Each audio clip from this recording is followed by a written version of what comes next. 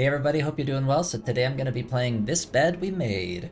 I'm really excited about this. It looks like it is some form of murder mystery game set in the 1950s, which is really intriguing to me. I love mystery stuff.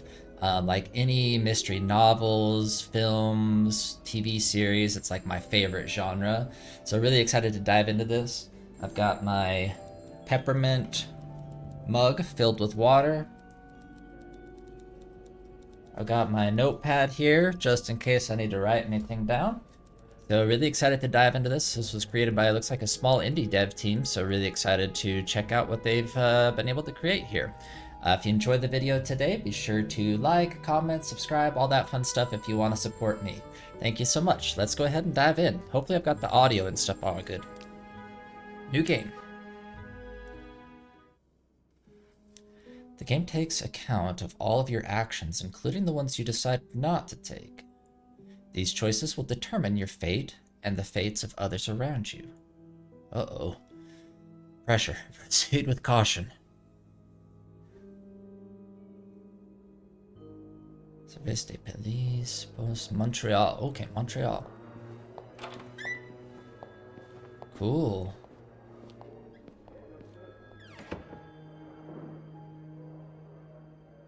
Come on now, miss. Oh, this is us. Keep moving. Sophie is our name. This is neat. Look at this.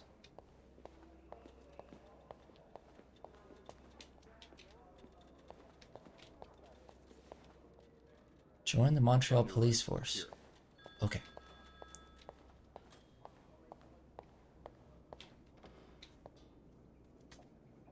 Getting used to my controls here. Holding cells. Interview room. No, I'm usually in charge of the second and third. So each maid has her assigned floors. Yes, exactly. Then why is it that you were working on the fifth floor last week? Well, the usual girl, Sophie, she had to take some time off. So Linda, the governess, asked me to cover for her. I see. Does this man look familiar to you? I'm not sure. Look closely. We're almost there. Sorry, I was trying to listen in on their conversation. It was quiet. They were talking about me.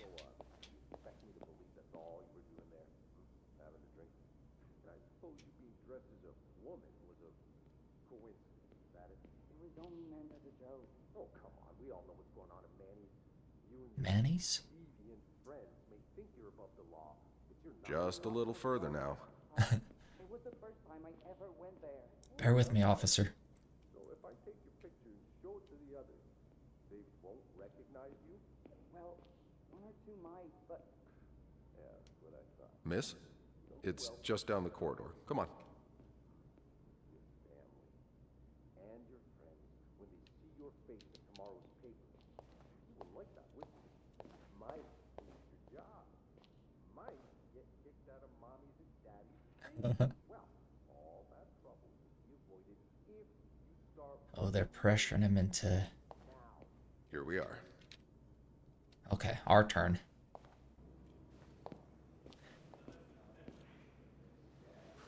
Good luck.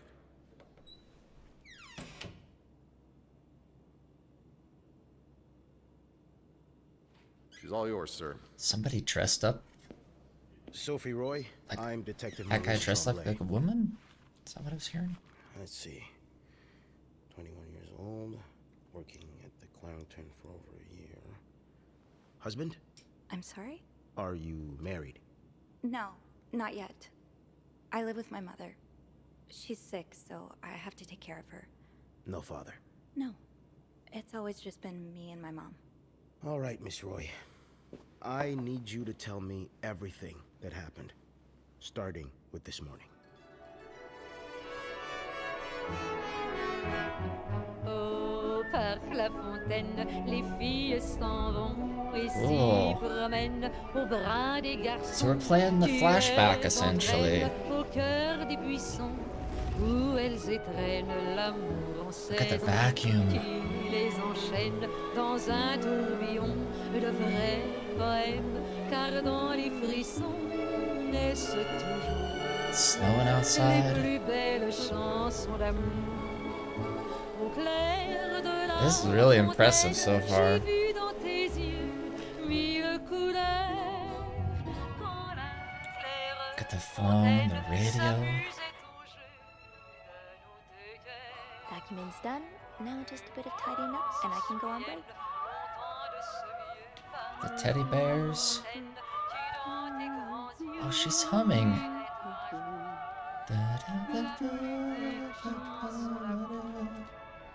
Make the bed? Okay. Eh.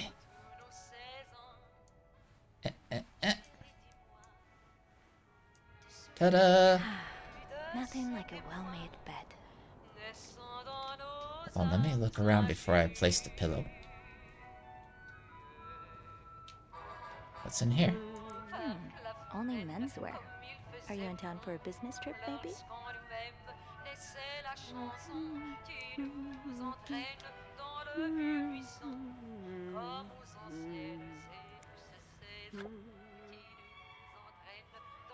Room service menu. Let's see, what do we got? Cereal, 35 cents. Look at the prices, y'all. You get a French pastry for 45. Guessing this is Canadian dollars.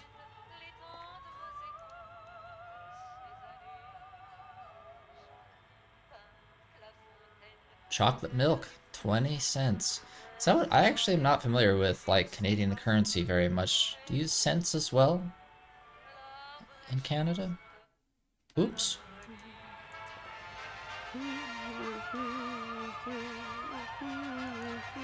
You brought your own mug?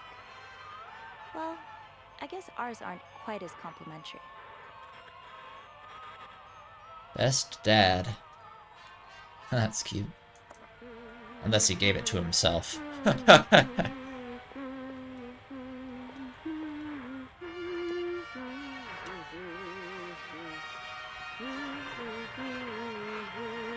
Put back. More ashtray. Clean this spot. Oh, I gotta do it? It's like Microsoft Paint. Okay. Huh. Fun. I think that's as clean as I can get it. Good enough. It's still kind of there, but yeah. That's gonna bother me that it's not fully clean. Okay. Place pillow. A bed's not complete without its pillow. A bed's not complete without its pillow. Oh, the pillow's over here. Is this the pillow we need?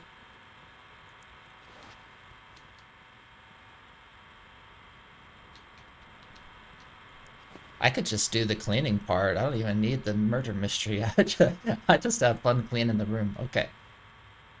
Let's put the vacuum away. Let's get rid of the trash. Let's check out this letter or whatever. That's a lot of money to owe. Just what did you get yourself involved in? Dear Mr. and Mrs. Mapleson, regretful as we are to have to resort to these lines of communication, our client and your neighbor, the owner of 88 32nd Street, has been ultimately evasive of our many attempts to reach out and collect our due debts, specifically an amount owed to us to the sum of $1,904.75. He has given us little recourse but to contact him through those in close physical proximity to him in the hopes that they can deliver a message on our behalf. We have little desire to disturb you and the other fine citizens of 32nd Street, but our business may bring us back to your neighborhood if may bring us back to your neighborhood if it is not resolved quickly. The help of your kind community would be greatly appreciated for us and certainly for your neighbor. Kindly, Lucky Coin Financing. Okay. So we owe some money here. Or somebody owes, not us. Somebody owes money.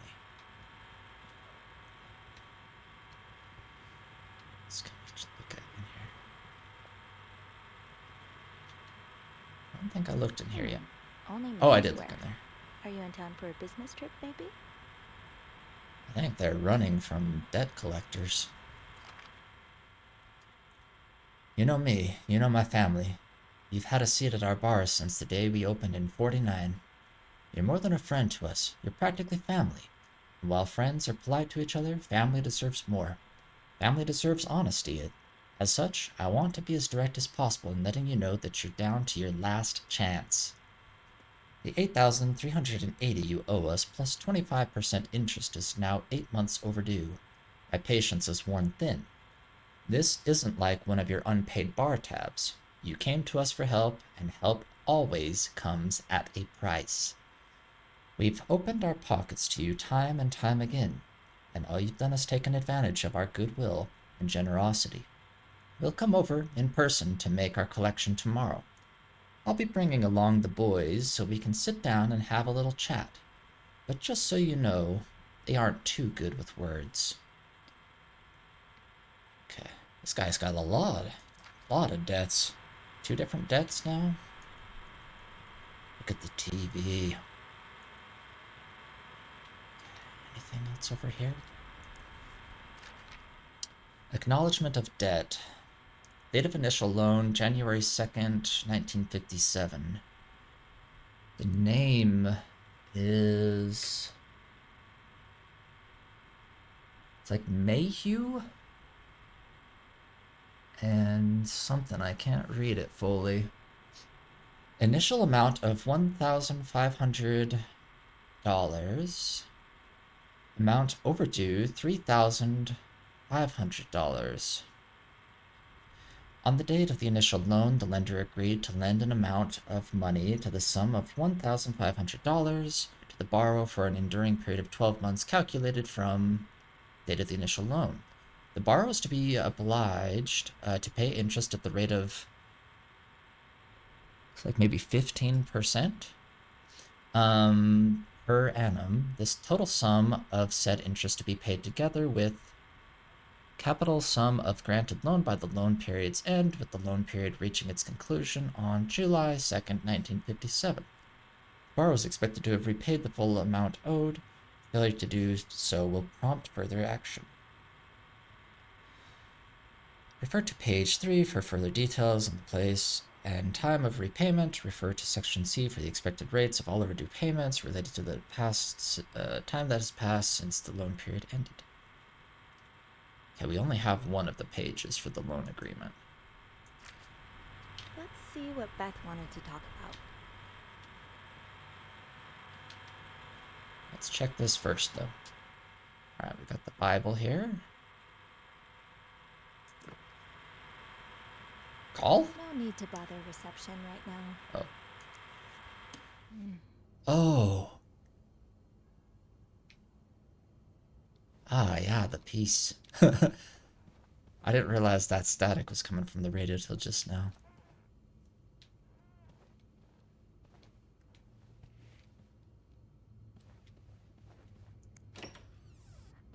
Anything needing cleaning in here? What?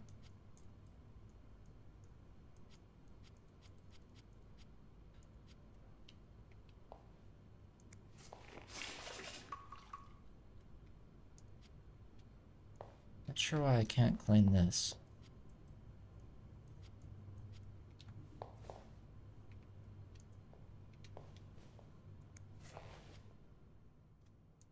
Yes. Oh, I like the squeaky cleaning sounds. Clean this. And voila. Good as new. Why was there such a dirty... Maybe somebody like stepped on the ledge there when they were getting into the tub? Dirty bare bottom foot.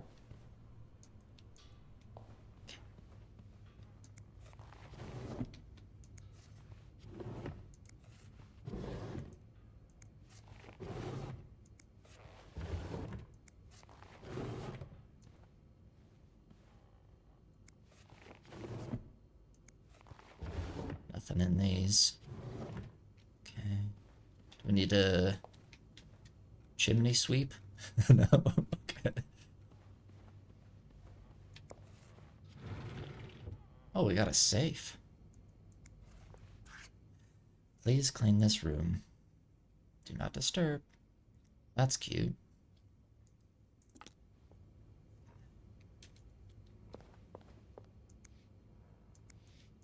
Oh, I need to hold.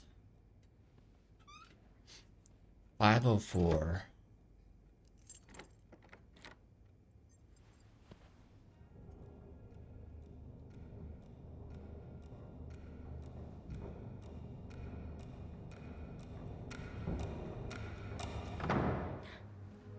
Oh?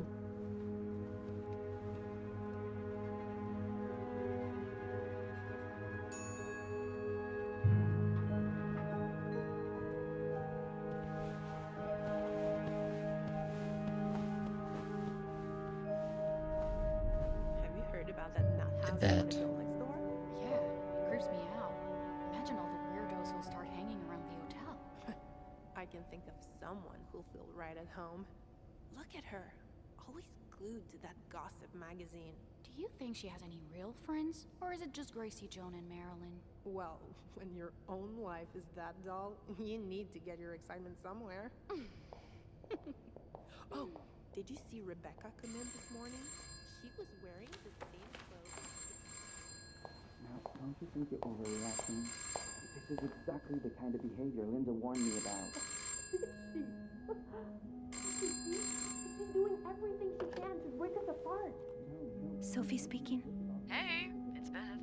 Do you think you could come up real quick? Sure. I'll be right there. You're right, you shouldn't. No, I realize I've been blind. I was so in love with you that I couldn't see. What? Oh? Key? Was that our key? Did we leave it there? Can I go back and get my key?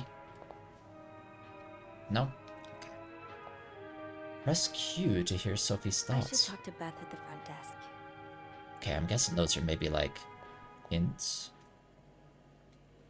Tempting, but every penny adds up, Sophie. We don't need any cigarettes, those are bad for us. Oh, shock. Leaving luggage in the lobby? Are you trying to get Bernard to kill you?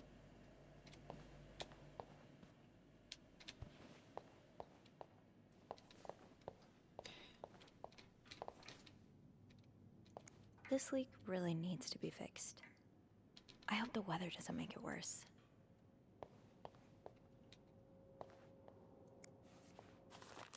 "19 arrested in deviate raid."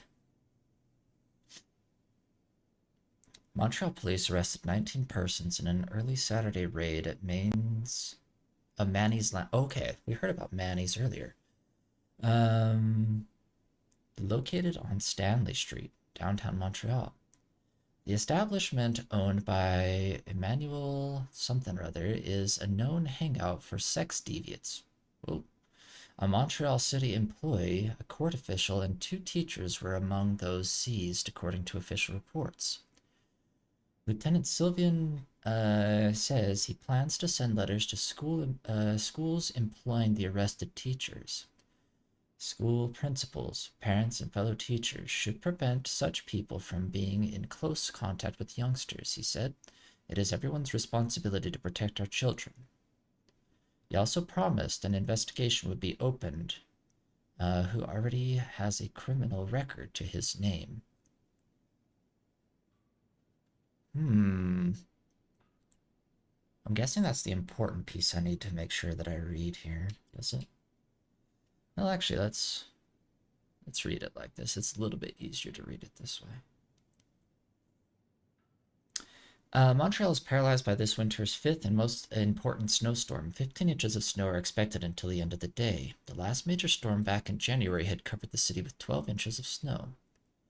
The storm started yesterday with 6 inches falling during the day and 6 more during the night. Violent winds created giant snowbanks all over the city. Those are the worst, honestly. Snowbanks when you start to get the wind drifting the snow. Many drivers ignored police warnings and decided to take their cars at their own risk, resulting in several accidents. Trains from the United States are expected to be delayed up to 3 hours. At Dorval Airport, most departures have been cancelled, while arrivals are delayed or diverted altogether. Shop owners against new mental hospital. A group of downtown Montreal businessmen and shop owners met with the mayor, Sarto Fournier, last week to air their grievances concerning the city's recent decision to allow construction of a new mental hospital at Dorchester Boulevard. William Weston, manager of Weston's department stores, says he and his group will fight tooth and nail to prevent the hospital's construction. Will our customers feel safe to come downtown for their shopping needs knowing there are lunatics next door, he said. Another bloody Valentine. Valentine's Day concluded in horror last Friday with the murder of an out-treatment resident. A worried neighbor called the authorities at 11:15 p.m. after hearing loud shouts from next door. When police arrived, they found the lifeless body of a 34-year-old man. Authorities have refused to identify the victim or provide any details about the circumstances of his death. No suspect has been apprehended yet, but Detective Lieutenant Maurice Tremblay asked anyone with information to come forward as soon as possible. Anything? Does your personal hygiene worry you? Are those worries bothering your husband? Okay. Stop worrying and save your marriage with Lysol? Lysol? For women's hygiene at heart. Was this like a real product? Interesting, okay. They go in. Hello. Is this Beth? Poor Nicole. No one should be stuck cleaning up the reception hall after a ball, even if they did draw the short straw. Oh. This gotta be Beth, right? Hey, Beth.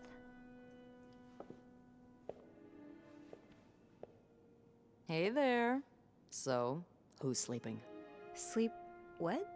You were whispering just now on the phone, so I thought maybe Eugene or Bobby were napping in the break room again. Oh, yeah, no. It's Jacques and Wendy. They were, in the middle of something. Ugh, it's so awkward when they start making out like no one's watching. Get a room. We literally work in a hotel. They weren't kissing. I tried to ignore them. I'm guessing this is the say nothing choice, maybe?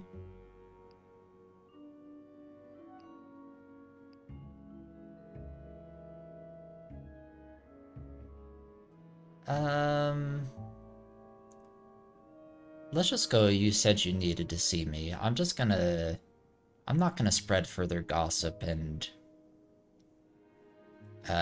infighting amongst our employees. You said you needed me? Oh, straight to business then. Sorry, Beth. It's just a busy day. I get it. It's been non-stop for me this morning too. Wanna guess why I summoned you here? Did you see a mouse? Something to clean? Did you see a mouse? Did you see a mouse again? You make it sound like that would be no big deal. It would. Wouldn't it? Well, what if it was a rat? Didn't you tell me you were raised on a farm? Those little creatures shouldn't scare you. Ugh, that doesn't make them any less disgusting. So, is there one or not? No rodent is involved, thank God. A nice gentleman decided it was time to redesign the lobby and helped us by knocking over that vase on his way out of the hotel. Oh. That's it? I would do it myself, but the last time I tried to leave the front desk, Bernard emerged from his lair to scold me about procedures and whatnot. Well, we can't have the beauty of the Clarington Hotel take absence from her throne, can we? Oh, the people would riot. Bernard especially. Bernard's hardly the people. Anyway, I have to get back to work. There's a mop in the supply closet next to Bernard's office, I think. Thanks. I'll see you around. This is so cool. Okay. Can I play chess? No. I want this hat. Okay. Focus, Saturn. Okay. Linda's been putting these everywhere lately. It's weird that Bernard allows it. That is interesting. Say no to divorce. You can be divorced against your will. Women and children suffer most in divorce. You lose your succession rights in divorce. The wife's pension rights are lost in divorce. You lose your right to the family home in divorce. Interesting. Ah, the menu again. Same one? Looks like it. Let me just play a few tunes. No? Okay.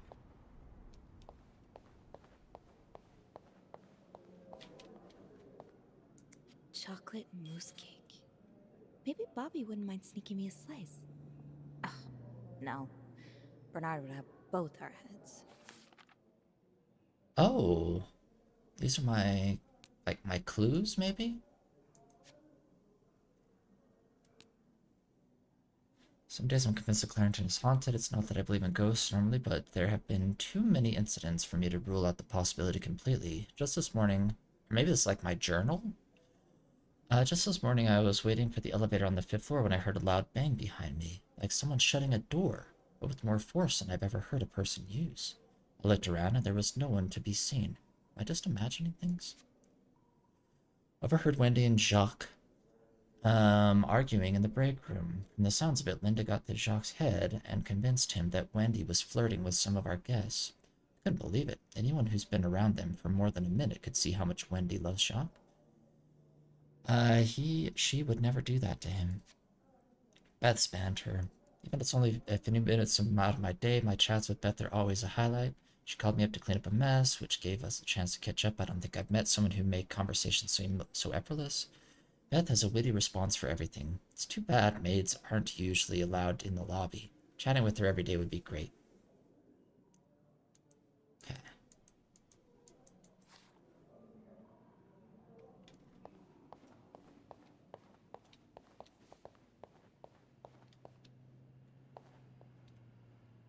Let me see if I can interact with this. There's people in here, it seems like.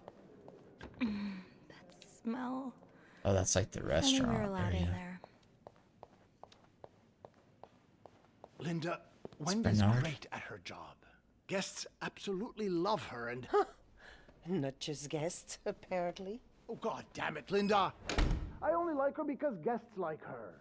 Making sure guests are happy is my job, after all. You don't seem to care whether I'm happy. Listen, if Wendy wasn't doing her job, that'd be another story, but I can't just fire her without good reason. What if she stirred up trouble among the staff? Would that be a good reason? Curiosity killed the cat. Oh, Andrew. Hi. I'm sorry. I was just... Spying on our manager? No. I heard something, and I... Hey. It's okay, I'm just pulling your leg.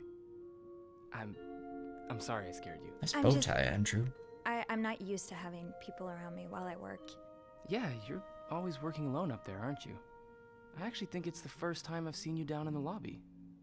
Don't tell me you've been sent to clean up after the Valentine's Day ball.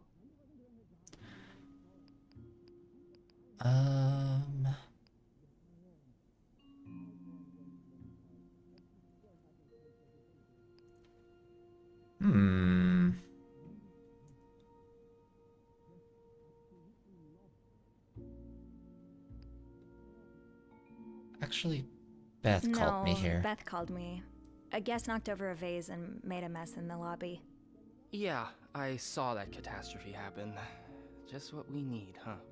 Well, I'd rather be doing that than cleaning the reception hall with Nicole. Oof. Yeah, I don't even want to see the state of the place after this weekend.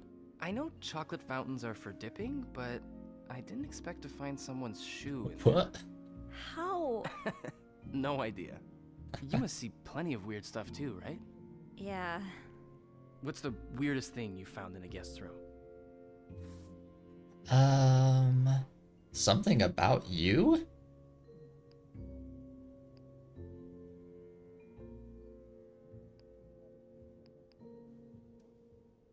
Something very odd. A few months ago, I found stacks of pennies in a room's toilet. Like, a lot of them. What? And when I got to the bed, the pillowcases were filled with pennies as well. I'm still not sure if that guest simply had a strange way of leaving a tip. Maybe it was a penny robbery. Oh. I better go help Beth. It's hell here with the snowstorm. It's okay. I need to, Yeah, alright. Take care. You too. As if it wasn't enough having to deal with endless letters of advice from Raymond. Raymond?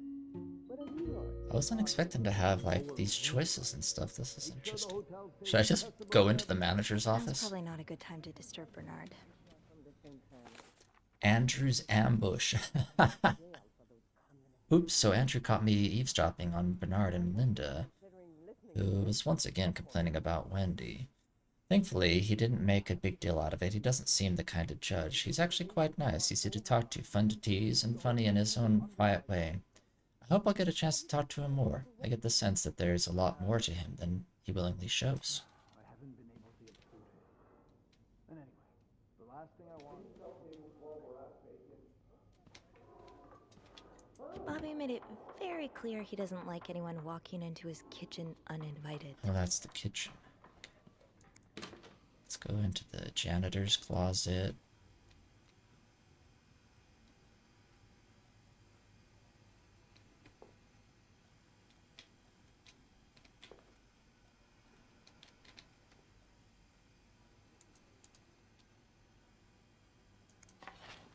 Alright, we got the mop.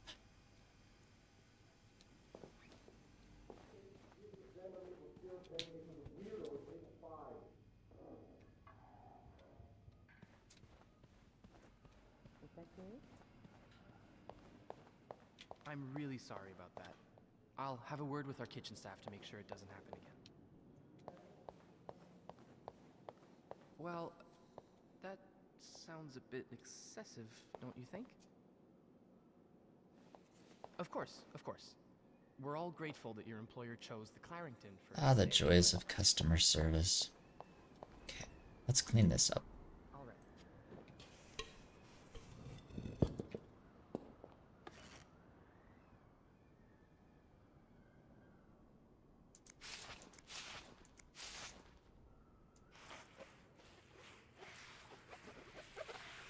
Whee!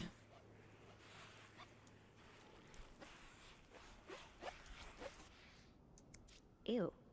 I better throw that away. Is it like a tissue?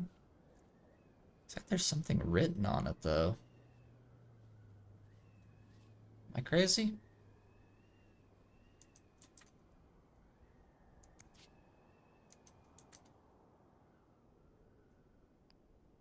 Oh. Throw away. What is this? A film roll? The guest must have dropped it when he knocked over the vase. Probably should return it to him.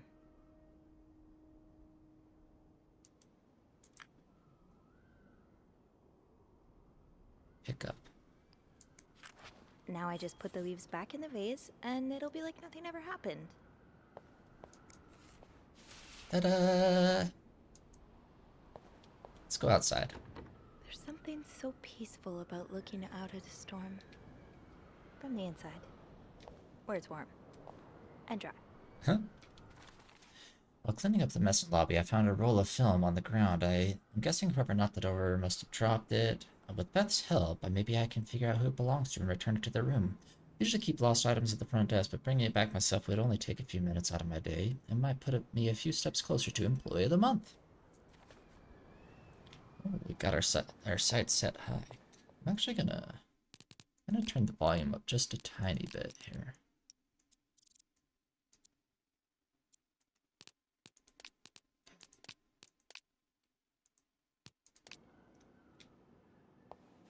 I understand, Mr. Ramsey. I wish I could make the snowstorm disappear. I really do, but sadly, that's not within my power. Beth, who knocked over that vase? Mr. Spade. Mr. Spade? Well, I can check with the airport and let you know when flights resume. Until then...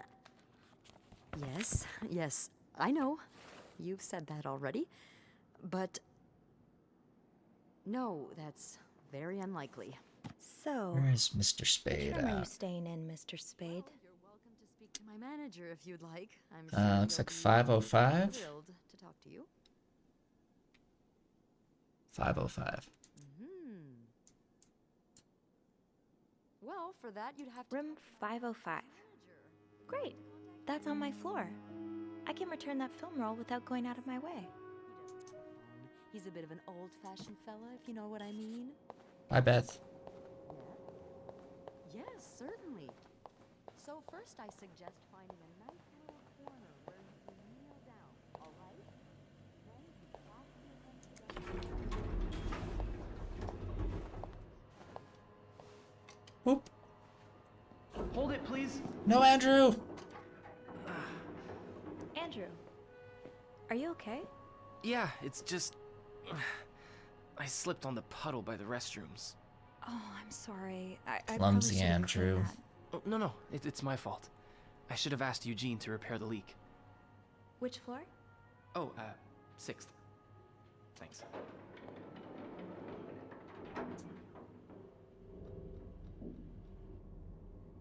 I need to bring this to our VIP guest, the one who rented the entire floor.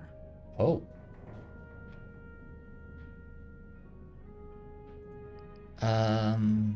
Isn't he famous? I actually want to know, why does he need snow? Why does he need a bucket full of snow? No idea. I don't even ask anymore. It's just the latest in a long series of strange requests. What do you reckon he'll do with it? Take a bath, maybe? Sometimes I wonder if he's just pulling an elaborate prank on me. Can't you tell me who he is? I've never actually met him. I always talk to his assistant. Only Bernard knows his identity. I do have a suspicion, though. Oh? But I'm not sure I should say it. Can't you at least give me a hint? Okay, let me think. Whew. Saved by the bell. Hey, come on. Don't leave me hanging. Let's just say I like to prolong the suspense. Come on, Andrew. Is that the hint? Who knows? Fair Prolong enough. the Have suspense. fun up there. You too. Oh, 505 is right here. That's convenient.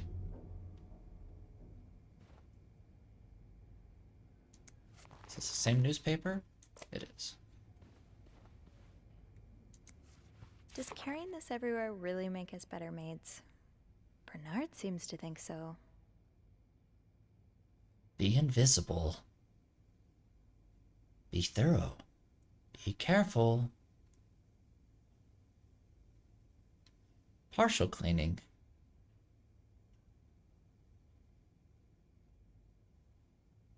Complete cleaning.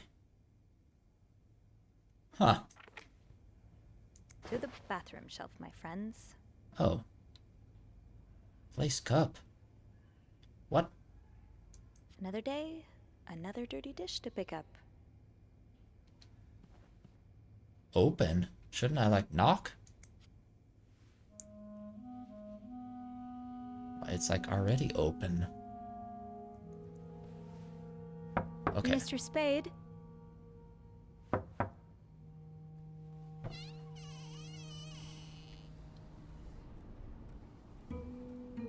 Mr. Spade?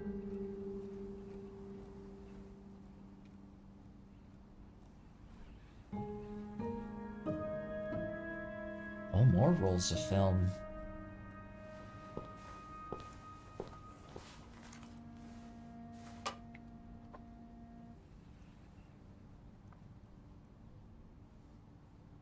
Oh, he's got his own, like, dark room in here?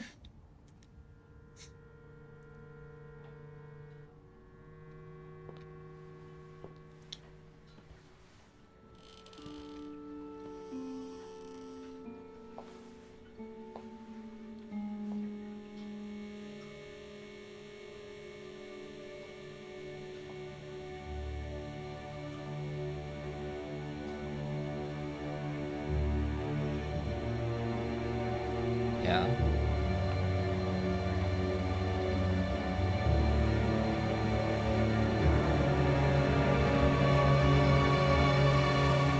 That's me. That's creepy, Mr. Spade.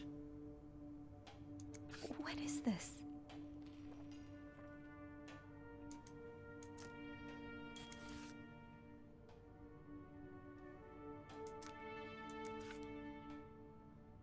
Perfume?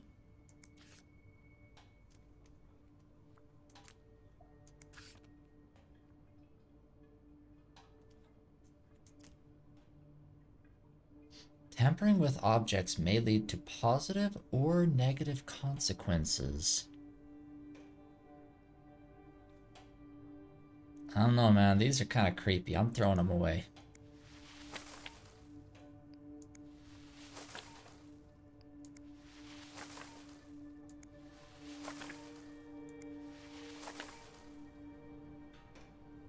Let's clean the tub.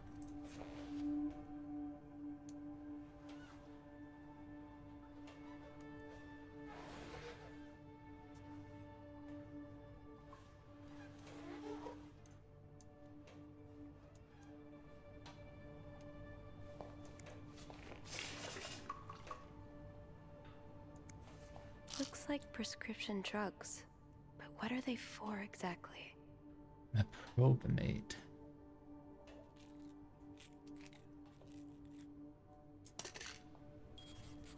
I don't think I'll throw away their prescription drugs. They might need that. I'm not sure what that does, but...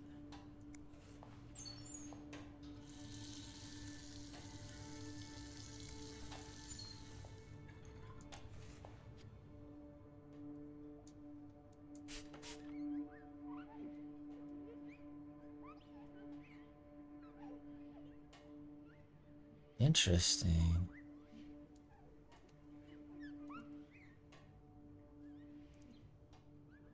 There we go. Sparkly clean. Where's the trash?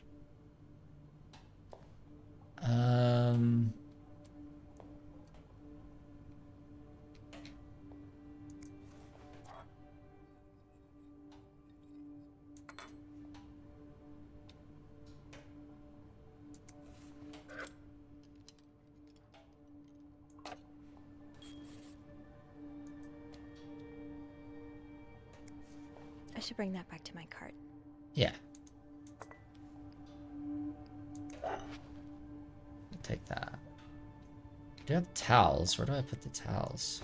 There we go.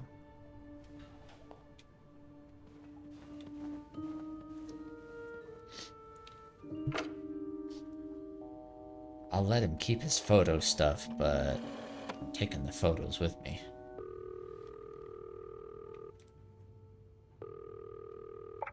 Clarrington Hotel reception desk, Beth speaking. What can I do for you on this very fine day? Ooh, Beth or Andrew?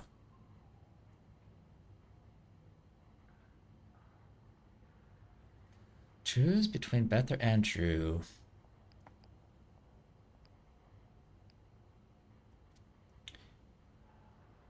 Let's take Andrew because he seems like he is able to move around the hotel, whereas Beth is supposed to kind of stay there at the front Beth, desk. It's Sophie. Can I speak to Andrew, please? Yeah. Hold on. Andrew? Andrew? I'm here.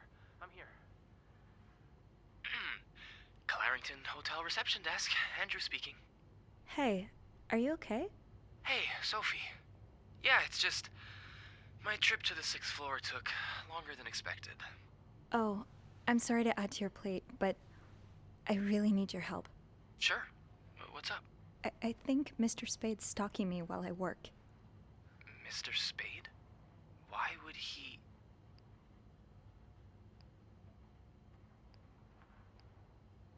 The dark room. I don't know. He took pictures of me. I found them hanging over the bathtub. He set up a kind of dark room. Jesus. What are you doing in them exactly?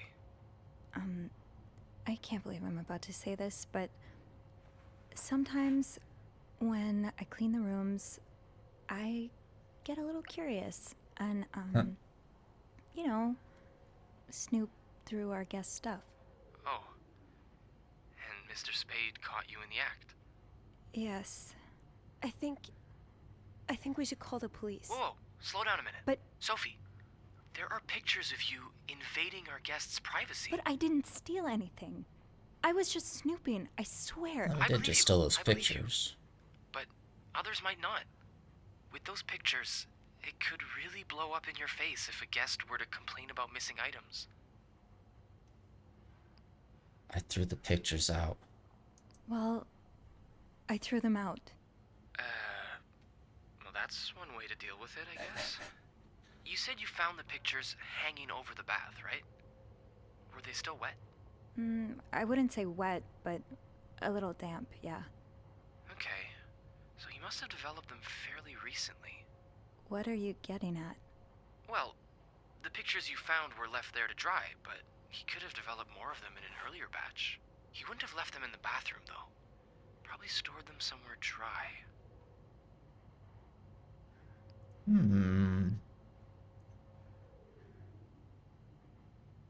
There is a safe well, here. I didn't look through the entire room, but there is a safe here. That would certainly be a good place to store pictures. Do you have the safe combination then?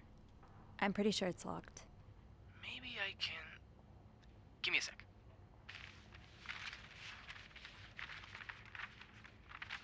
One, two, three, four. Shoot. What? Bad news is, I can't find the combination list.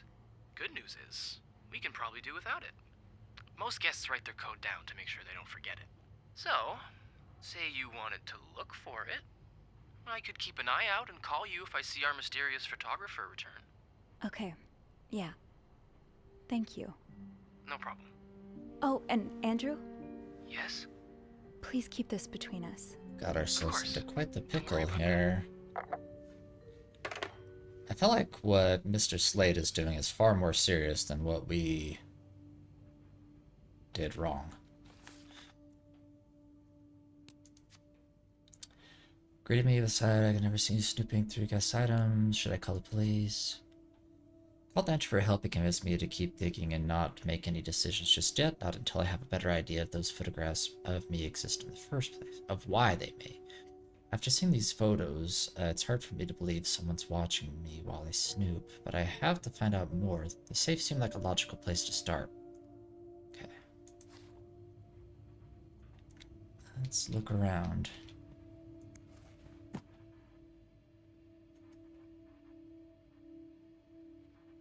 French to English dictionary.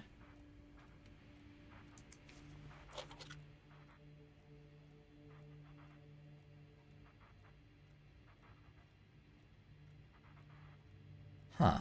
Little mirror. Oh.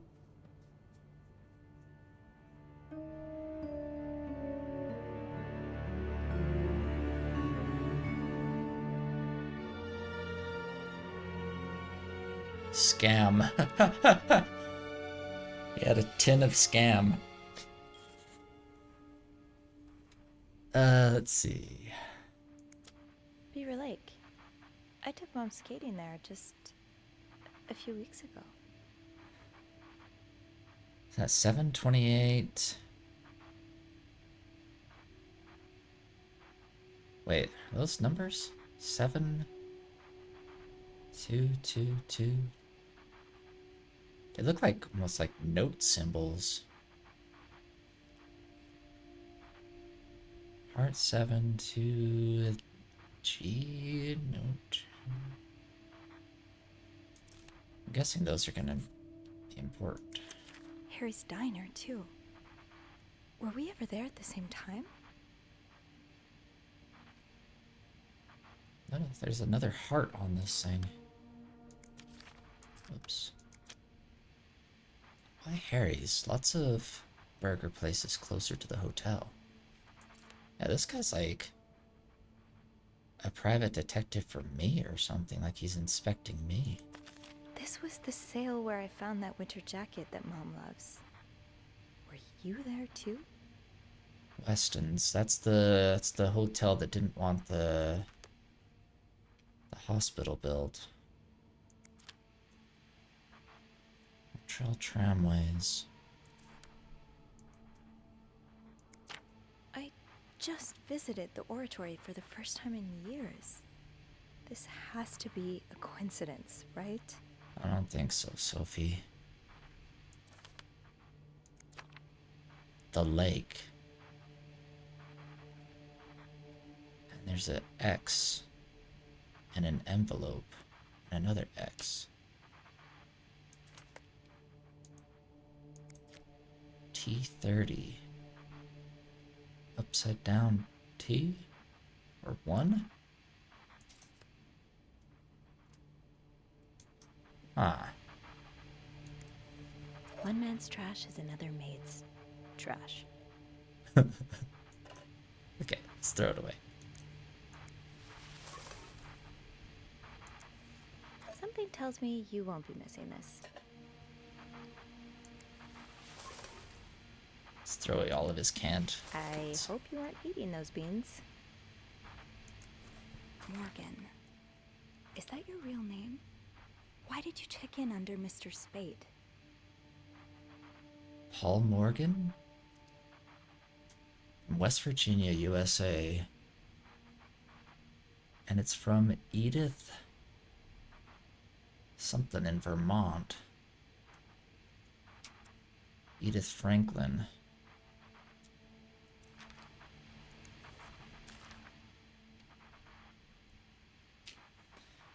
Dear Mrs. Morgan, you have to stop writing to this address. Lindsay died 2 years ago. I do not know what happened between the two of you, but please let us grieve in peace. Lindsay's mother.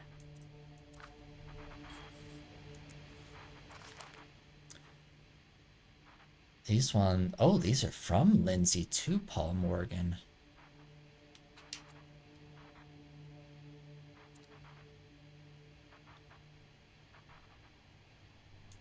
Interesting. Let's clean that up. What is this, like a roll of thread? Maybe it's a pillow, but it looks like a ball, like a roll of thread. The storm must be getting worse. I hope Mom's not too bored without her TV shows.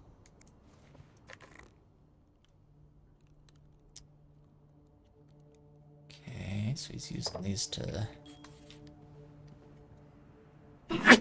Excuse me, sorry. Okay. Rid of that. Let's grab these.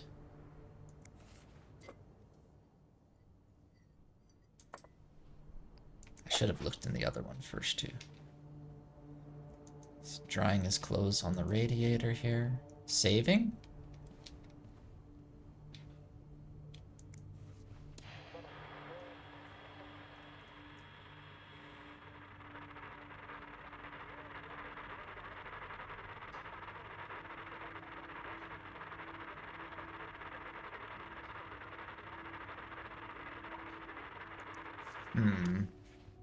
Don't hear anything important coming out of that.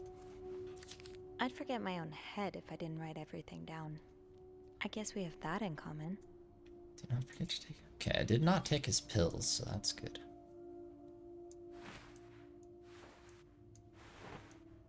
If only making the bed was that easy in real life. Unlock suitcase? Hold on, let's finish making the bed here.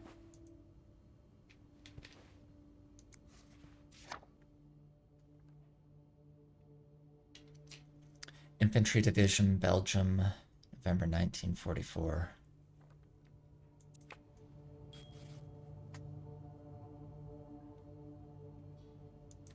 One more pillow, then you're good. Why'd you throw your pillow all the way over here, Paul?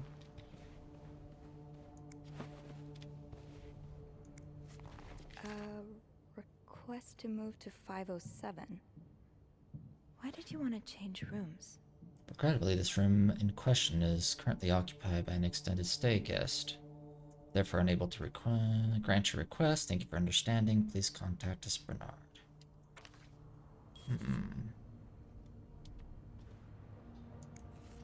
Oh. And they were roommates. Oh. Okay. A little romance novel here, huh? One room, two women, and so many secrets. No one at school suspected what took place once their door was locked. She was alone in a town she barely knew, hundreds of miles away from home. She was desperate for comfort and found it in the arms of the most unexpected person. What first started as a normal friendship between the two women soon blossomed into something much more passionate and disturbing.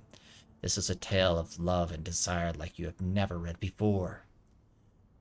Out of her own experience, the author, working under a pseudonym, tears the curtain from one of the gravest threats to modern social morality, the strange love practices trapping unwary girls today, particularly in our larger cities.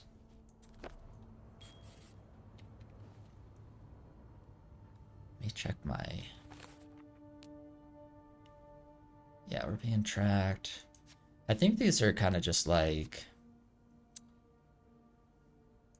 characters. Oh, wow, wow, wow, wow.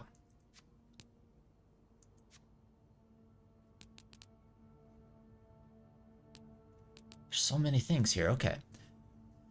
Let's read about the characters real quick. Beth has been the hotel's receptionist for as long as I can remember. In fact, hers was the first face that welcomed me when I took my first step inside the Clarington. She knows this place like the back of her hand. Beth can be fiery, which doesn't win her much love from Bernard, but most guests adore her from her magnetic personality, and that's something Bernard can plainly see. We don't get the chance to chat often, but when we do, it's always a blast.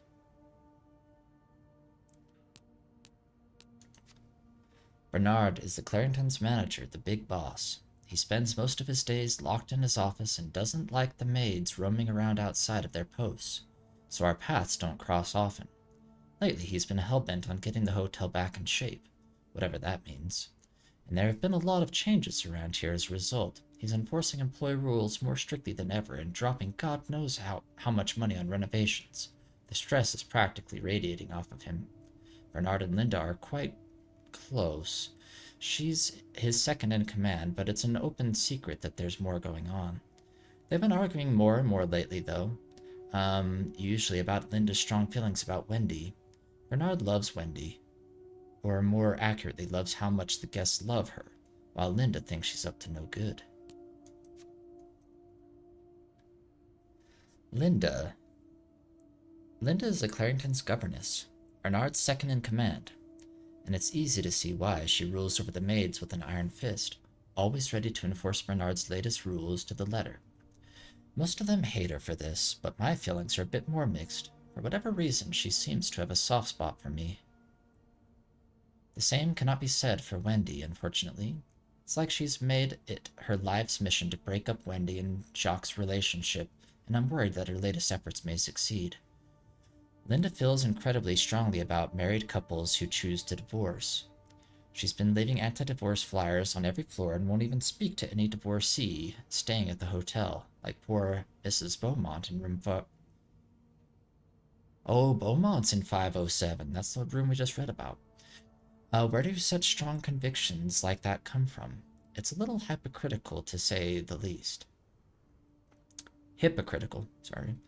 Linda's always worked quite closely with Bernard, but we've all known their relationship goes beyond just co-workers. That relationship has been strained lately, and it seems like the source of that strain is poor Wendy.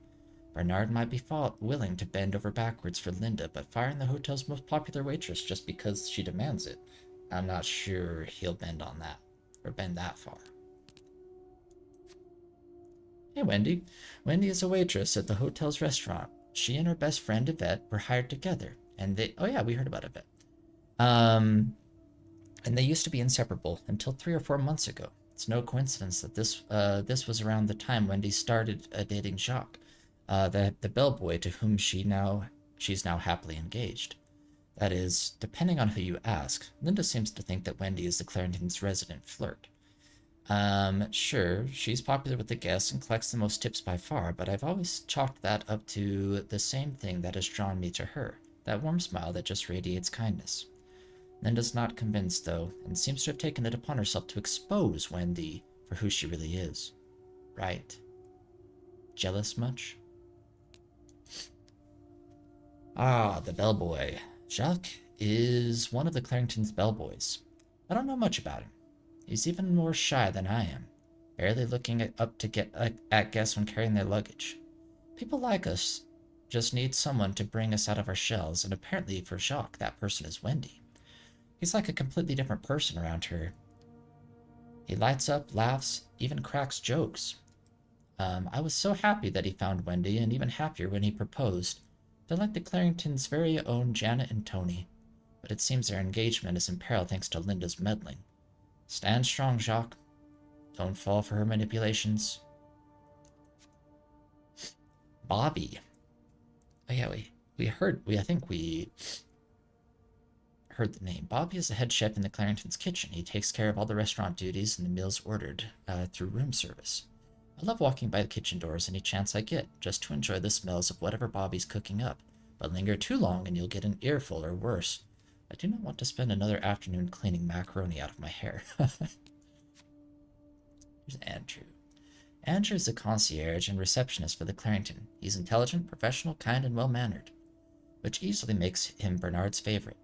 That he knows how to have fun when no one's looking, like slipping on the bathroom floor. Whenever I see him, he's either dashing off on his latest errand or burying himself in a book, so we haven't had a lot of chances to socialize at length. When we do, though, it always feels easy, like talking to someone perfectly attuned to your wavelength. Maybe I should ask him for some book recommendations. It would be nice to have more reasons to talk to him. After what I saw in room 505, I knew I needed someone dependable to speak to, and Andrew came through. So I'm guessing this would read differently if I chose Beth, maybe. His cleverness is an asset, and it doesn't hurt that he's read about everything under the sun. If there's anyone I trust with knowing about my snooping and helping me get to the bottom of this, it's him. So will these, get added to as we learn more about what's going on? Eugene is in charge of the hotel's maintenance. Pretty much everyone likes him. He's friendly, hardworking, and does his job well. Anytime I've needed help, he's been happy to lend a hand. Since the renovation started, though, his usual good mood has lost some of its spark. I can see that Bernard's lofty expectations are weighing on him. I just hope he doesn't burn out. He doesn't deserve that. Family. Mom?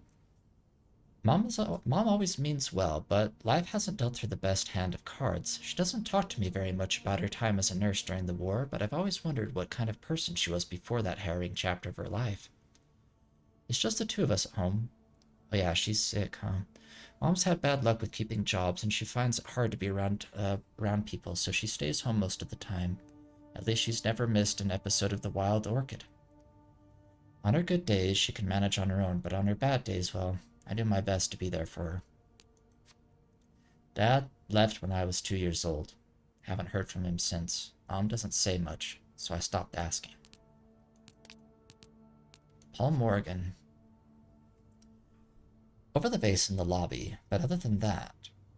Oh, somehow I scrolled down. Mr. Spade is a guest here at the hotel. He's staying in room 505. He seems to carry film rolls around, and he was in such a rush to get somewhere today that he knocked over the vase in the lobby. But other than that, I don't know much about him. I can't deny that I'm curious to know more. Well, Sophie, ask and you shall receive. Now I know Mr. Spade is a stalker. Okay, I'm guessing this maybe got added as I went into his room. And he's been stalking none other than me. I still can't believe those pictures of me in the bathroom are real. I found out that the name of our guest checked in under the name Mr. Spade is actually just an alias. His real name is Paul Morgan. People don't check into hotels under an alias unless they have something to hide, right? He's been sending lots of letters to a woman named Lindsay. Who is she? Is he in love with her? Seems Lindsay has been dead for 2 years. That can't have been easy to learn if she was someone he was this desperate to reach out to. Okay. Let's keep snooping around. This is really cool. I'm really enjoying this. Locked. There has to be a key somewhere. Maybe in this drawer? too easy. What's this? Birds of North America.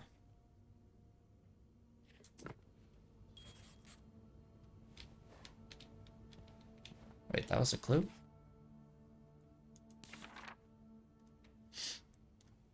Oh, these are all clues. Okay.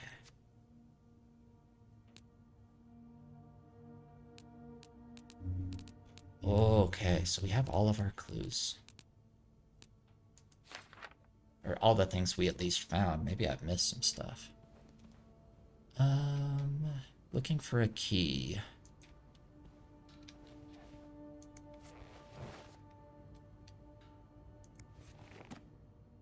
Okay, there's our Bible again.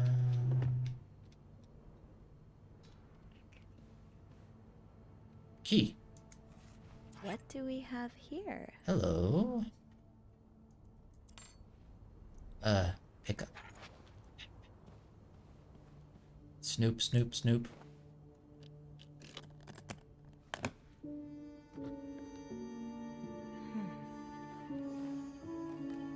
Maybe he thinks I am Lindsay? Or something? You spent 10 years in a psychiatric hospital.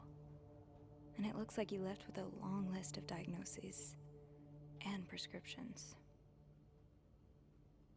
Admitted for nervous breakdown, displayed erratic behavior, mood swings, occasionally aggressive, non-responsive to shock treatments, neither insulin or electric, patient condition improved after new medication. Okay, that's the medication he had in the bathroom there. The Meprobate? Meprobamate.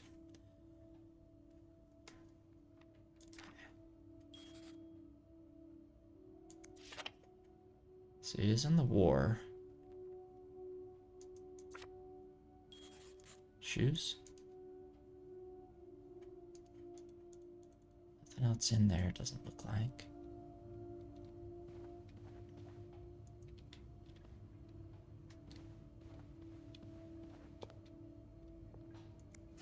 Did you intend for me to discover your little dark room? Or did this just fall down? Close. Do not forget to buy more film. Oh.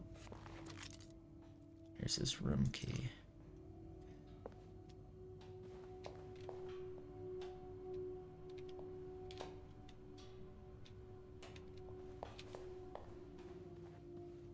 No combination, no entry.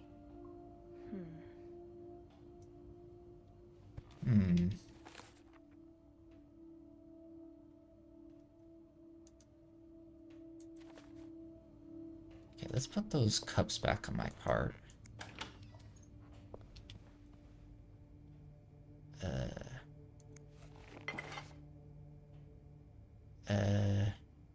I'm sure I'll find more laundry to add to the pile.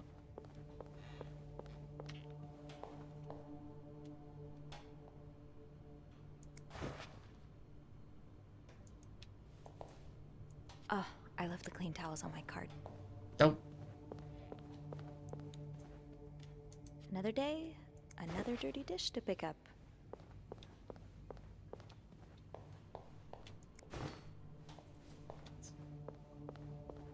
Let's give you new towels.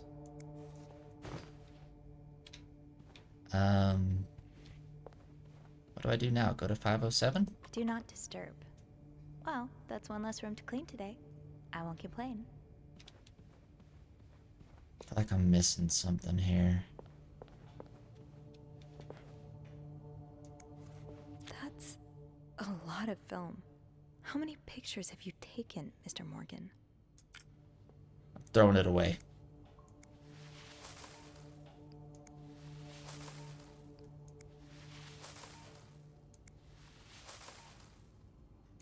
That might be a bad choice. No entry.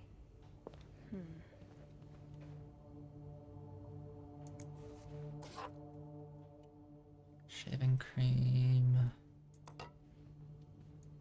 Call. Not right now, Sophie.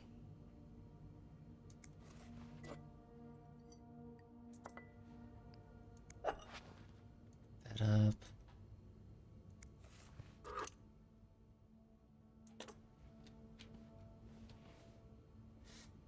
It's interesting how many things it gives me choices to possibly throw away, actually.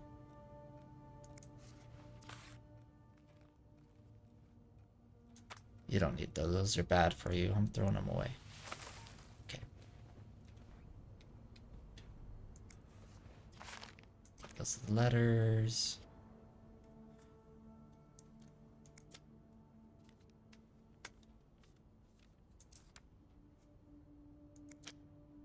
Special occasion, wedding, funeral.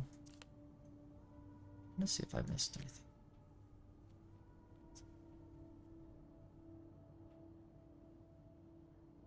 Enter selection mode. These look like numbers. Oh, okay. This is what I needed to do. Sort of. Yeah, kind of. It's like 7, 28, 12, 2, 21 or something?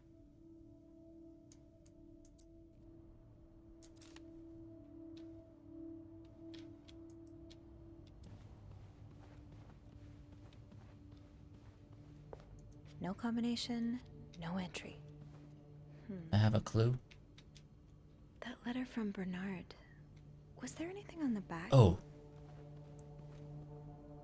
This one? Oh no, that's not the one. This one. Lindsay's address. Infantry.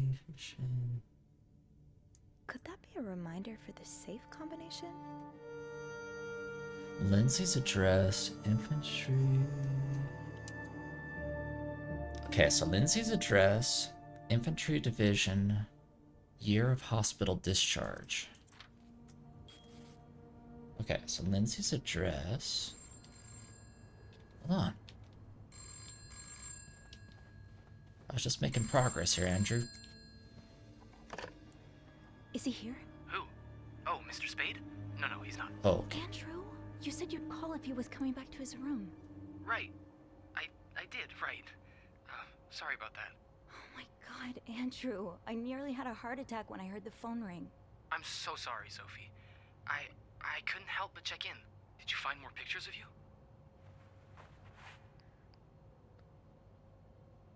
I was about to open the safe.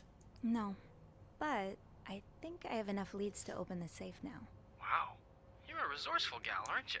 I have my moments. Well, I'll leave you to it then. Okay, I'll call you back. Please do. And I won't call again unless Mr. Spade returns. For real this time. All right, thanks.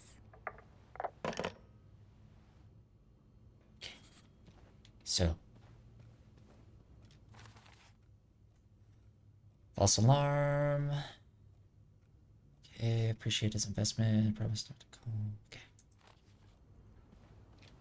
So Lindsay's address. So 34, I'm guessing? 34 Summer Street. Lindsay's address. I hear footsteps. I thought I heard footsteps. So 34.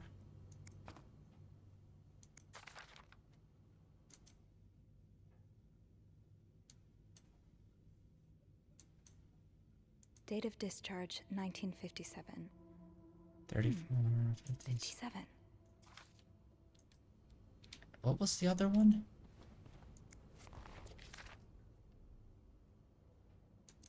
And his infantry division.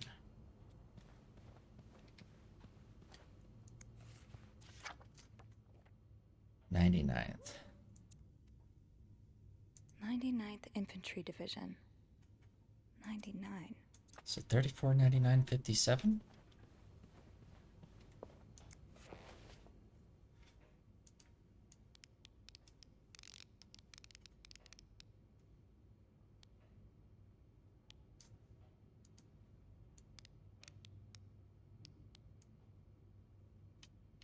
Okay, there we go.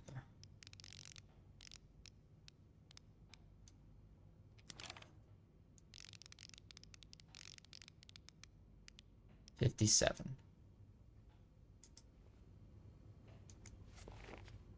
No? Okay, there we go. Cool. Oh. He's got a gun in here.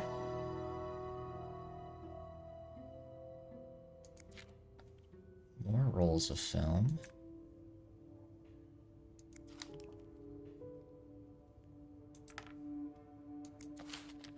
M and H. M and H. Who are they? Are they guests here? I'm getting really into this. Okay. Let's see here. Arrived at hotel, room not ready yet, had to wait in the lobby. M and H came in, both nicely dressed, and was holding a flower bouquet. Heard them talking to the receptionist, saying how nice the oratory was.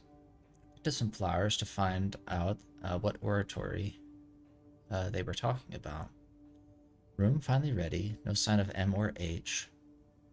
Decided to unpack and install my setup in the bathroom. Still no sign of M and H. Have probably gone out again. Finished developing this afternoon's pictures. Unable to sleep. Heard weird noises from the corridor. No idea who or what it was.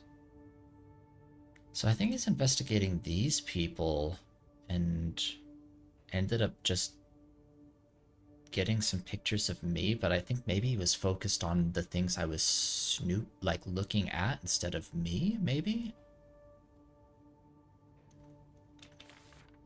You're going through their trash?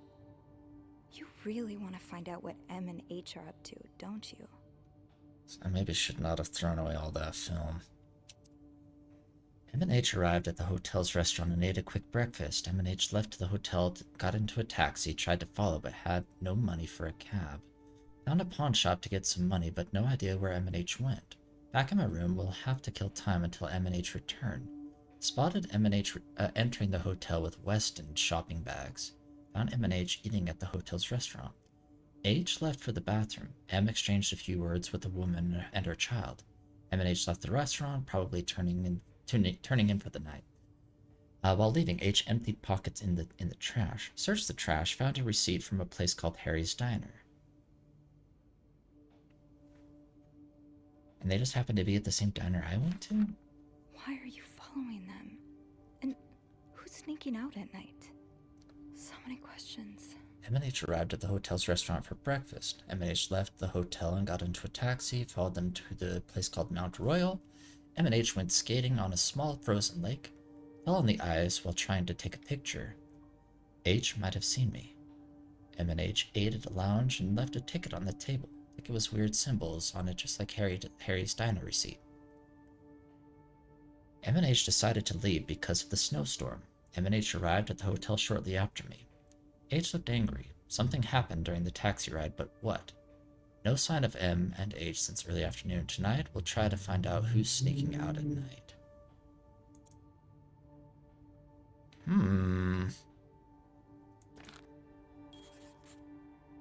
Let's throw away the gun. Okay, Sophie, you should probably put this down. Yeah, Sophie. Now. What are you doing, Sophie? Okay. I think I'm gonna leave that stuff alone. Let's, gonna close the safe. Wait. Okay.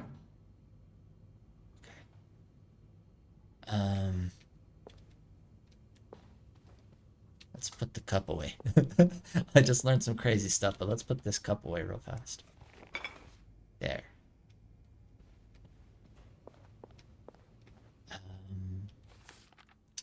It looks like Mr. Morgan's stalking doesn't end with me. He's also following two hotel guests, M and H. I can't believe I'm saying this, but I'm grateful he only took pictures of me. He has extensive notes on M and H's coming and goings, like he's tracking their every move. I need to find out who they are and what they have in common. Maybe that will tell me why I'm caught up in all this. Hopefully Andrew can help, or at least tell me the plot of a book similar enough to this, and let me know if the heroine makes it out alive. Can I call Andrew?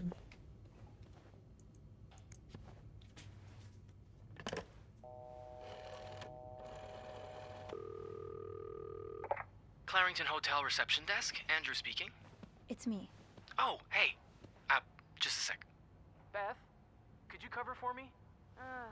Again? Pretty please? Sorry about that. So, found anything on Mr. Spade? Well, Mr. Spade isn't even his real name. It's not? What is it then? Paul Morgan. Huh. I guess he wanted something a tad more exciting. So, I take it you opened the safe. What was in it?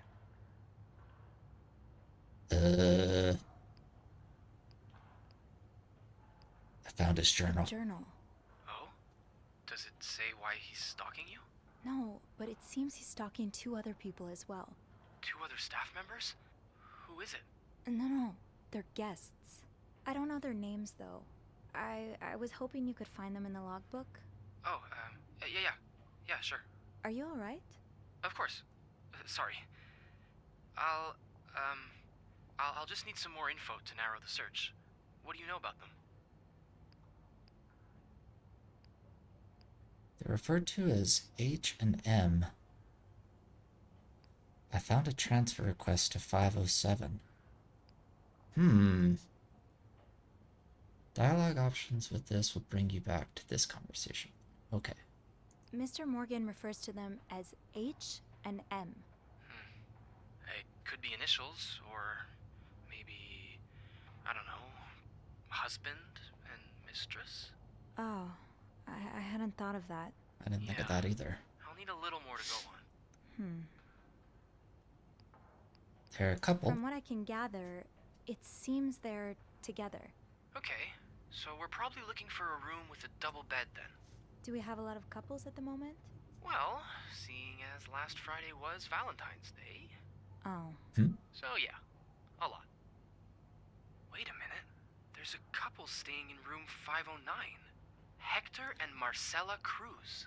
Hector and Marcella. H and M. Oh. My thoughts exactly. So maybe he wanted to transfer to room 507 to be in the room right next to them?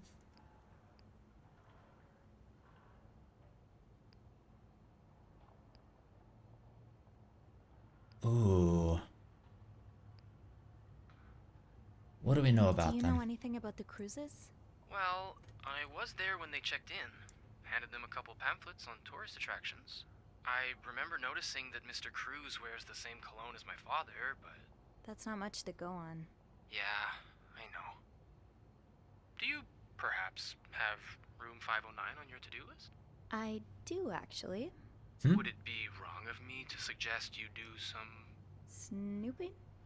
I guess that's what I'm known for now. Nah, don't worry. I'm sure we'll find a better legacy for you. I'll call you if I find anything. Watch out, alright? I will. I promise. We're gonna get caught in the act at some point, aren't we?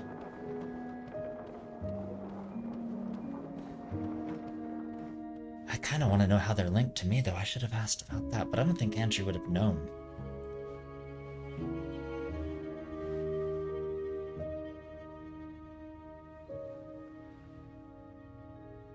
I must have forgotten my keys in the break room again. Oh.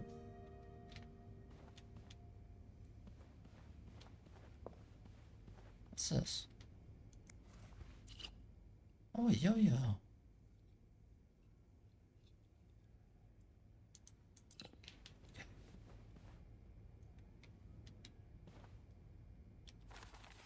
All signs point to 509. Thank goodness for Andrew. After putting our heads together, we were able to figure out Hector and Marcella Cruz, a married couple staying on the same floor. I bet a quick look around the room, but I'll need my keys, which I left downstairs, probably in the break room. Classic Sophie. That is a classic Sophie maneuver. Should we close? Let's close his door. So it doesn't make it so obvious we were snooping around in there. Did I, hold on a second. Let me just, close it. Let me just close this real fast. I'm gonna leave this room. No one was in here. Okay. Now. Now let's go get our key.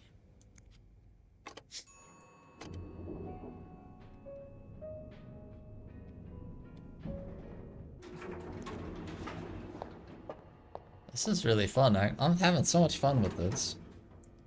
Okay. It's locked. Fine. Keep your secrets. People don't usually leave these unlocked.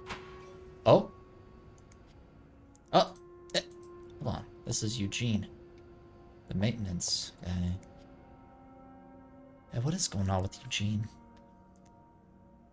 Eugene, half the washing machines are out of order. Because of this, I wasn't able to finish our current load in time, and Beth will be forced to offer guests an apology discount. Please fix the machines before Bernard kills me. Rebecca.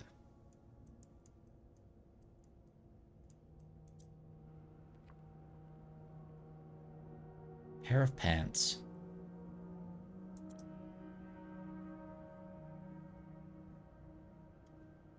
Okay. That's the only thing we can check in there. Let's close this. Open sesame? Nope. No luck.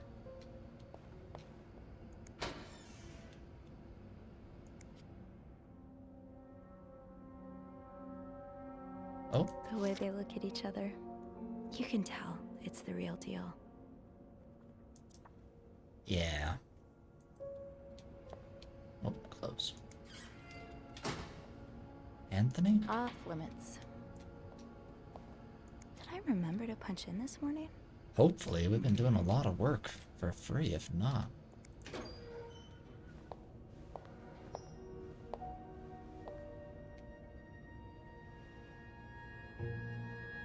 Uh-oh.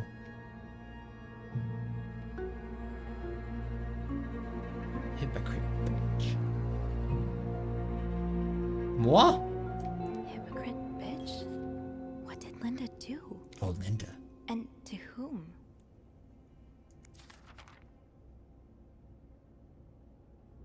Linda, my wife? My wife will be at her parents' tonight, so come by my house at 8 p.m. And make sure you bring the new lingerie I bought you. B. Governess. Someone like crying? What is that? Hold on, let me That'll grab do. this key. I'll just have to make sure I don't forget to return it. Tempting, but every penny adds up, Sophie. I must snoop into everything. Yvette's and Susan's favorite activity, talking behind other people's backs. So now we have to provide soap to the guests? This is getting ridiculous. What's next? A hairdryer in every room? Speaking of hair, have you seen Rebecca's new haircut? I didn't think she could look even uglier. Smoke break at 3:45? Yes.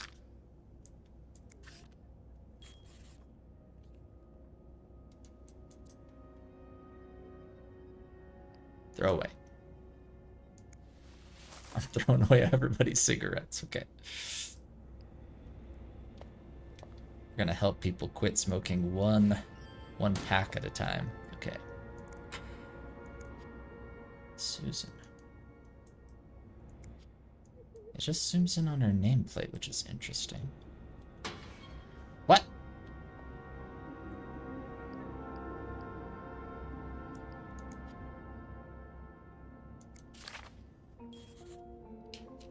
I can't believe Miss Perfect got the Employee of the Month reward again. I'm sure she won't even use the mixer she won. She's too dumb to understand how it works. Poor Jacques. He deserves so much better than that stupid whore. And did you see the look on Sophie's face when Bernard first showed the mixer? You'd swear that weirdo had never seen one in her life. Anyway, join me at 11:15 for a smoke break? I bet.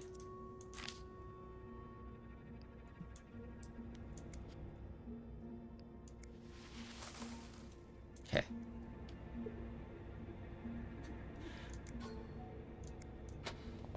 Close. Wendy. Ooh. What is this? It's like a bullet? No, it's lipstick, I think. Press E to open and close openable objects. This shade of red, it matches the message on the door.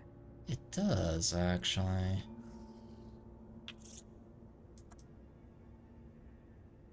This goes beyond constructive criticism. It's just a personal crusade. Wendy, do you think I don't see the way you talk to guests? The way you smile at them and call them sweetie? While you fill their coffee cups? The way you laugh at their jokes and bat your eyes like a stupid teenage girl? I'm not sure if you're doing it for the tip or to get the Employee of the Month reward, but either way this is unacceptable, and I won't even mention the way you wear your uniform. This is a respected hotel, not a pleasure house.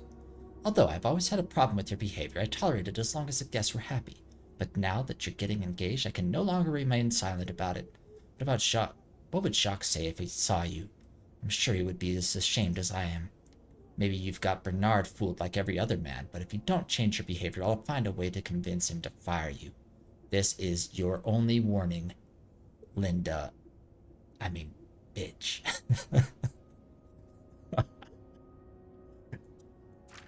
Whoa.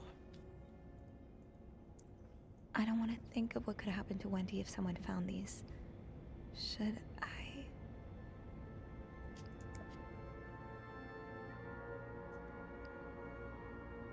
Found these? Oh, this maybe? Let's throw this away. Yeah.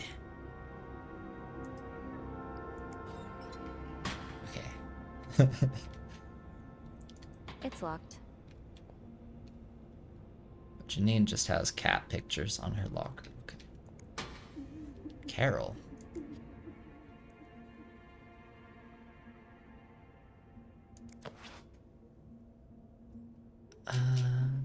Carol, here's the chambermaid's guide I talked about. Come see me if you have questions concerning the job or the staff. I can tell you who you should hang out with and who you should avoid. I bet.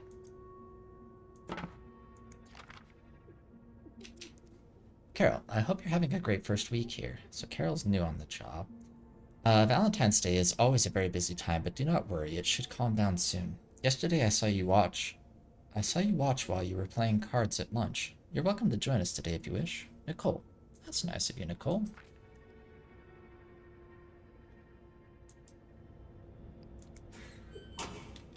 Off limits. Alright, Nicole. What?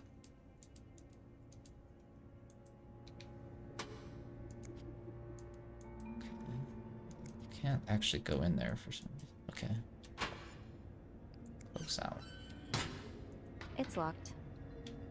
Fine. Keep your secrets, locker. Someone is like crying in the toilet there. Haven't gotten any tips so far today.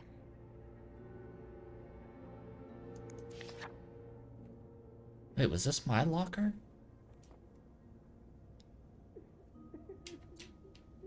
Ariadne's legacy. Being recognized for doing a good job. That feeling never gets old. Sophie, I've noticed a real improvement in the quality of your work lately. I've heard a few guests saying how clean their rooms are after you go through them. Who knows, maybe you'll manage to steal the Employee of the Month reward from Wendy. Linda.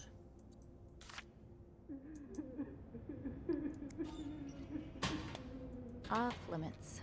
Open sesame? Nope, no luck.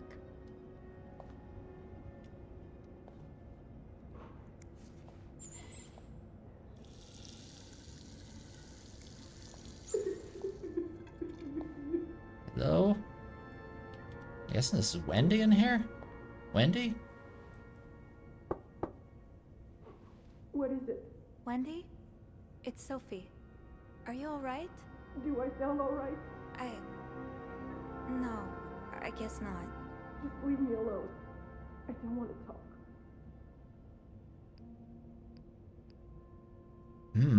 Should we get involved or no?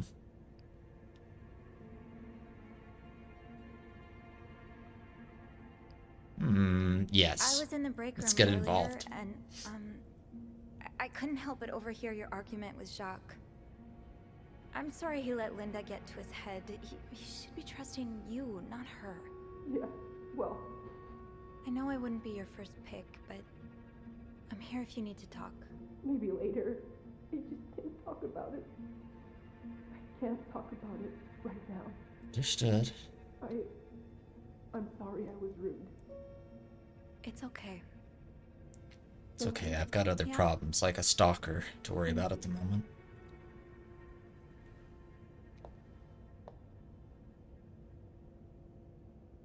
Who's watching me right now, probably. Okay.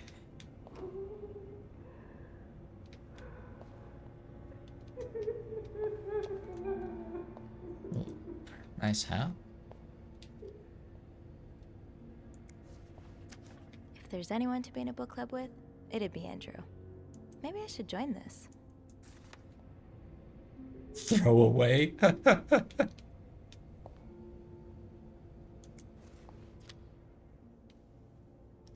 For Valentine's Day, please leave chocolate on the beds of rooms occupied by married couples.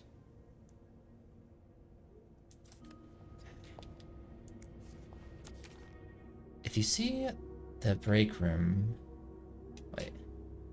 Oh, if you see the freak from room 505 lurking around the hotel, please tell him to stop. Bernard says he's scaring some of our guests. Linda. Bernard asked me to remind you that we have a very important guest in room 602. Please satisfy any of his needs as quickly as possible and without questions. Mrs. Beaumont seemed perfectly nice to me. The divorcee from 204 has moved to 507 and she wants more sheets again. Sophie, please take care of it, and I do not want to speak to people like her. Linda, you're not even trying to hide the daggers in your eyes. Oh, there's the mixer that she got for Employee of the Month, though. Okay. Laundry room? Rebecca's had her hands full lately. I hope she's doing okay in there. Okay. Did I check these ones already? Yeah, I did. That's Eugene. Okay. Do I need any supplies?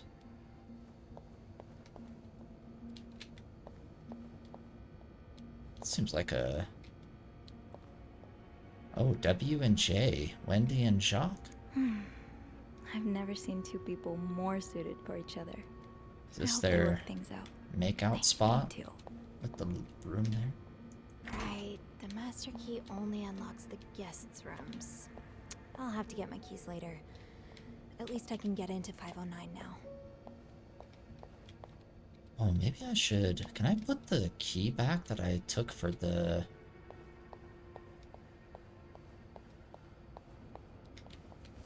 Hold on, what's over here? There's so much stuff to look at. The way things go missing around here, sometimes it feels like the hotel just gobbles things up. So Yvette is missing a gold bracelet.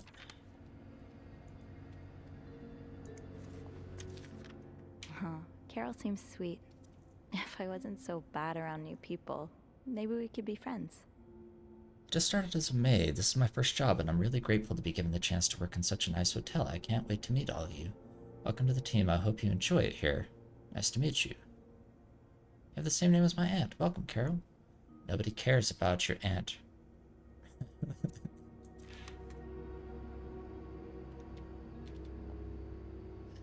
Let's see. Do not forget the word guest when talking to or about clients. I'm getting tired of repeating this. Bernard. I should be able to open 509 now. Back to the 5th floor. Yeah, what if we... Linda's not exactly, my door's always open, come on in, kind of boss. Okay. Let's go back to... These camera angles make me think some... Hey, Sophie. Oh, hey, Jeez, Andrew. On break already? No, not yet. I have to deliver something to our VIP guests. Again? Yeah, the requests just keep on coming. What about you? Aren't you supposed to be in 509? I'm heading up now. I just had to grab Linda's master key before I could continue our investigation. Ah, gotcha. What a day, huh? tending to an eccentric VIP guest, discovering, well, what you discovered in 505. Pretty exciting as far as a workday at the Clarington goes. Yeah, that's definitely one way to put it. That's not all, though. Sophie Roy is my name, huh? Oh, did I? Oh, could I have, like, removed that from the door? I just spoke to Wendy I in the was looking bathroom. for my keys, and I heard someone crying in the bathroom. You sure it's not the old Clarington ghost again? No, it's Wendy. She's pretty upset. What happened? I think Linda got to Jacques' head, and Wendy hit back by writing hypocrite bitch on her door. Oof. I mean, this was bound to happen. You'd have to be living under a rock to miss how Linda's been treating her lately.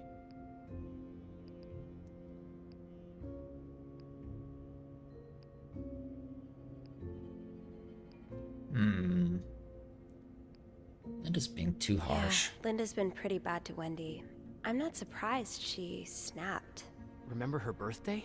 Bobby slipped her a slice of cake from the kitchen, and along came Linda to confiscate it, telling Wendy she was doing her a favor. I don't know how Wendy managed to keep her cool. If it had been me, I probably would have burst into tears. Yeah, interpersonal conflict makes for a good read, but in real life it can be a bit much to deal with. You've always been good at staying above it, though. You get along with everyone.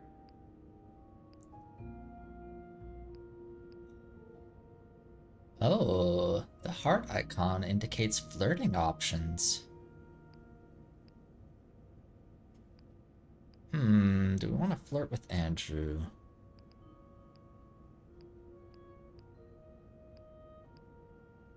Let's keep it professional for now. It's like my mom always taught me. I think it comes from my mom. As a nurse during the war, she had to work with other people in very stressful situations, and not let her emotions get the better of her. I don't know if I'm quite at her level yet, though. Well, if you ask me, I'd say you're doing a great job of following in her footsteps. Thanks, Andrew. Well, it was nice to chat. Don't let me keep you, though. I have to head to maintenance anyway. Maybe Eugene can help me find the product our guest of honor is looking for. Yeah, we both got a lot on our plates today. I'll be ready and waiting for your updates on H&M. Take care. You too.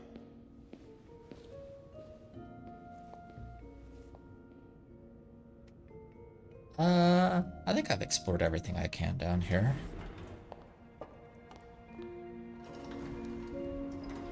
Unless I could have listened in on their conversation.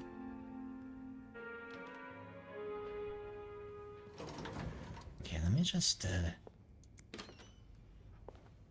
Can I put this key back? Place key. Okay, nothing happened in here. Nothing happened. I was never here. Minus the pictures I threw away. Oh, I do have 506 next on my list. Should I pop in before checking out 509? Sure. Oh Ooh. boy, someone's been living it up. Chugga bow bow. Okay. Another fan of The Gossiper. I never did finish that article from this morning. That feels like so long ago now. It does feel like a minute ago.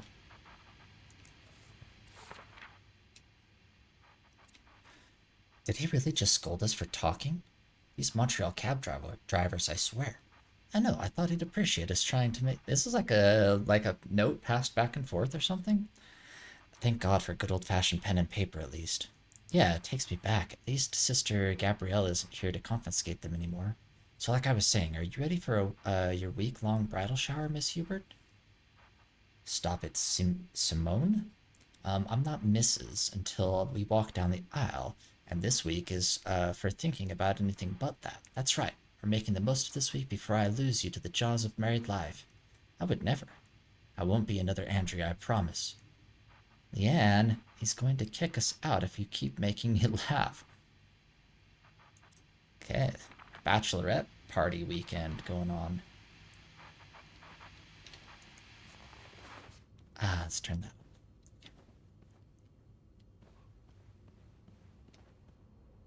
that. Clean? Oh, I don't know if I thought I was just gonna like straighten them up. I don't want to get rid of all their fun stuff. No, no, no, no. Let's clean this up. Clean this up. Let's clean this. Let's put the pillow back here. Let's look at this. Not exactly a cherished gift. If you just left it behind like this. Oh, they're gone. Okay, I thought I was just like cleaning in between their stay, you know? And I'm not going home without a prize. Dear my beloved Leanne, much as I would have loved to spend this Valentine's Day with the woman who's about to become Mrs. Hubert, I'll happily make do with the lifetime of Valentine's Days awaiting us. Enjoy your week in Montreal. I'll be eagerly awaiting your return and the start of our new life together. Love, Gregory. Don't let Simone rope you into anything crazy. Tell her I need my bride back in one piece. I guess we can trash it.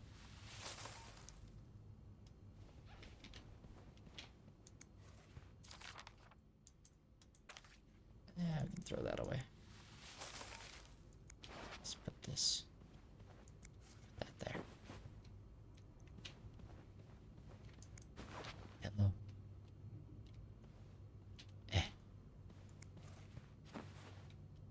Hello.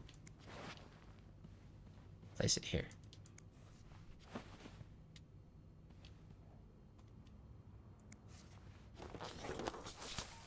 Huh, that sound.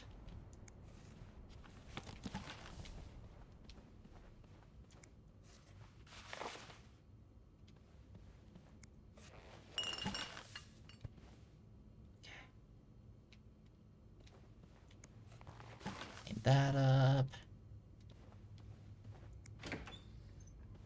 Whoa! Whoa! These people were having a party in here. Sorry for the mess.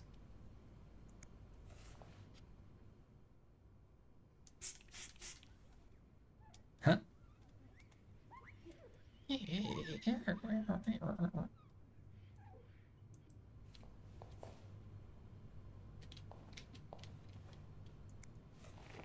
clean this. Wonder what happens if you don't clean this stuff.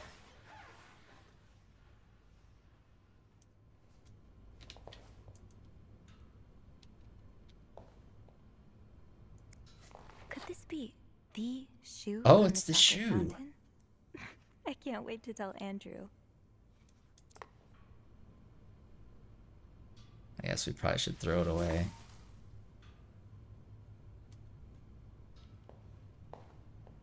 Okay. Close. Can I open their safe?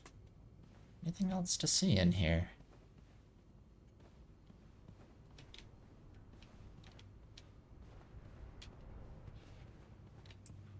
Check in this drawer.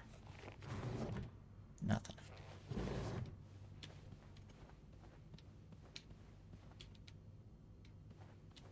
Okay, let's keep going.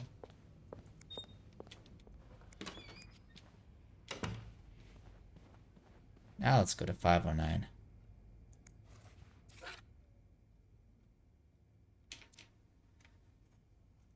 Okay, these are my rooms.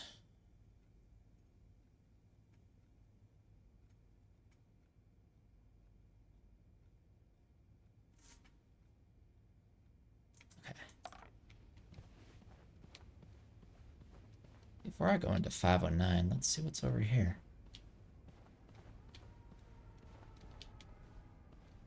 Blocking the stairs seems dangerous. What if the elevator breaks down again? Whoa. Look at the city out there. I think I have all the supplies I need. Okay. Let's go.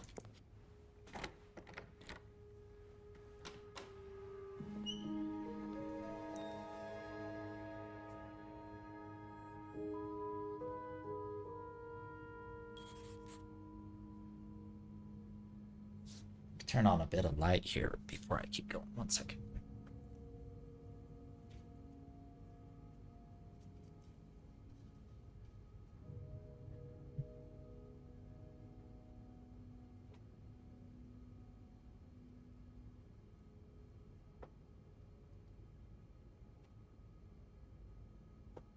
Okay, let's see. 509.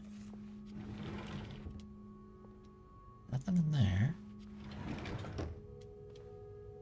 Here's the Weston's bag.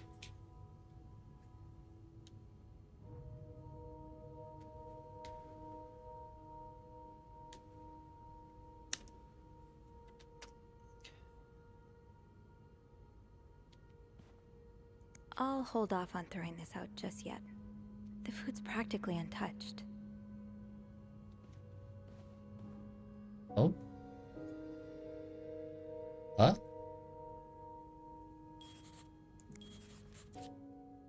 Hector Cruz, Fire and Life Insurance Company. All American.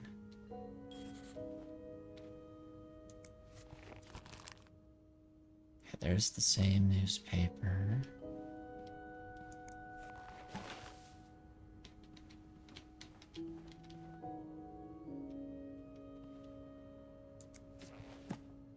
Looks like they're doing a little bit of Bible study.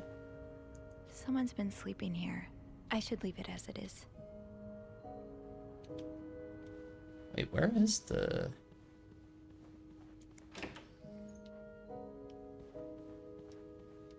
Is this a separate bedroom? Oh! Crap. Okay, so someone got kicked to the couch, it looks like. Not yet, Sophie. I didn't want to go in here yet. Crap.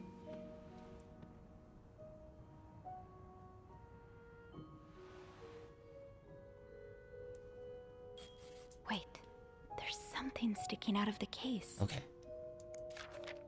Mrs. Cruz got her personal information stolen. Is Mr. See Morgan breach. behind it? Currently investigating the breach and trying to understand how this individual was able to obtain your personal information. Rest assured that we will put measures in place to make sure the situation doesn't repeat itself. Your privacies. Weissman. Okay, hold on. Let me finish looking out here first. Okay, so like a rosary.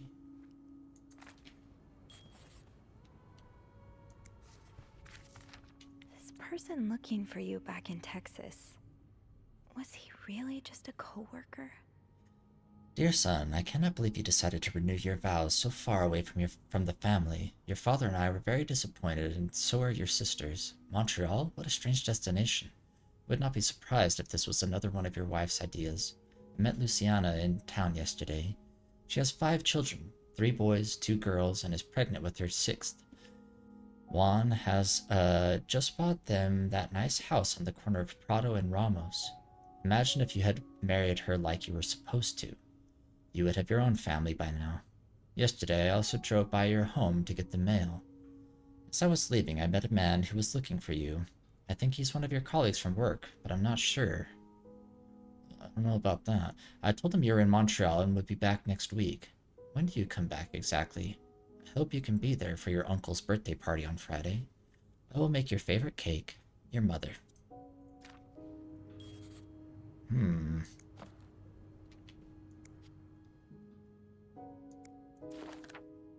What do we got here? Selection mode. SW. Looks like you had a few appointments with him, Mr. Cruz. Or her.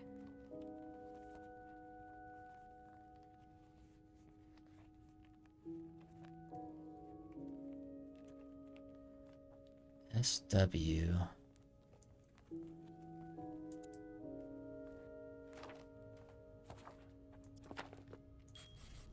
He had his own, like, work notebook. That was his company, All American. Expenses. Okay, so these people like to know exactly where they stand with their budget, it looks like.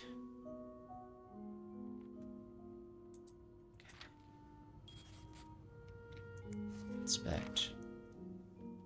Okay, that's the same flyer. Discover historic and gay Montreal.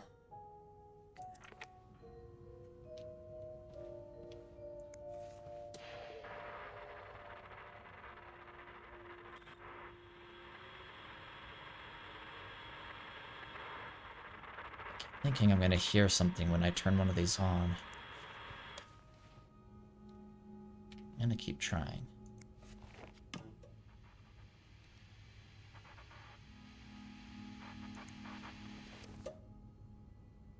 Okay. Anything else I'm missing?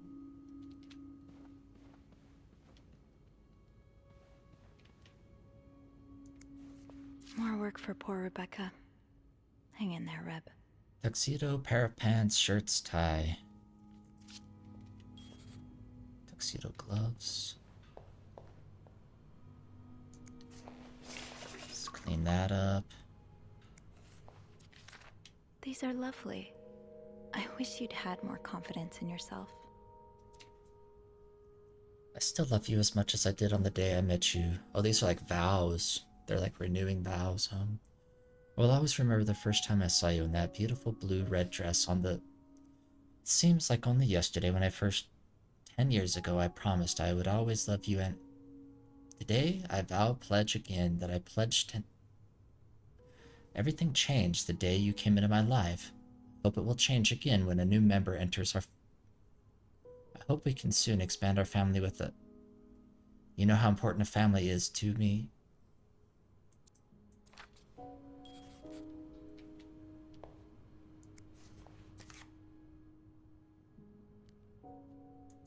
Let's not throw away their toothpaste. That would be nice.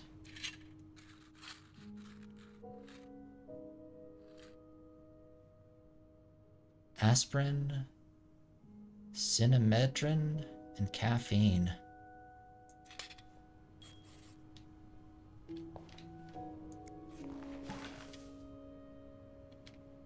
Wait. Looks like someone tore that note apart, but I'm missing some pieces. I can't make out what's written. Look at this tub. Okay. Honeymoon suite tub. Okay.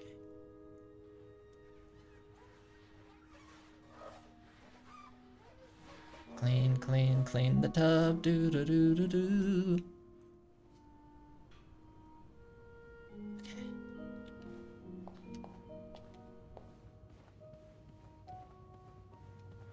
Anything in the fireplace? No? Let's clean up these petals here. It like left a trail of rose petals headed to the bed. This is their suitcase. Nail polish.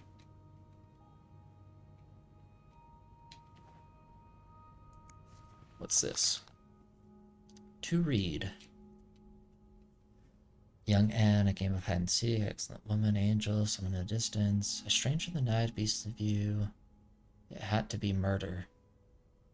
Murder? Whoever wrote this is as much a reader as they are a doodler. Whoever wrote this is as much a reader as they are a doodler.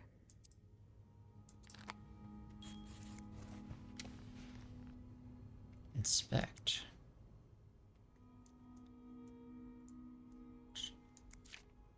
Am I reading this right? The account's been emptied. Started off.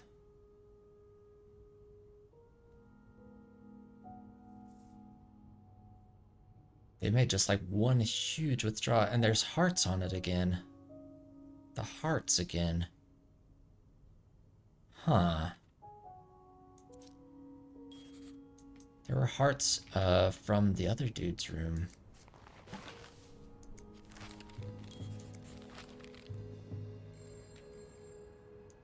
Phone's ringing.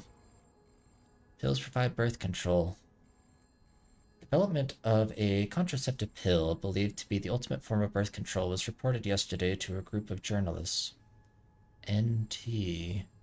The The pill was tested among 118 women. Despite reports of some undesirable effects, Dr. Tenenbaum said the pill shows greater promise for the future. These scribbles don't look random, but I can't figure out what they mean. These symbols, they look oddly familiar. Parentheses, almost. Okay.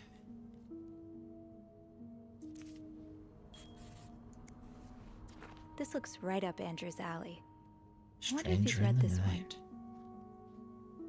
Novel by Margot B. Thompson. Gloria Gray is an aspiring writer who works in a diner by day and writes crime fiction by night. When a series of murders occurs across the city, she decides to pursue the killer in the hope of turning her story into a best-selling novel. She meets Hugh, a mysterious young man who offers his help in finding the murderer, but soon Gloria starts to wonder if he is the killer. Read the story that's on everyone's lips before seeing the major motion picture. 50 cents.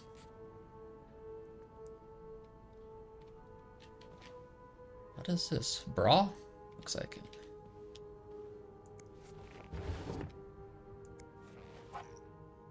Oh, this is the feminine hygiene product we read about.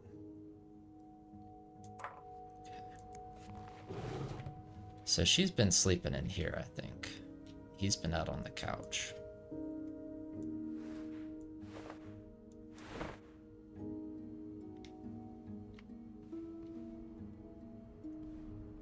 Locked.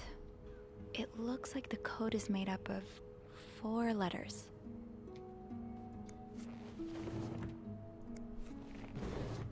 Four letters. I heard the phone ringing. Should I go check that? Someone's been sleeping here. I should leave it as it is. I should wait till I have more to report before calling Andrew. Okay, we can wait.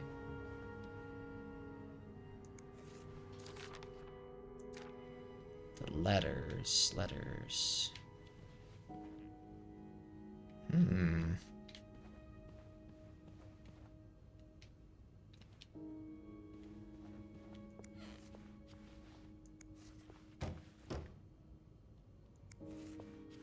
Oh, it's because only this side opens. What?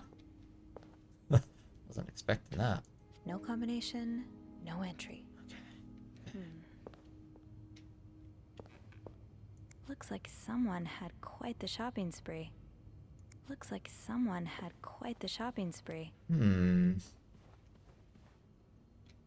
I'm missing something. Is there... Ah!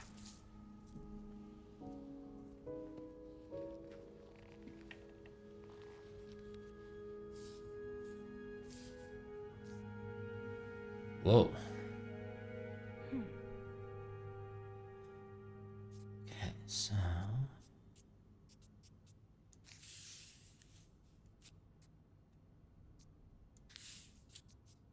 There. Looks like this goes here.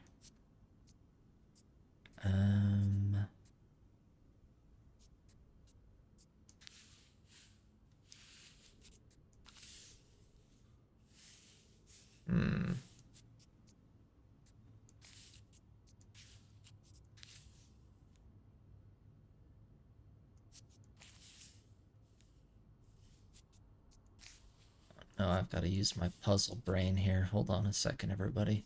Okay.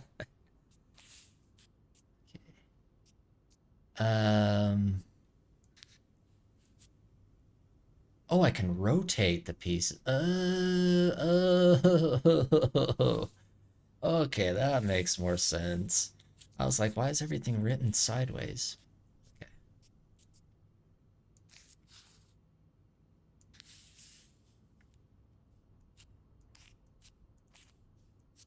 Now we're doing stuff.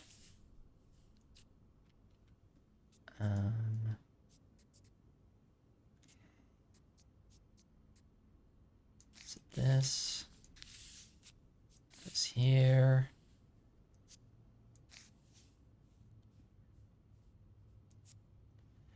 And That's gonna go here.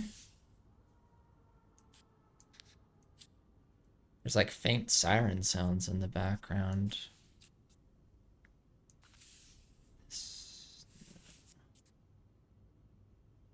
Okay. This looks like it needs to turn this way.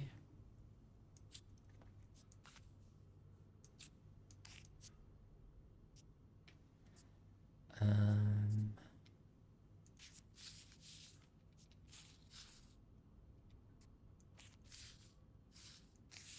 like that.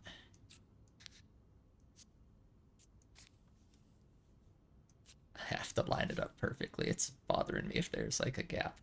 Okay.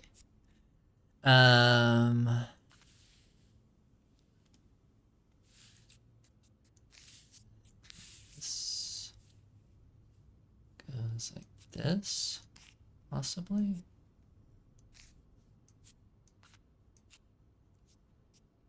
Um,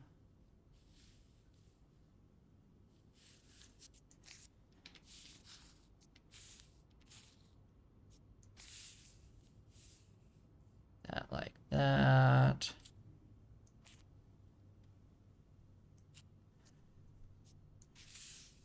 That there. And this there. We did it! We did it. It's some kind of code. Could I break it?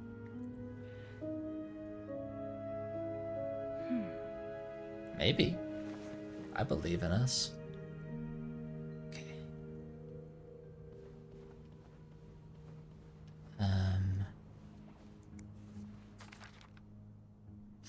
Okay. SOS. Oh, these symbols match some of the ones on the torn message. Oh, these symbols match some of the ones on the torn message. That's one of the symbols.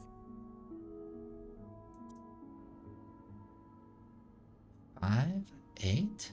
SOS 5, 8? Hmm?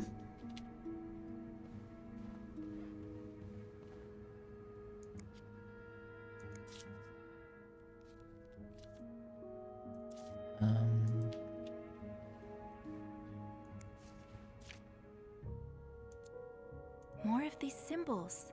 Just what I was looking for. Okay, so G. Is it H or N? And P is T?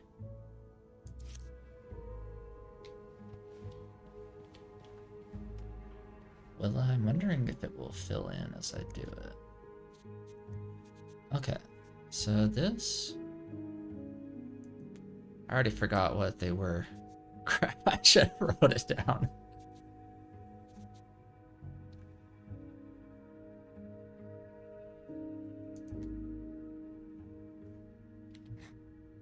Is it S? Hold on, I need to go back. No. No, how do I get out? Yarn map Mr. Morgan has on the wall of 505. Weren't there some peculiar doodles? Symbols, maybe. There were, but I need to use my brain.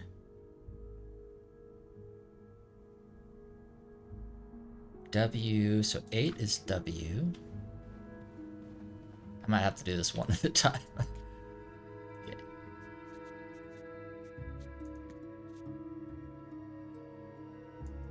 W.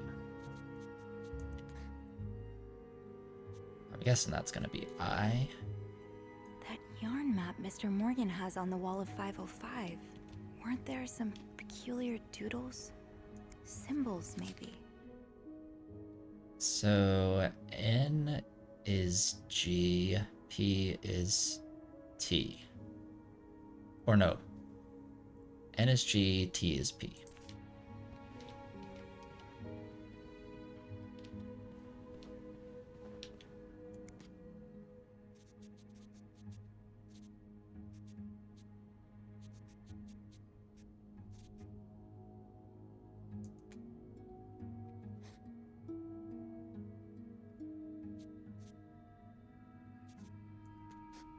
No.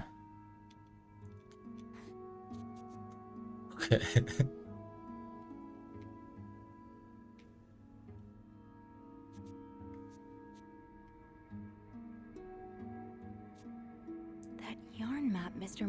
has on the wall. Okay, I'm not sure if I'm getting this Aren't correct. there some peculiar doodles? Let me go check out those Symbols, doodles. maybe. There were some on it.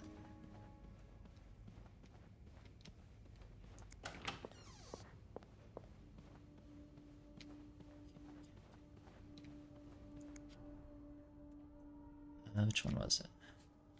Not that one. This one.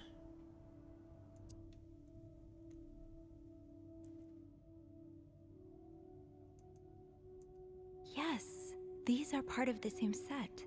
I think I can use this. So, hold on, I'm writing. Two, kind of like G, cursive G. Note. 2. Maybe that's an R. Oh, okay. Oh, no, no, it's the letters above them. Okay. So 2 is A. A equals 2. The kind of note symbol is L. And the cursive G is V.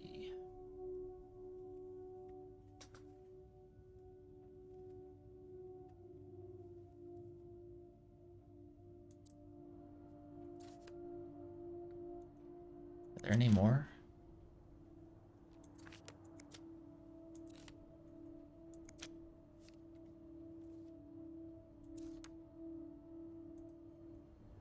Okay. Let me fill those in and see how close that gets me. I'm not the best at puzzles, y'all have to you have to bear with me.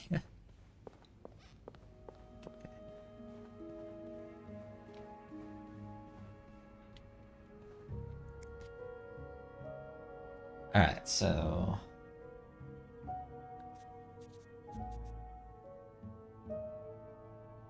this is V. This thing is L.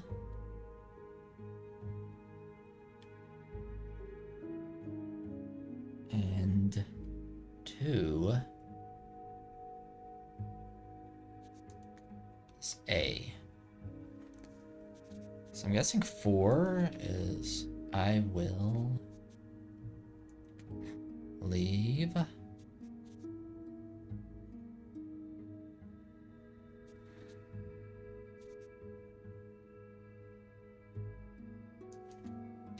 This is actually O, not S.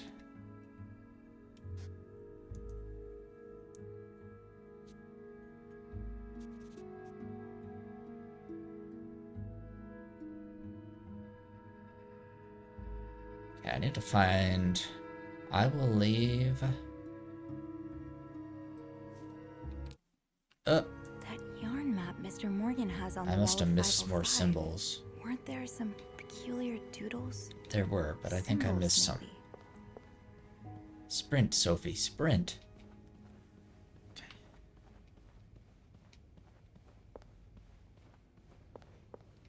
If they just all of a sudden introduced a sprint mechanic at this point in the game.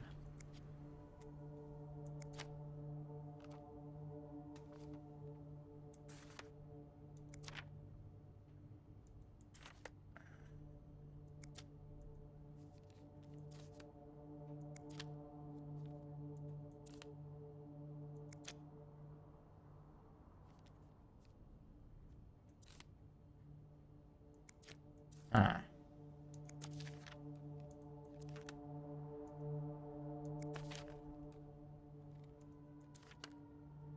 I think I'm missing something here.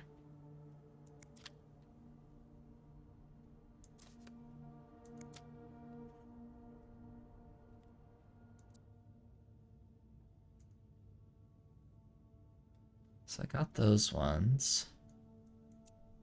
Turn object? No. Turn object? I have a hint? I should keep an eye out for those symbols. It doesn't help me, Sophie.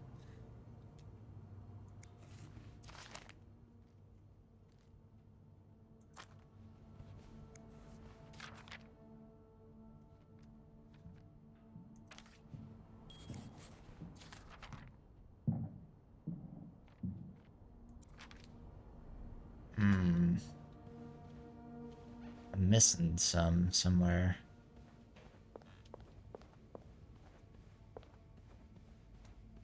Okay, I'm gonna keep looking. If it takes me a long time, I'll edit it out.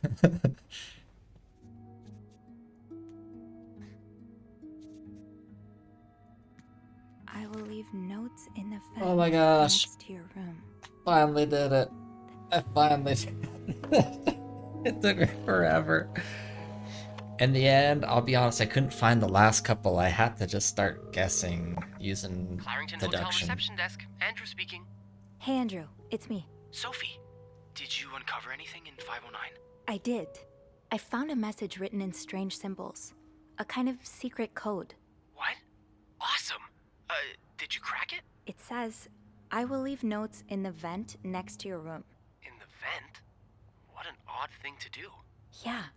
And whoever the message was intended for went through a lot of trouble to hide it. It was torn in a dozen pieces and scattered in 3 different trash cans. So the cruises are keeping secrets from each other. Do you think maybe one of them's having an affair?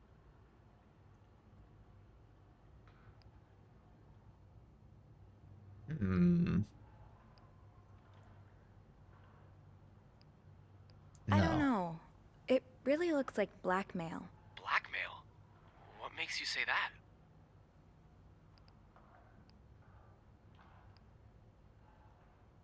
I found a bank statement belonging to Mrs. Cruz. Her account was emptied very recently. Emptied? No one does that unless they're in trouble. Or traveling. What do you mean? Well, they're not home, so they do need their money handy. Plus, a trip can be pretty costly. It's weird, but it could be anything. Did you find something else to back your theory? I need to check that vent. Not really. But I should be able to find more proof in the vent. The one that's mentioned in the message. I think I'll go check it out. Good idea. It's almost break time for me. If you need my help again, you can ask Beth to patch you through to the break room. All right. Enjoy your break. Thanks, Sophie.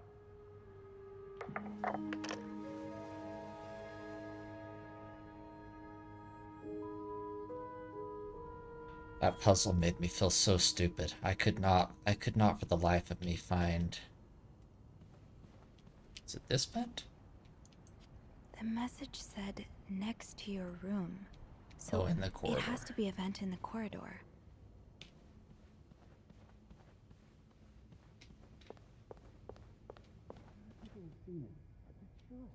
It could have been on my door for a few minutes. An hour? Oh, they're talking about the message on the door. Wendy? This vent?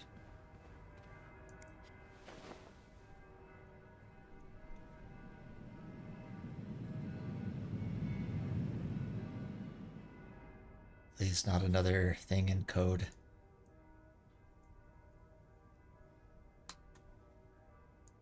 Wait, what does it want me to do? Can't open these without a screwdriver. Have to get a screwdriver? Is there one around? Do I have to go back down in the maintenance room?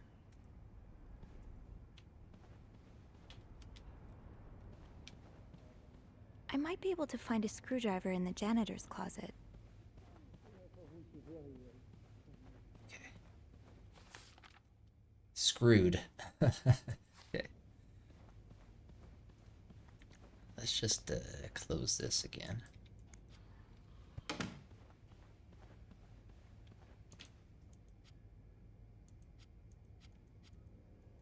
Oh, is there a janitor's closet on this level?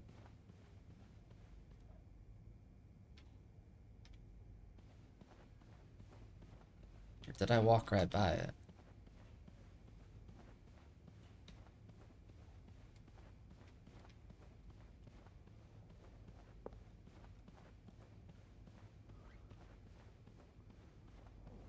Oh, in here. I'm so dumb.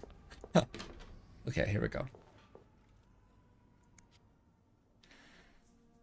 Oh, another letter? Eugene.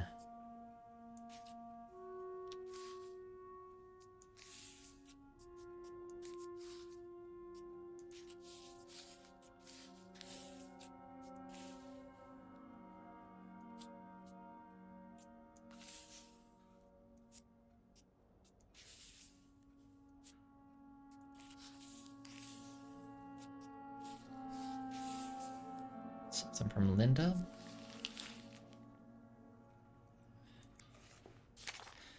Highest priority, huh? That means Eugene's probably working in Bernard's office right now. Bernard tells me there's a cold draft coming from his window, and it's turning his office into a freezer. Fixing this should be your highest priority. Okay. It sounds like Eugene asked Bernard to stop opposing the construction of the new psychiatric hospital.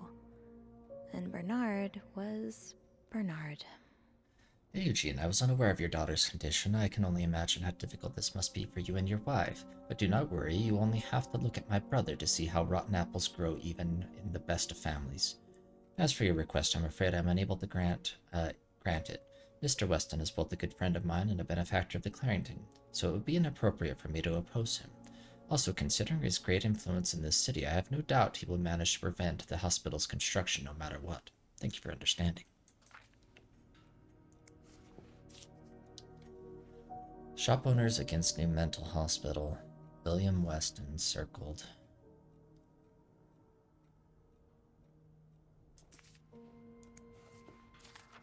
Oh, Eugene. I had no idea.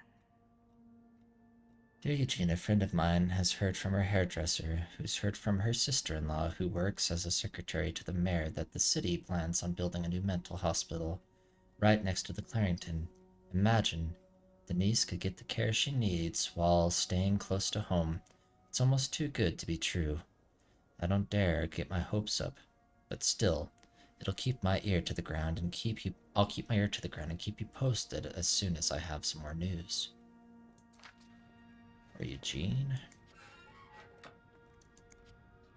Shoot, no screwdriver. What's life without a little challenge? Can't we just hammer it open? Huh, this must be Eugene with his daughter. He looks like a caring father.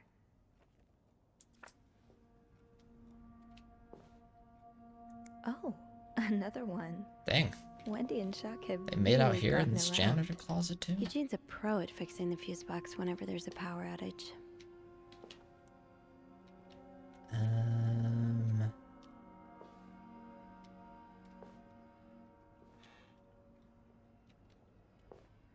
Not seeing any screwdrivers in here.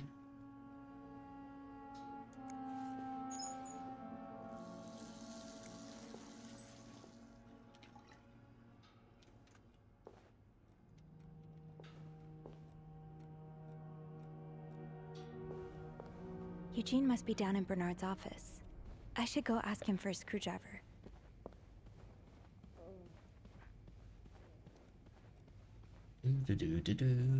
I still am carrying around that cup from the room. Maybe I shouldn't wander around with my pockets full. Is there anything I can put down? Oh. Let's put down this cup.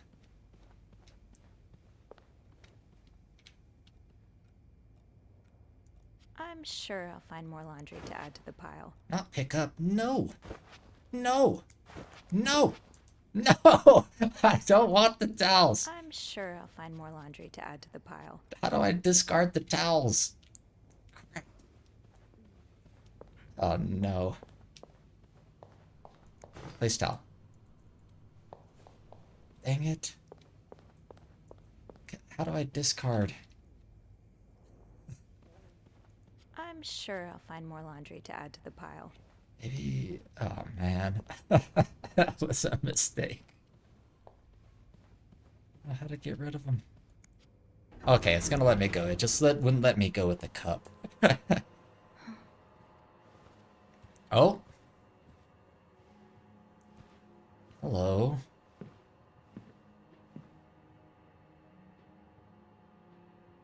Is this Mr. Slade? Oh, this is Bernard. It's, Miss Belivet, isn't it? What? Oh, Roy. Oh, right.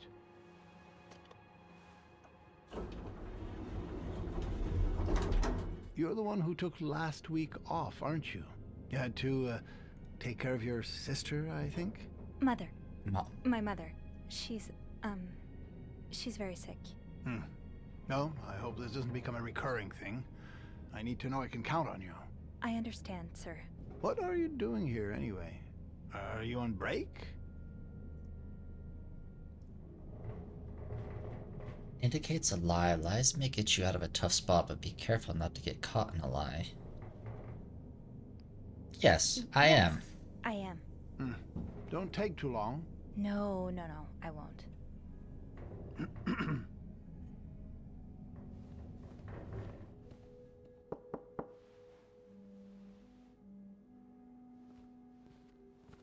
What's going on? Oh, Andrew. Oh, sorry. Seems I've made a habit of sneaking up on you today. Spying on Bernard again? No, I'm looking for a screwdriver. For the vent. Linda asked Eugene to fix Bernard's window. Ah, gotcha. Eugene? Eugene? What the... maybe you should go have a look. You know what? I'll stand guard by the elevator, and, Come on, holler Andrew. if Bernard approaches. Okay, thanks. I'll be quick.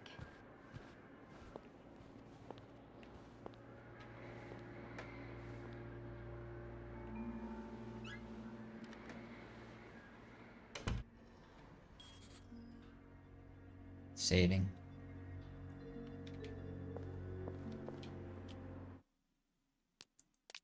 Save.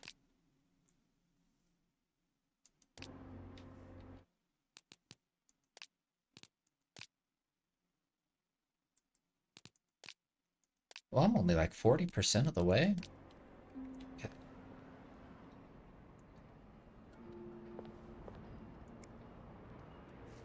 With this blizzard, Bernard's office will be a skating rink by the end of the day. Best to avoid that.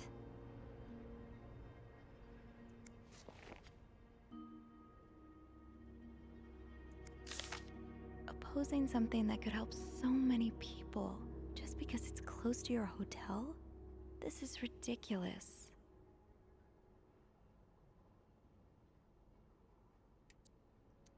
Dear Mr. Weston, I would like to thank you again for agreeing to this partnership between the Clarington and Weston's department. Thank you. Thanks to your generous help, renovations are well underway and the hotel has never looked better. You should come visit soon when you're busy. Schedule allows it, of course. On another note, it has come to my attention that you have formed a group of local businessmen to oppose the construction of a new mental hospital.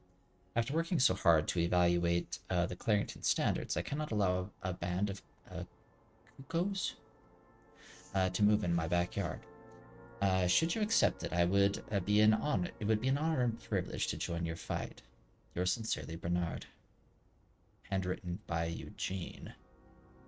Enjoy the cold, you cold-hearted prick.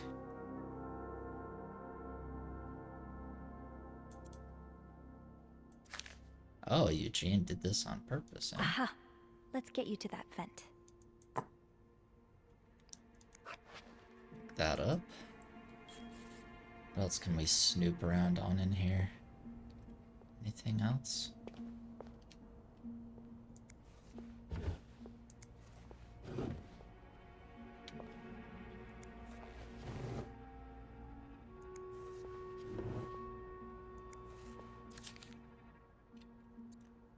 Check on room 602, ask Eugene to fix radiator, call Weston's office again, decide when to employ them on through.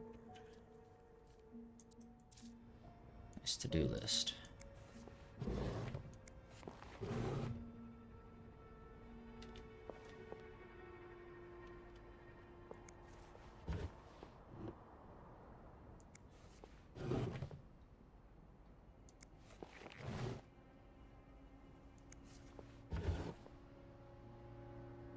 Inspect. Mr. Leduc, my employer has made the following requests. To avoid unwanted attention, his identity should remain secret to both guests and staff. Oh, this is the room 6, or floor 6 guy. Temperature in room 602 should be kept at exactly 22 degrees Celsius. His dogs should be fed the very best roast beef. His room should be cleaned every day at 11:30 a.m. on the dot. Eggs should be banned from his room service orders.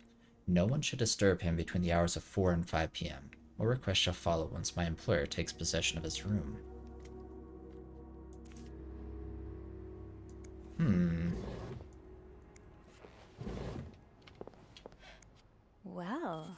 look at these distinguished gentlemen. And a young Bernard. Huh. Kinda wish I worked here when Raymond was in charge. Sounds like the hotel was very different back then.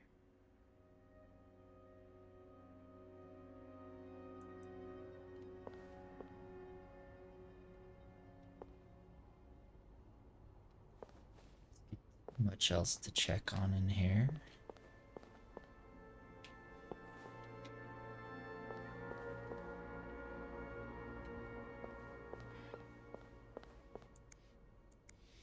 Do you remember that loose tile from last week? Yes? Well, Oh, he's I'm afraid trying it to stall hasn't him so I been can get out of there. properly repaired. What do you mean? I mean that, it's still broken, sir. Someone put a rug on top of it, but you can still hear it crack. I'm just checking to make sure guests don't trip over it. Is that part of your job description? No. No, it isn't, sir. Oh, well, then I suggest you stop worrying about Miss Belivet. What were you doing in my office?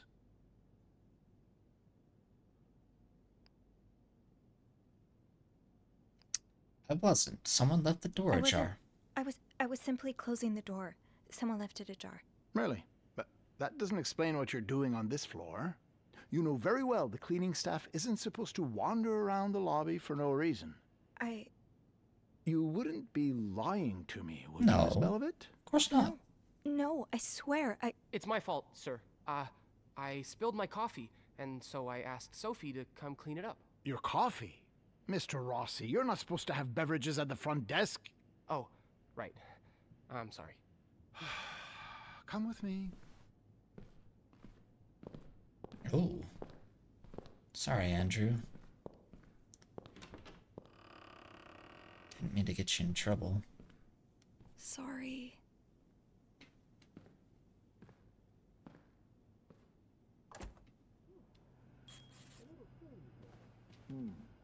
Now there was a problem with the window, but it seems Eugene fixed it.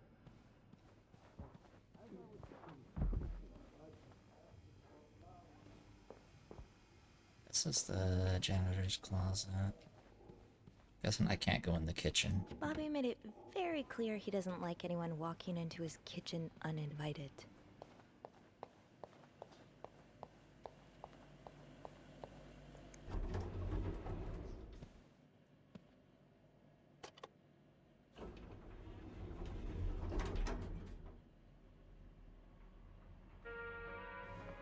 Ooh, elevator music.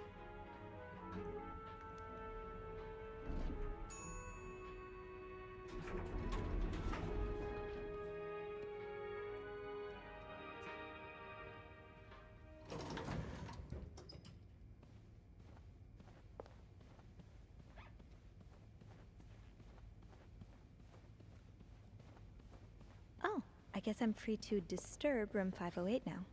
But that's where Bernard and Linda were. Ew. You sure we want to go in there? Let me check the vent. What? What does it want me to do?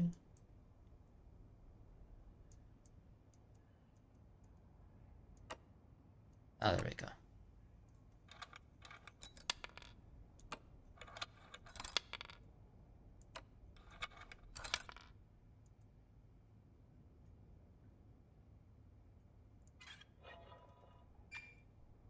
Cool. No, not more code. It took me too long to do the first code. Okay. Okay.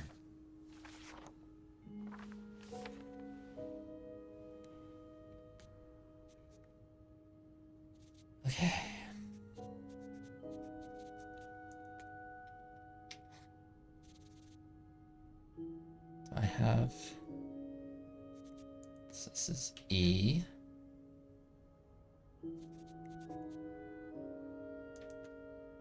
B. C.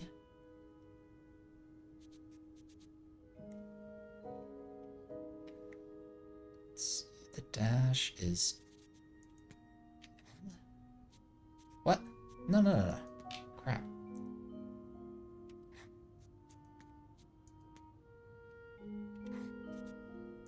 This is T. 5 was O.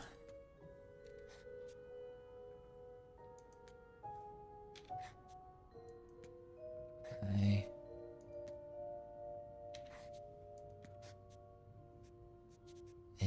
I'm just...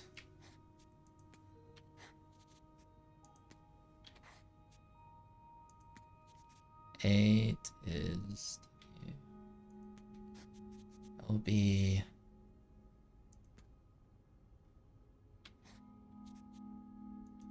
Sleeping. Mike will be sleeping. We need to discuss Meet our me plan. tonight in my room. Michael will be sleeping. We need to discuss our plan.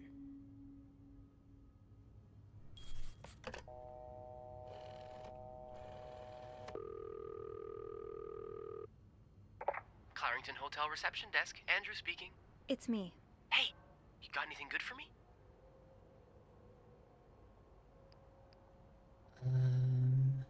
Did I get you into trouble? I also wanted to thank you for saving my skin earlier. Oh, no problem.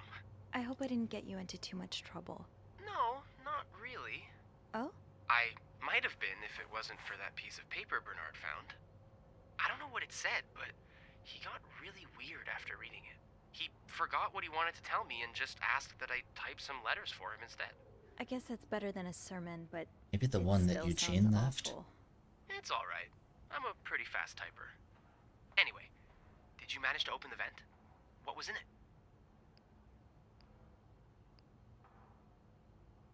Found another I message. found another message written in secret code. And?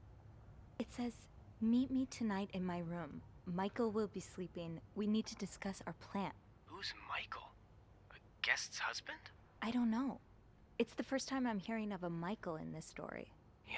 Me too. The cast keeps getting bigger. I'll just check the logbook.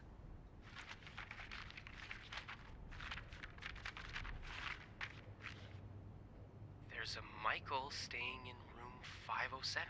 Mrs. Beaumont's room? But she doesn't have a husband. She's here alone with... Oh! Michael must be her son. I got him some extra blankets the other day so he could build a fort.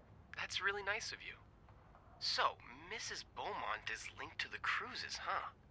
I have a feeling we may be approaching the climax of this story. I guess I should go have a look at 507, but it's not on my list. There's a do not disturb sign on the door. How about I call up there? You know, to make sure no one's home. Good idea. Just a sec.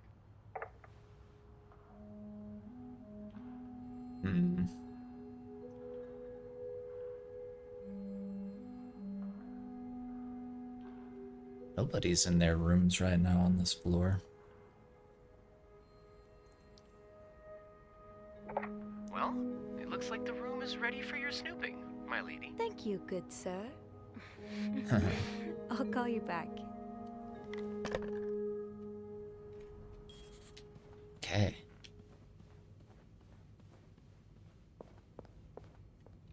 Do a quick save here.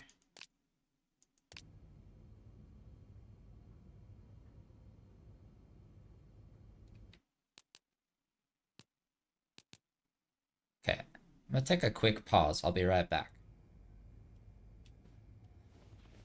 Remember what I'm doing Looks here. like I'm headed to room 507.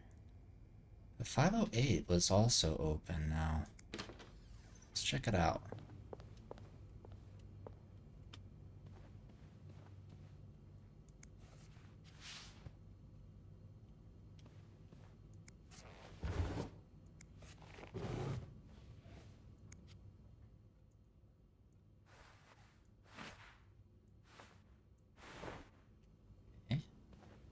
This person makes it easy. Oh, they've been crying a lot or something else. Yeah.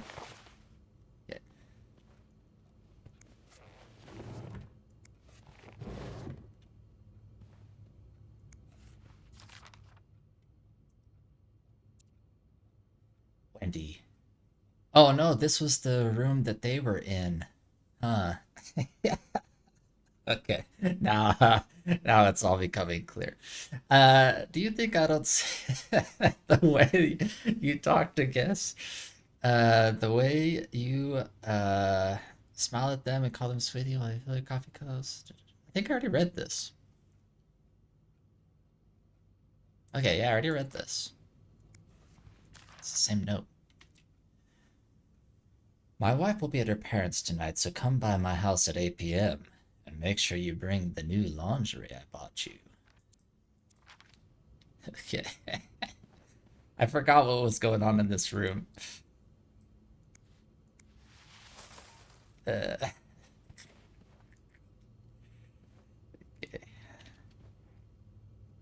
No, I'm not picking up any more cups.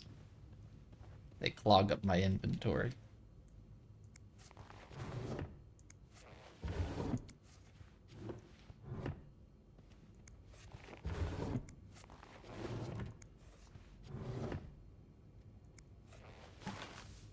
That up. I still can't get rid of these towels. Yeah, they haven't actually been used.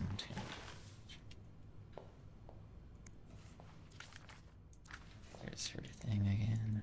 Okay, this room's pretty clean.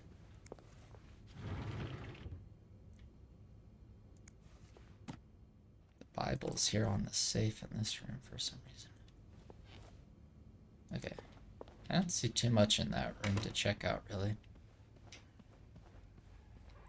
Alright, 507, here we go. Do not disturb.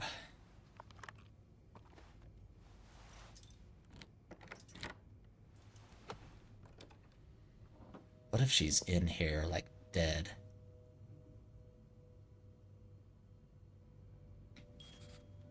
I don't like the... Okay, there's the fort. If she's in that bathroom dead, I swear. Okay. Everything's crossed out. The winds and the leaves that made the day... That day made a sound that sounded like a sound that sounded like... What, really, Anne? The winds and the leaves that made... Okay, she's trying to write like a... Before we met... For this day before we met, I was looking for my cap and I heard the sound of the leaves blowing in the wind. On the summer day where I met you. Oops. Wait.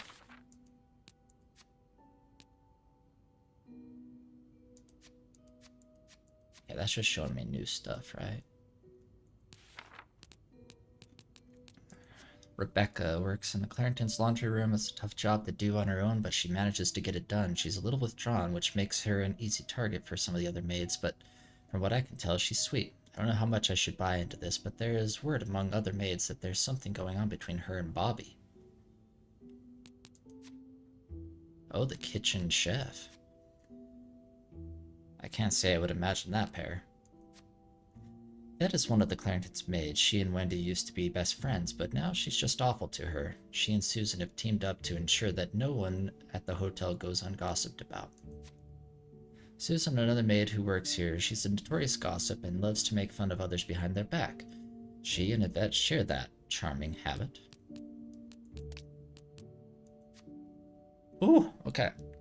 Hope you all don't mind me reading these. Hector Cruz, or to use Mr. Morgan's shorthand, H.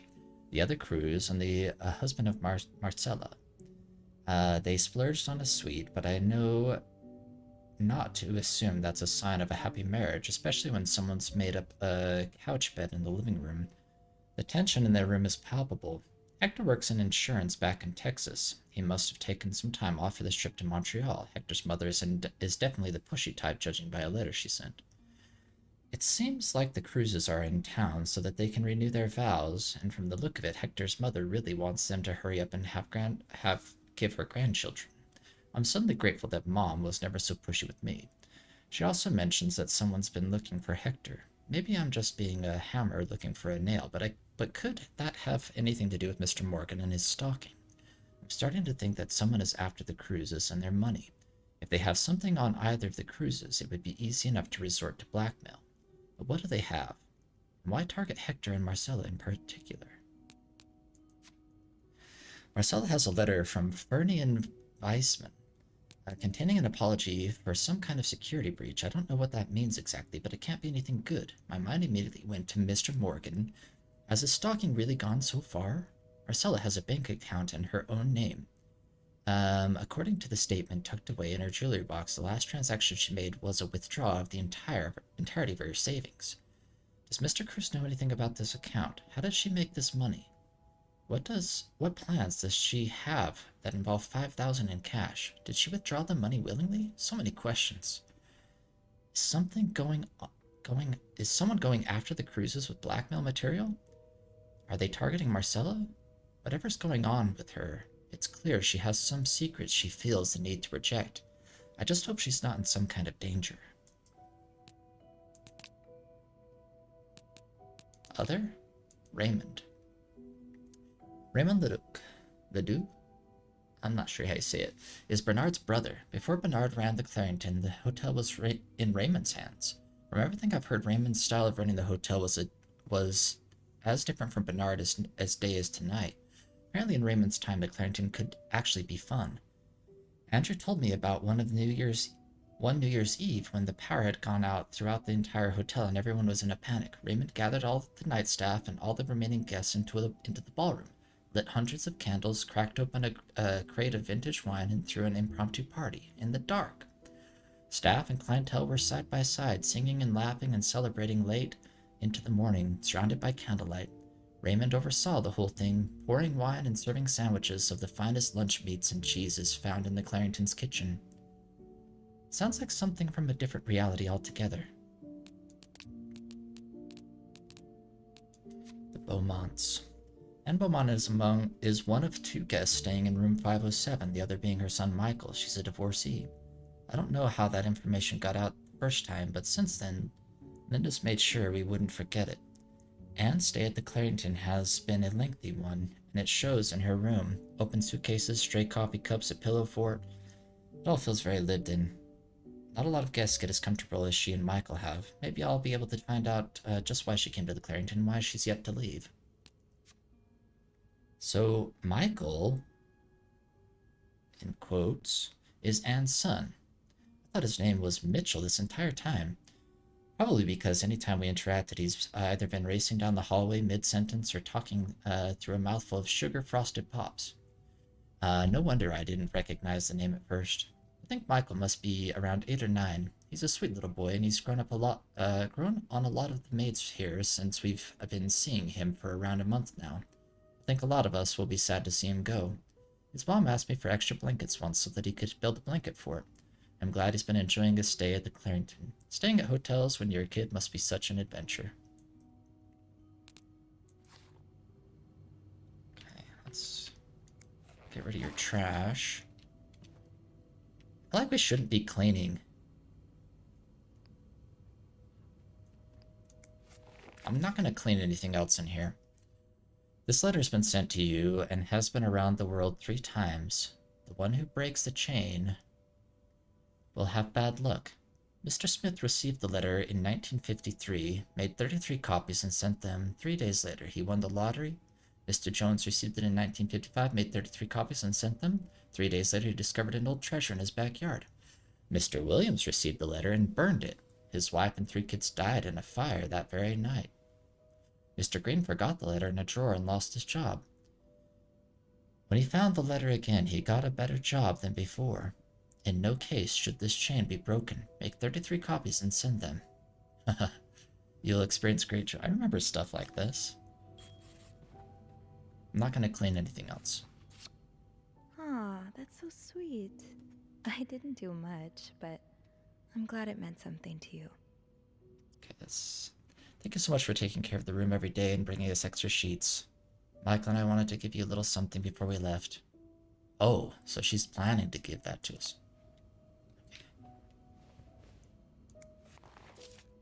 That look in your eyes. What does it mean? You don't need to know my name. Who's this from? But you've seen me. I've recognized that look in your eyes when you checked in. You and I don't need to make a fuss out of this. You keep your wits about you and I'll do the same.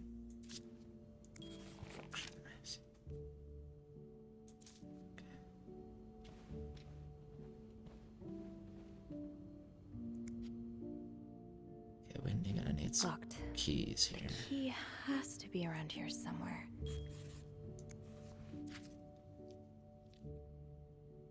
Greta. Oh, for a dog. Okay. So a husband can abuse his wife and just get away with it? And people like Linda still think divorce is wrong? Ugh. Dear Anne, I have met with Louise, and he has asked me to give you the enclosed letter. I think I should reiterate that some of your accusations, such as wife abuse, are not grounds for divorce in Quebec. I understand you are hurt, but I do not think antagonizing your husband is very wise at the moment. Do not forget to be in court at 11 a.m. on the 20th. Be on time. Also a friendly reminder that my fees for January need to be paid before the end of this month. I'm happy to help you out, but I cannot work pro bono on this. Howard.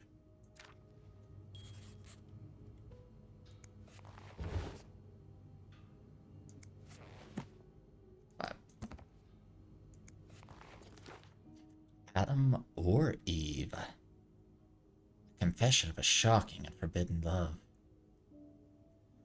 Should Rose stay in a marriage that no longer makes her happy, or seek refuge in the arms of the woman who truly understands her? She has tasted the forbidden fruit years ago, and now she has all she can think of. But what will her family and society as a whole think of her if she turns to a life of sin? Should she be condemned for even entertaining the thought of leaving her husband, or pitied for having to make such a heartbreaking decision?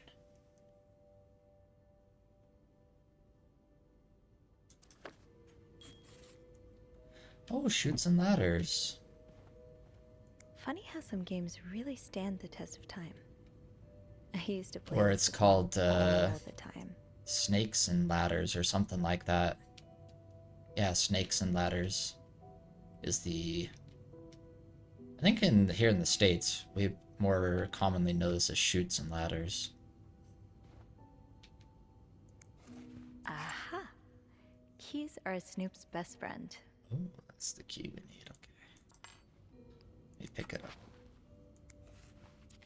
Sounds like this is from your school days, but the name of the sender is smudged. Dear Anne, you were right. I miss the snow already. It's so hot right now in Texas. It's quite a shock after the cool weather of Montreal. My family has never seen snow before, and I could not find the words to tell them how beautiful it is. They don't understand what they are missing. I wish I could build my brothers a snowman like the one we built together a few weeks ago. I know it's childish, but I had not had that much fun in years. Christmas was exhilarating. Exhausting. I don't know where I got exhilarating. Christmas was exhausting. 9 days of eating, singing, dancing. It's great fun, but I'm glad it's over so I can rest a little.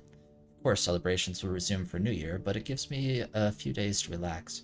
How are things going with your family? I know you don't get along well, but I hope you are still able to have a good time.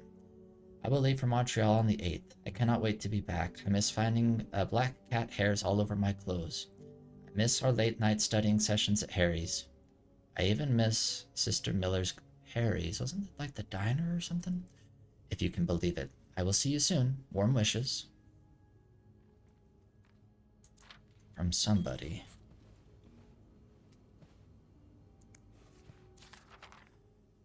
To Anne Bursey.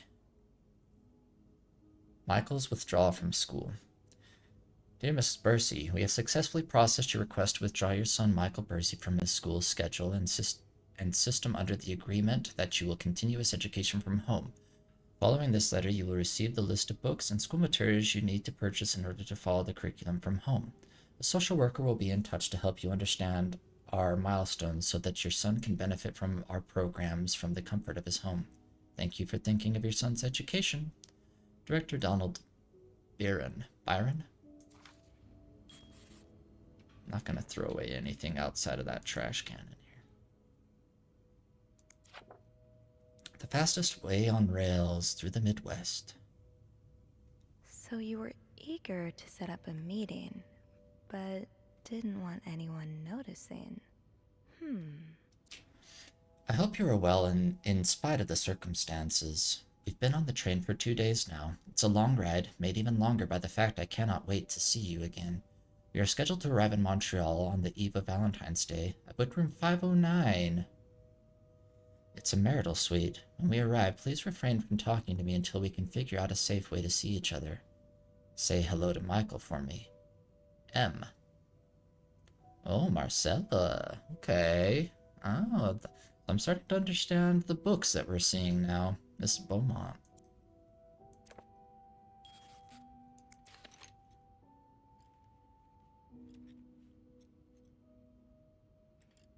Missing some... Oh, Michael. Adults can be so confusing. I promise it's not you. Dad, I'm sorry, but Mom asked me not to tell you the name of our hotel. She allowed me to talk about our room, though.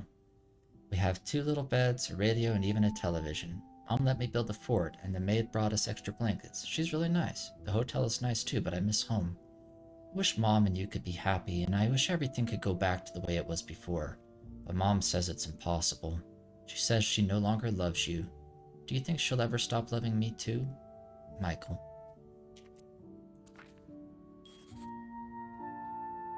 Okay, puzzle pieces are starting to form.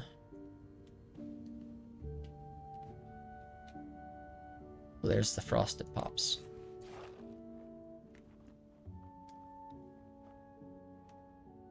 Oh, you put in for a drawing contest. Submission.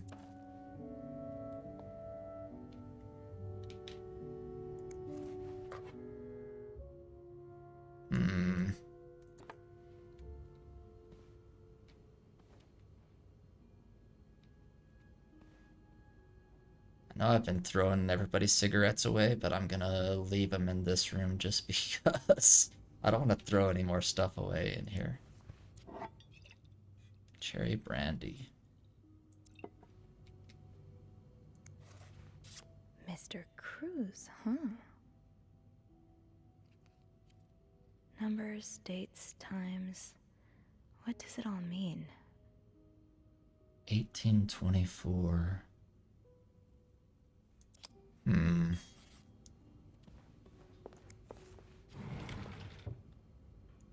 Let's see what's in the... Should I check the bathroom first? Oh, yeah, she's got her, like, own shower curtain and everything in here. Here, you take my towels. There you go.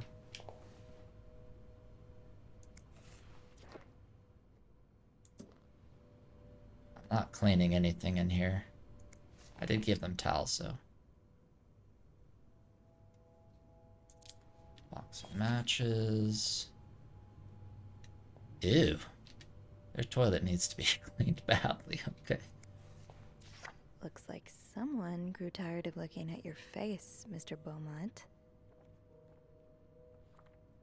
Dang. He's all but outright threatening you. Oh, I hope you can stay as far away from him as possible. I just met with your damn lawyer. You've got some balls to accuse me of all that. As if you're so irreproachable yourself. Do you think I don't know where you spend your nights? But worst of all, that you won't let me see my son. You won't even tell me where he is. If you think you have a chance to get custody, you really don't know me well. I won't let you take Michael away from me.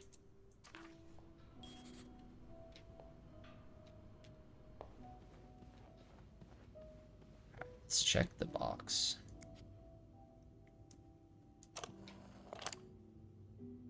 Oh, do I need 2? I'll need another key to unlock this. Haven't I seen one just like this somewhere? Have you?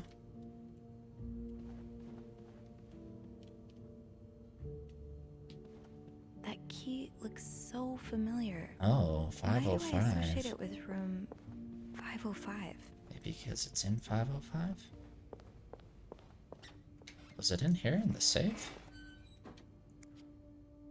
No. Close that again.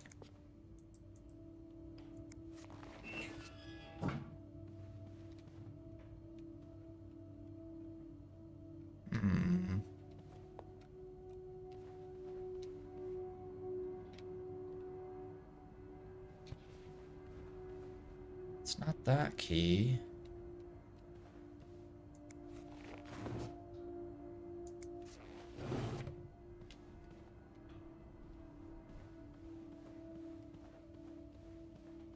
Something in here?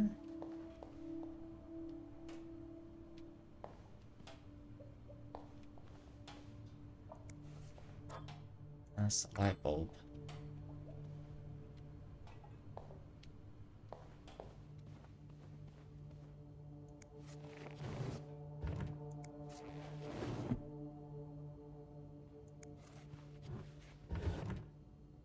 Hmm.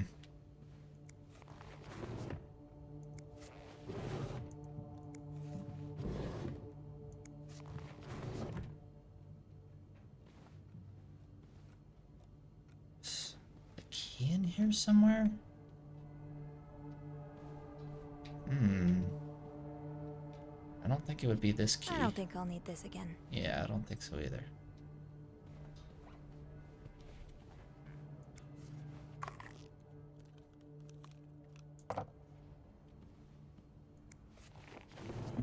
Hmm. Was it in this chest?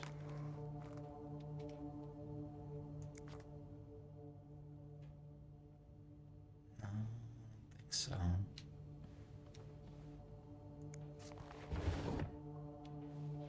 Hmm. Is this it?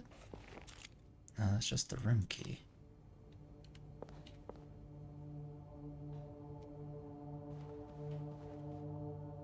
Something in here, huh?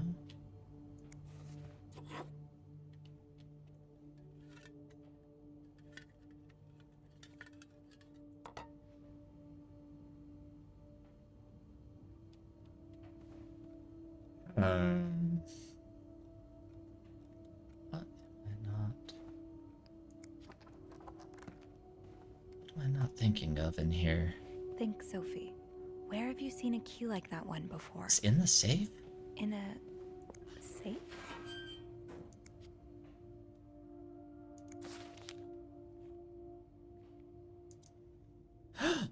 It's her necklace. Ah, there you are. With Marcella.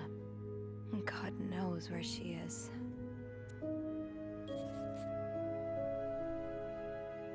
Clarington Hotel reception desk, Andrew speaking. Hey, Andrew. Sophie, crazy timing. I've got something for you. Oh, what is it? I heard a certain Mr. Cruz and a Mr. Morgan had an argument yesterday evening. Really? Who told you that? Jacques did.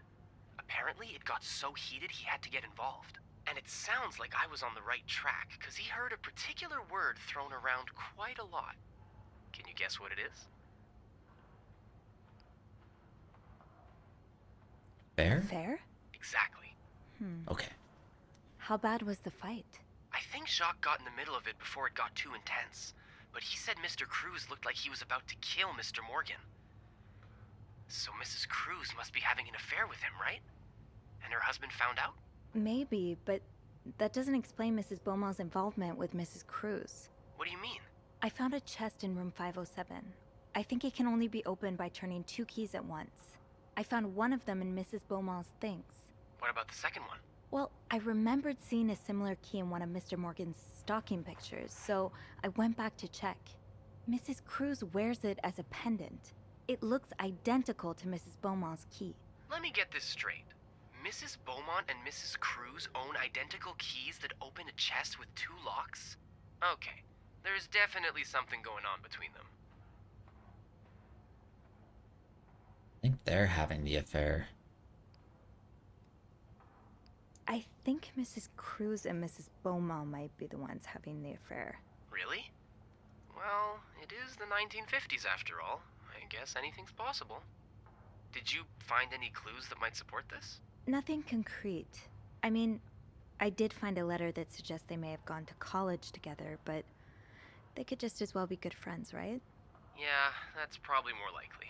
I guess we'd know for sure if we could have a look at that chest, but I don't think I'll be able to open it. I've looked around room 509. I would have seen the second key if it was there. Mrs. Cruz must have left with it this morning. Probably. We were so close. I can't believe it all ends here. Well, if you get me a candle and some plaster, I may be able to do something about that chest. How? I'll tell you later, okay? Just Like find those duplicate it? things, and I'll meet you in the basement as soon as I can. All right. Thank you for not giving up. I would never give up on you.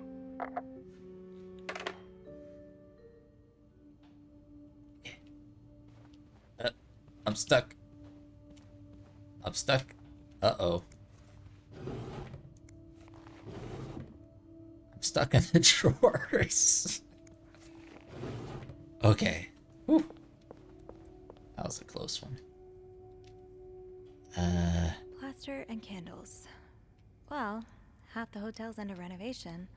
I should be able to find plaster somewhere around here.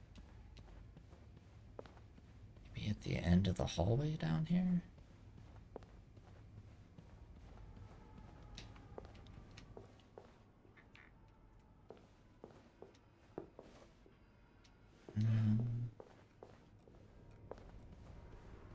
Didn't I see a plaster bag near the stairs earlier?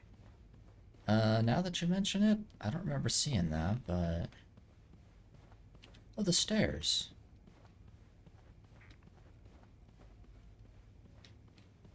This was the stairway, right? Aha! Great. This takes care of half of this little scavenger hunt. As for the candles, doesn't Rebecca keep some in her locker downstairs? Did she have candles? I can't remember now. Let's go check.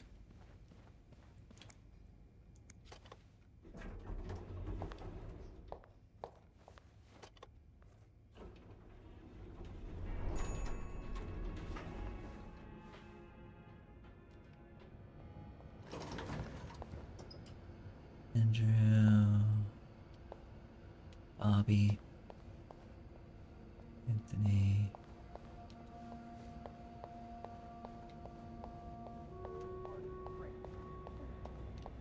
Beth, Susan, Wendy.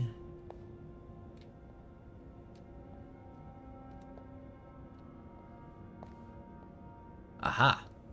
Rebecca.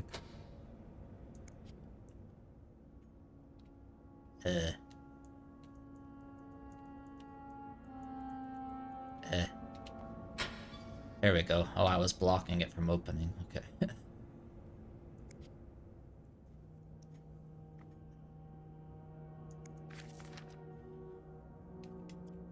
The VIP guest in 602 is getting on my nerves. He keeps ordering food that's not on the menu. We don't usually do special orders, but Bernard was adamant that we make all his wishes come true.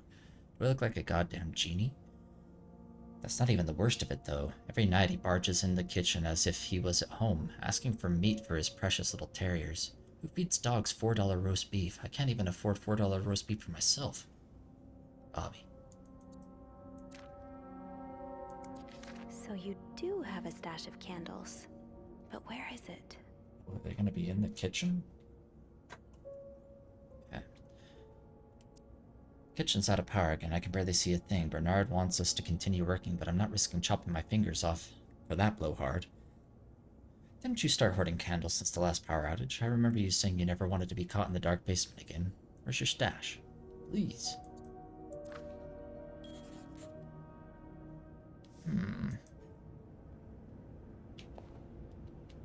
Maybe Bobby took some candles from Rebecca already. Should I check Bobby's locker?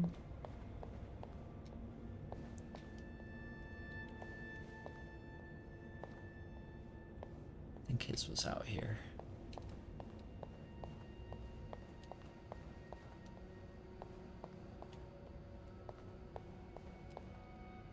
Bobby.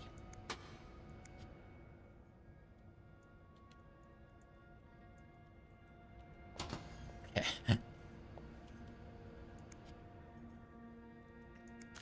No candles, but this looks like the laundry room.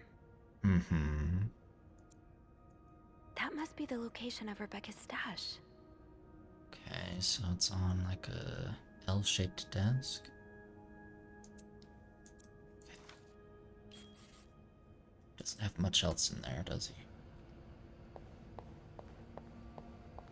Break room, laundry room. My keys are still in the break room.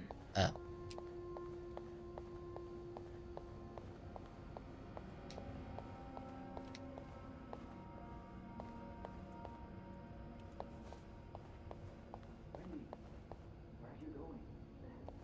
Bernard just fired me. Wendy got fired? What happened? Even if I told you, you wouldn't believe me. Please, just tell me. It's Linda. She wrote some stuff on her own door with my lipstick so I would get the blame. What? That doesn't make any sense. I knew you wouldn't believe me. Wendy, wait. I do. I believe you. It's too late now, Jacques. I know it's her lipstick. I stole it.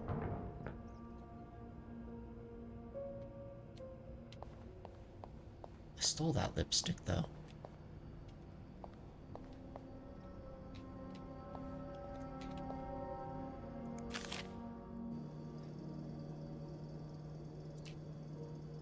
Whoever keeps stealing my lunch, I want my Tupperwares back. Suze.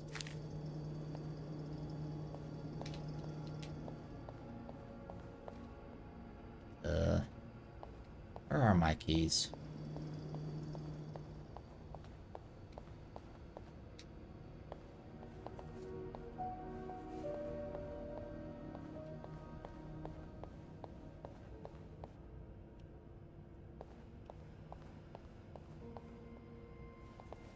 What?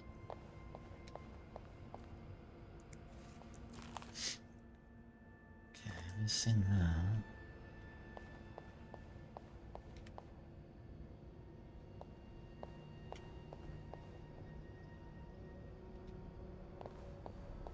Crazy? Have I checked the break room?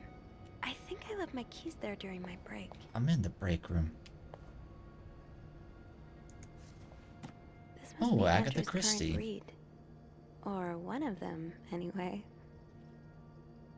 Nice. Gotta hold on to There these we tight. go. We got him. Okay, now.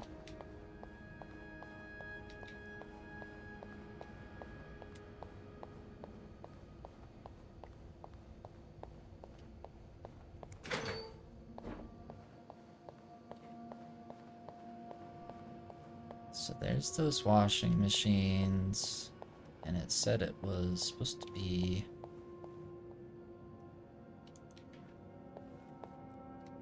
I thought it said it was here. Aha! Stash uncovered. Reb, you won't mind if I just take one, right? Got a candle. Now, what next? Let's look at this stuff. 216.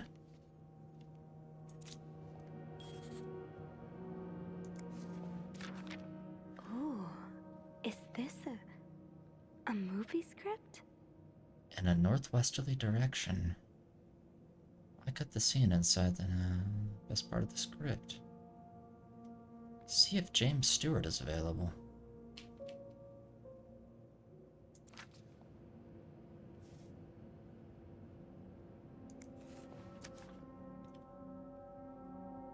Movie script.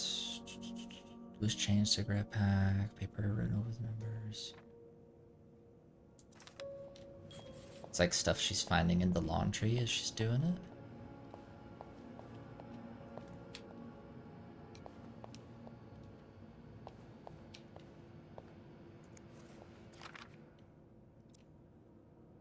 Rebecca, the washing machines are not broken. The problem comes from the pipes.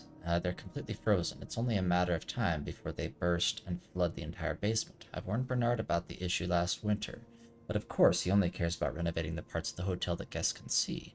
Behind that nice facade, everything is crumbling. I'll see what I can do, but it's not maintenance we need, it's a freaking miracle.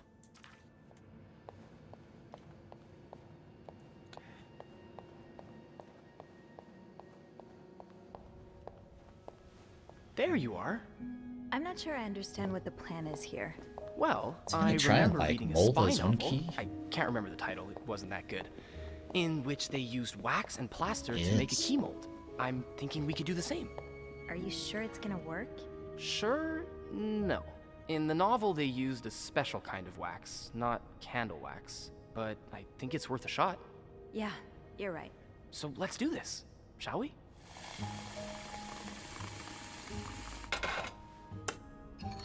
It's gonna be impressive if they pull this off. First step, pour the wax, I suppose? Careful though, the pot's probably hot. Eh. Pour the wax. Okay, there we go. That's it. Nicely done. Okay. Next step, better wait a few seconds before removing it. Okay. Looks good. Pretty sure you can take it out now.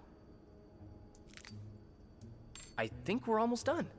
All that's left is to pour the plaster from the cup into the mold.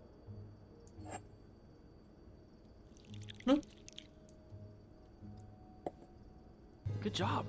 So now we wait until it's dry, I guess. How long do you think it's gonna take? A few minutes, probably. We can poke it every now and then to check. I bet you didn't think you'd be making a plaster key today, huh? No. But I like it. I feel like I'm in one of those novels I spend my days reading.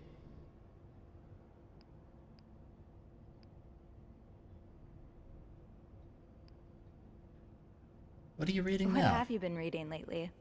That's your book there, isn't it? Yeah, it's a play by Agatha Christie, Witness for the Prosecution. What's it about? It's the story of a lawyer who takes on the case of a man accused of murdering an old widow. There's strong evidence against him, but the lawyer is convinced of his innocence. Sounds interesting. Yeah. Actually, there's a film adaptation of it playing at the theater right now. Oh.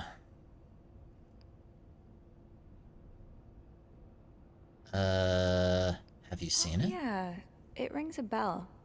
Have you seen it? No, not yet. I always prefer to read the book or the play before seeing the film. Hey, how about we go see it together? Yes, I would like that, Andrew. Yeah, I think I'd like that. Awesome. Lowe's Theater is not too far from here. Why don't we meet after work one of these evenings? That sounds great. Oh, look. I think our key double is dry and ready to go. I can't believe it worked. I could not have done this without you. Well, I'm glad I was able to be of some help. I should get back upstairs, though. I've been gone far too long already. Let me know how it goes with the key. Oh, and you should probably be careful when you turn it. Otherwise, it could break inside the lock. Yeah, I'll be careful. Thank you for everything. You're welcome, Sophie. This is so interesting. Like, I wonder how all of this would have played out if I would have gone with, like, the Beth arc instead.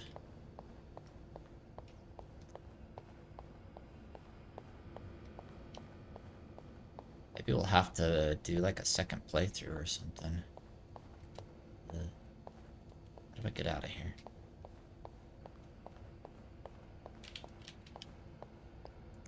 Close that.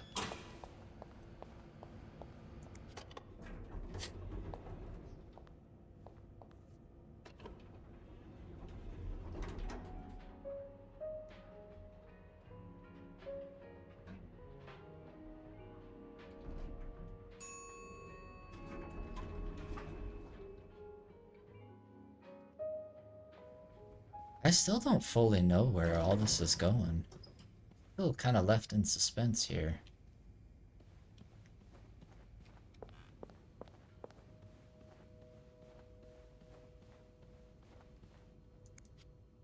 Be careful, Sophie. You don't want this key to break.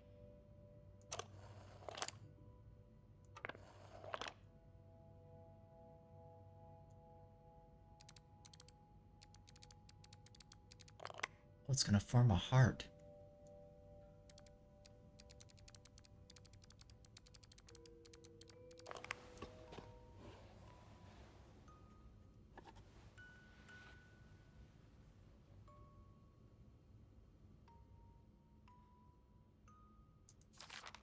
Unlike my favorite bar, this one was black. Her alliterative name will surely take you back.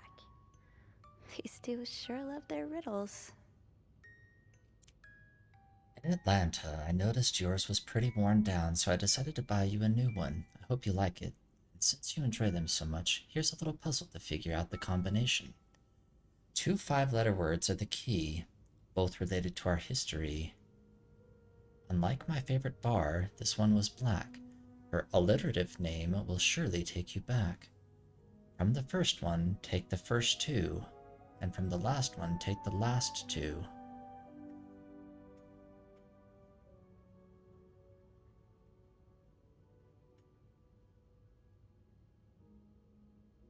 Huh?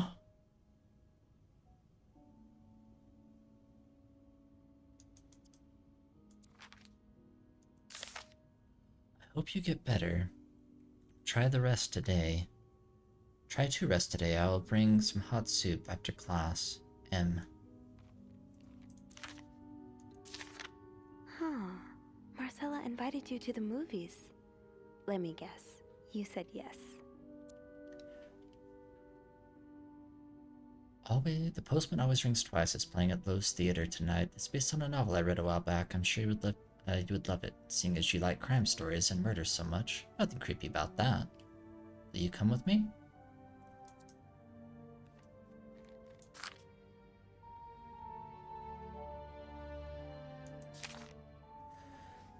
I can barely listen to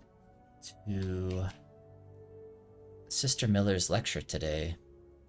All I do is look at your lips and imagine kissing you. I can't wait for tonight. M.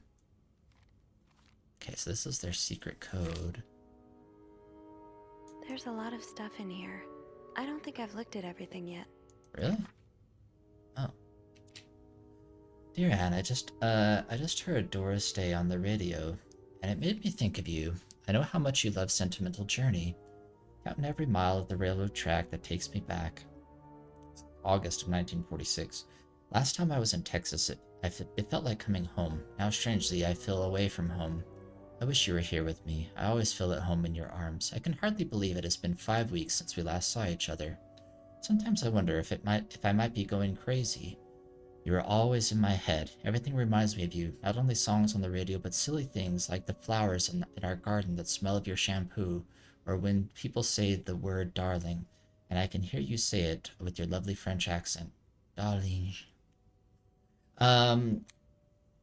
My family seems to have noticed my odd behavior, but of course I cannot tell them about you, even though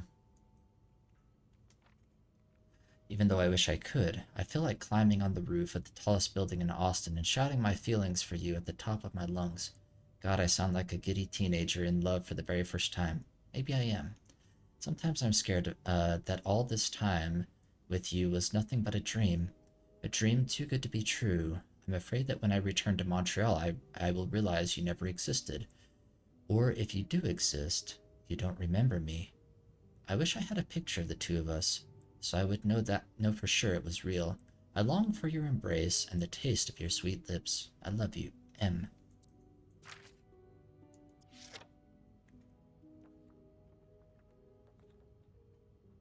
Cute. Okay. December 1947. I'm sorry it took me so long to answer your last letter. Has it been 6 months already since I left Montreal? As you always say, le temps passé, I don't know how you say that, si vite? My parents are glad I am done with my studies. They always thought it was a strange idea for me to go to university. Now they want me to find a husband and have children like any other woman. I think I will. These past few months, I had a lot of time to reflect on our relationship. You know my feelings for you, and I hope you never forget how much I love you. But we cannot hide our heads in the sand any longer.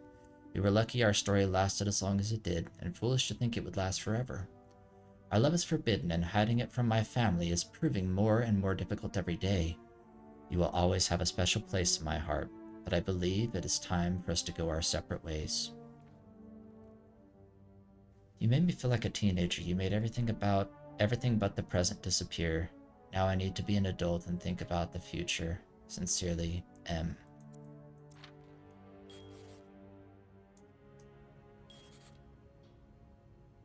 Yeah, let's put the letters back. And close it. Okay. That riddle's a toughie. Maybe I need a fresh pair of eyes on it. Yeah, I don't know the riddle. Can I call Andrew from this room? Andrew? Whoa.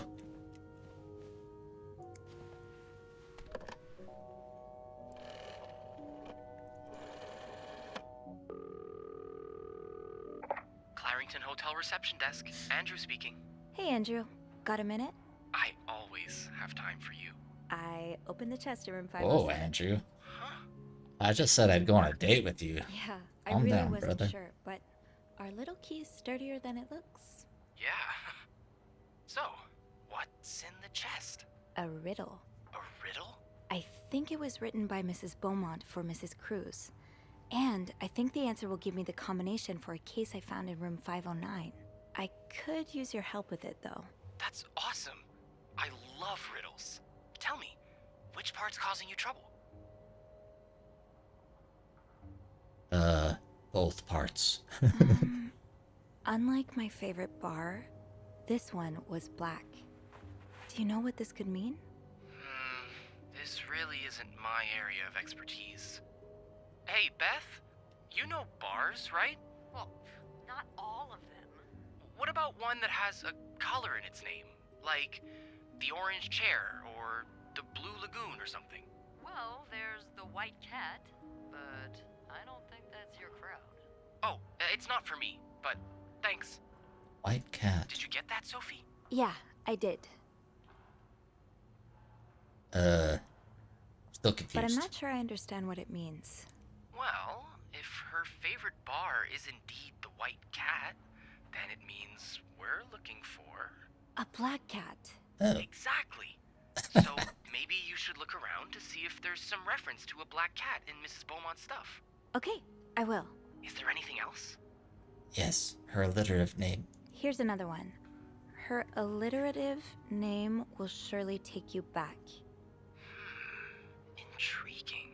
Yeah, I'm not sure what alliterative means. Oh, it's a series of words that start with the same sound or letters. Like perpetual peril. Does that help you? I Yes. think I know what to do. Of course you do. Anything else I can help you with? No, that's all. Thank you. My pleasure. I'm just glad I could finally put my riddle-solving skills to good use. Call me when you've opened that case. You know I will. Okay.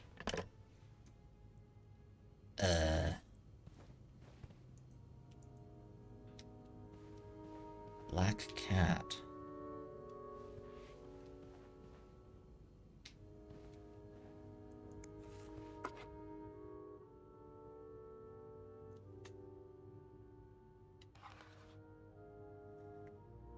Mount Royal College, Montreal, 1947.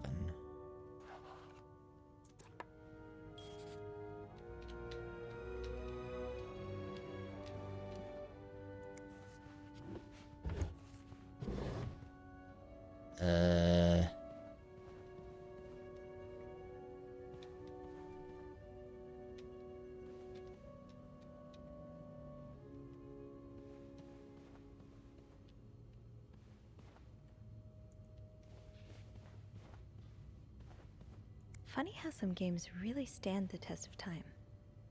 I used to play this with Mom all the time.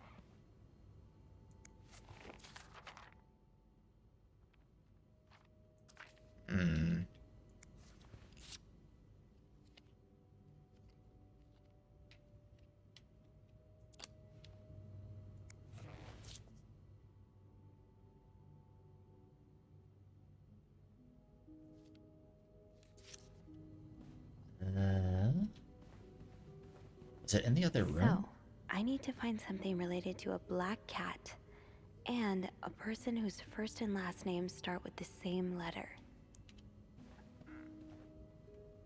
In this room or the other one? There's a dog.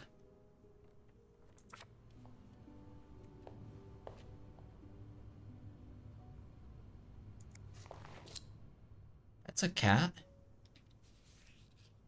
The white cat. I found it.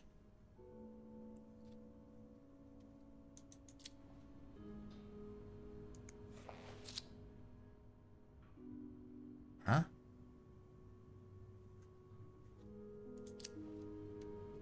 What?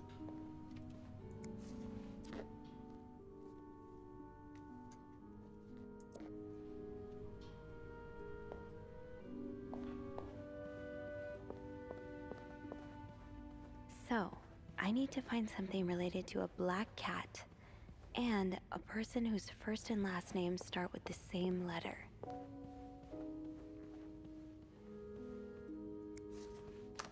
Okay, I'm gonna try and look at these letters again.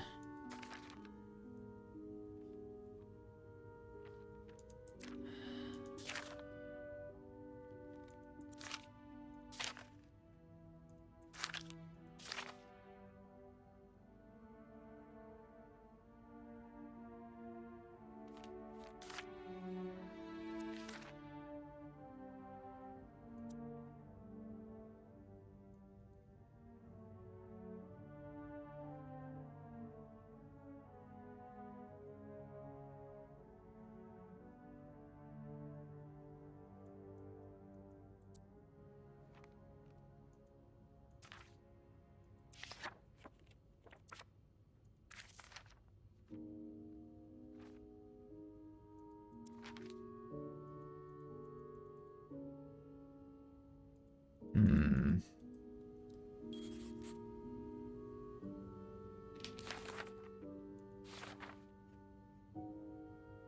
Somebody left a note on the table apologizing for something. One of the crews is clearly wronged the other or thinks they did, but I don't know anything more than that. I'm sorry if you have little words. I can only say so much.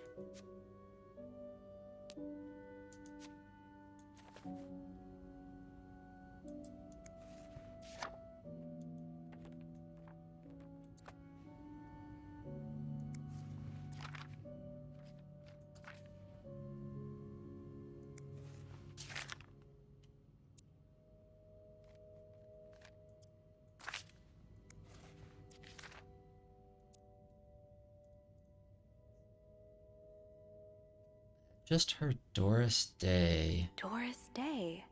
That's an alliteration, isn't it? Doris. I-S. Ugh! I looked at this letter like 15 times. I-S.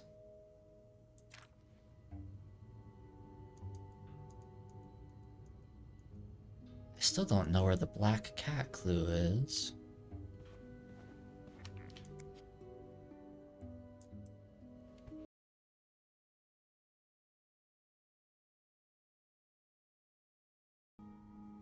Gris? Gris. We got a typewriter? Okay. What am I doing with this?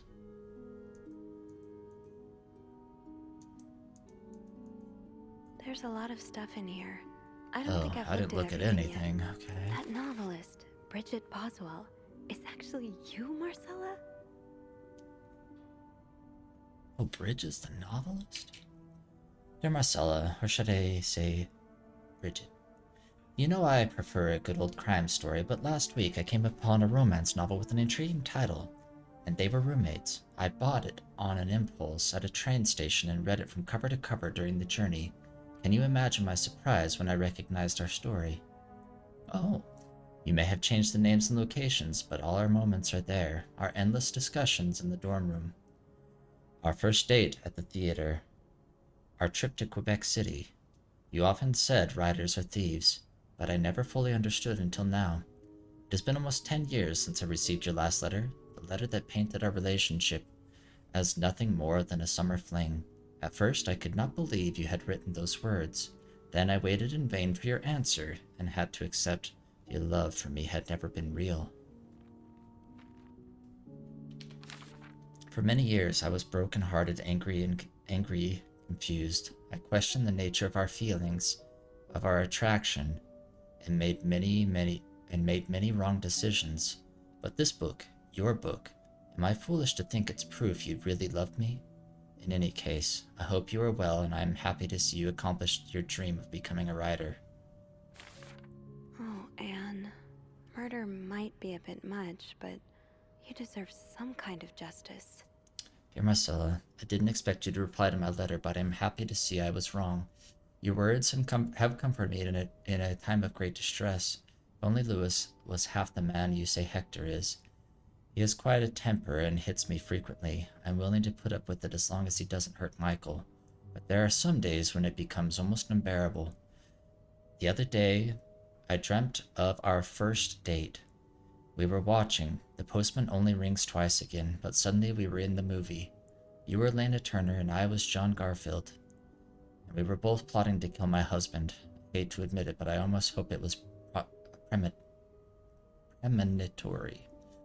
To answer your question, I do still have our box. My brother is currently in Atlanta for work, and I was thinking of going to see him with Michael next month. If you're able to meet me there, we could open the box together and laugh at silly things we thought important all those years ago. I hope to hear from you soon. P.S. Do you remember that secret language we invented so Sister Miller couldn't understand the notes we passed, during her class? I still do. I do like a happy ending. I just hope that's where your story is headed. Dear Marcella, thank you for sending me a signed version of your latest novel. I think it's your greatest work yet, but I do have a few comments to help make the next one even better. First, I believe Rose should be more concerned with what she deserves than what her husband deserves. He may not deserve the pain she will cause by leaving him, but they both deserve to be happy. And they won't be as long as they remain together, as long as she doesn't listen to her own needs. Also, I think it would be great if your next novel ended on more of a positive note. Imagine if Rose left her husband and rode into the sunset with Eve. Imagine if they went to New York or Los Angeles, someplace where people like us are tolerated. Imagine if they got to have their happy ending. It would be the best ever. I hope you'll consider it. P.S. I know you say invisibility protects us, but don't you just wish to be seen sometimes? Wouldn't you like people to know you are Bridget Boswell, to recognize you on the street, to recognize you for your work?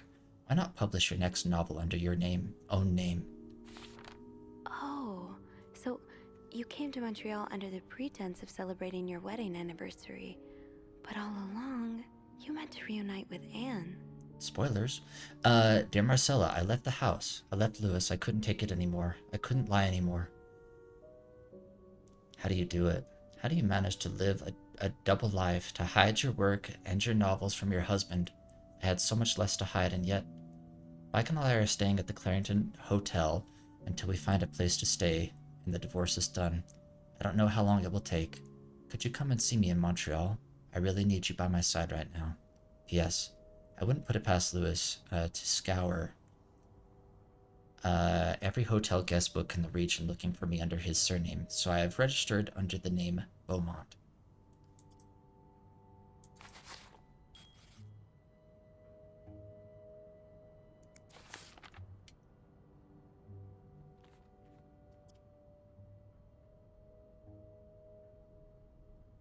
Did I read this yet? Yeah, I did. This is what I just read. Okay.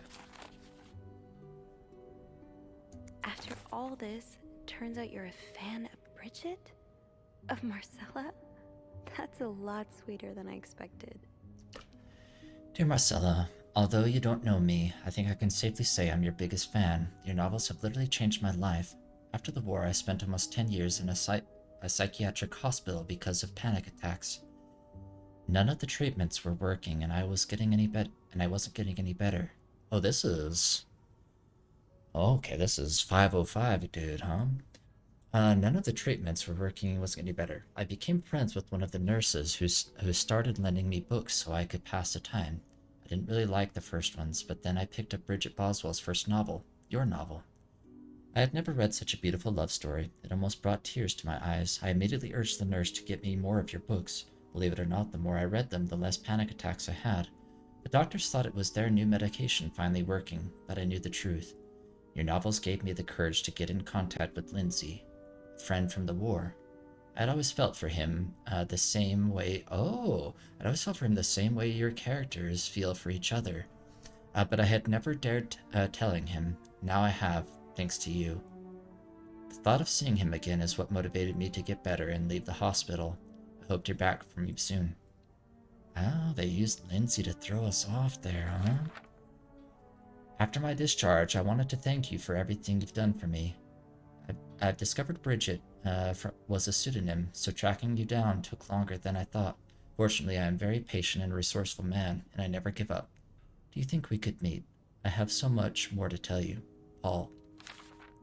I'm glad you were able to open up to Marcella like this. Everyone needs someone to talk to. Thank you for answering my letter. I realize now how unsettling it must have been for you. Please forgive me for tricking your editor into giving me your address. I know I shouldn't have done that. I wanted to thank you as well for your encouraging words concerning Lindsay. I still haven't heard from him, and I'm starting to fear I might have the wrong address. I wish I could take a train to Virginia, but that's not an option right now as I can barely pay the rent. I guess I will have to find a job. As a kid, I dreamt of being an actor, a Hollywood star. I know it's a foolish dream, but what else can I do? What am I good at? I've tried getting some odd jobs already, but employers turn me down as soon as they learn where I've spent the last 10 years of my life. If it continues like this, I'll probably end up on the street like so many of my army buddies. Why am I even telling you all this? After reading your books and getting to know you through them, I tend to forget I'm only a stranger to you. I hope you don't mind. You seem to be a good listener, and I've been feeling rather lonely ever since I left the hospital. Anyway, please tell me more about your life, and do not hesitate to write long letters. I must have read your previous one 1,000 times already. Paul. An advance on my salary. So Marcella hired you. But what for? I've just received a letter from Lindsay's mother. She tells me he's dead. Words cannot even begin to describe how empty I feel. He died 2 years ago, before I even sent my first letter. He will never know my feelings for him, and I will never know if he could have loved me back. I guess I should have known this would end in pain, just like your novels. I wish I had Lindsay's ability to find beauty everywhere. Even during the war, amidst the death and chaos, he would marvel at the forests of Germany, at the sun, the birds. He loved the birds so much. He could identify them just, oh, that's the bird book, from theirs to their song. I have to admit, your proposition took me by surprise. I was hesitant to leave home at first. I was afraid to miss Lindsay's answer, but now there's nothing keeping me here. I'm desperate for anything that will help me forget the pain, but I don't have enough money to make it to Texas. Do you think you could give me an advance on my salary? In spite of everything, I'm really excited to know I'll finally meet you. Paul.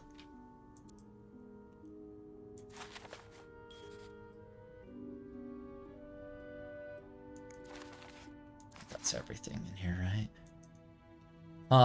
So this was all a story about star-crossed lovers, with the lovers in question being Mrs. Beaumont and Mrs. Cruz. Seems like it, yeah. But I'm not sure whether they chose to meet here just to reconnect for a few days, or if there's something more to it. Actually, I think I can help with that. Really? How? Well, some mail just arrived here for Mrs. Beaumont. I wonder what's inside. I wonder what's in it. Me too. Should we open it? Well, that's illegal, isn't it? But sometimes the mail arrives a little damaged, you know? Oops. So? It's a tourism pamphlet for California, and Oh yeah, they did talk about Los Angeles. 3. What do you think this means? I'd say Anne and Marcella are probably planning to run away from their husbands. Oh, with Those train Michael. tickets must be for them and Michael. So you're on a first-name basis now, huh? Well, after reading so much of their correspondence, I kind of feel like I know them, you know? Yeah, like characters in a book. I have to say, though, I'm still a bit confused as to how Paul fits into all of this.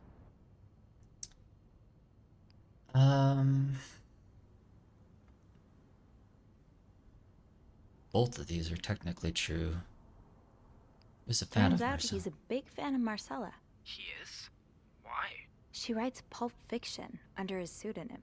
I think her books gave Paul a chance to get out of his own head while he was staying in a psychiatric hospital. I get it. Books have always been a way to escape for me, too. But why did he have pictures of you? We'll probably never know. I think the trail ends here. I guess investigations in real life always have some loose ends. Why does he have I a gun? was kinda hoping we'd have this big third act reveal, to be honest. At least it made our day pretty interesting. That's for sure. It helped me understand you better, too. Oh? Why you snoop, I mean. Piecing together people's stories, learning what makes them tick. It makes you realize we may have more in common than it seems. What about your story, Andrew? You're right.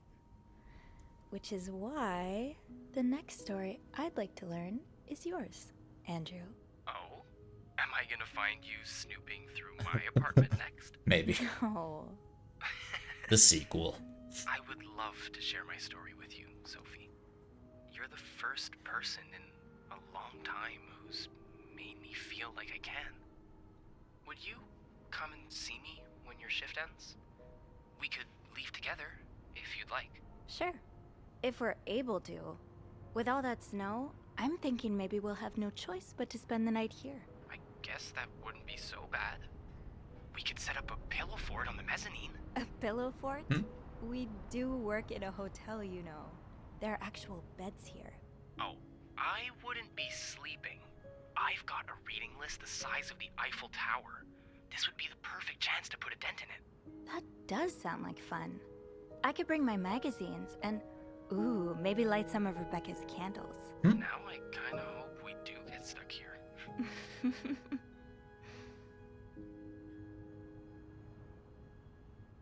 I just have to finish my tasks for the day, and then I can leave. Do I have more tasks? That ringing. Sounds like the elevator doors are jammed.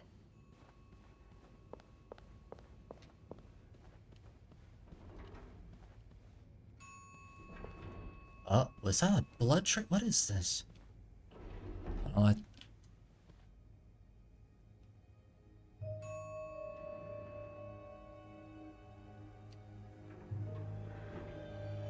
oh no, did Paul do something? Who do? Oh no, no, no, no.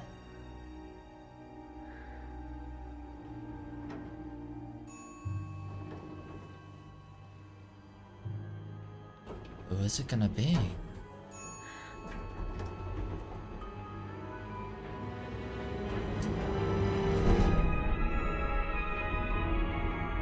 Hector? Is this Hector?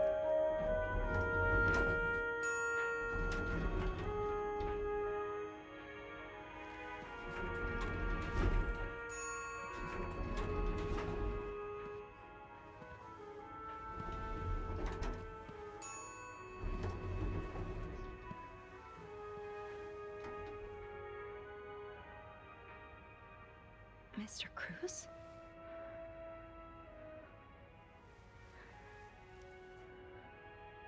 I don't think he's alive, Sophie. Mr. Cruz. Oh God. Oh God. What happened? I don't feel like we should snoop on the dead body. Snooping through people's rooms is one thing, but... Mr. Cruz's life insurance policy. Why did he have this on him? 10,000.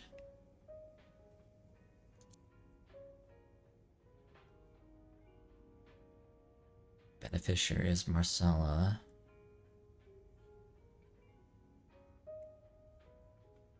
$10,000, $11.53 a month.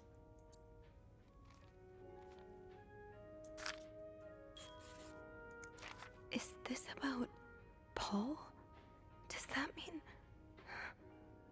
Dear Mr. Cruz, thank you for reporting that guest's unacceptable behavior. We will look into it as soon as possible. However, I regret to inform you that we cannot divulge a guest's personal information, regardless of that guest's behavior. As I am sure you will understand, we are very concerned with our guest's privacy, and our staff prides itself on its discretion.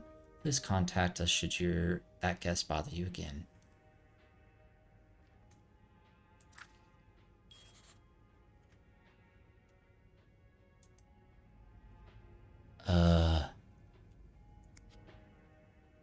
Is there anything else to inspect?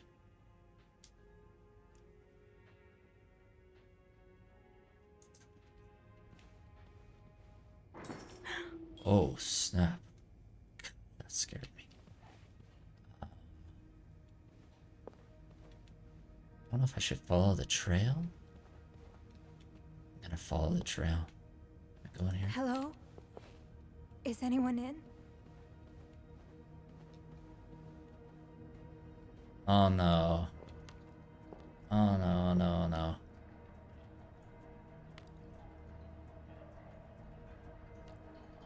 Oh no, not an ice machine.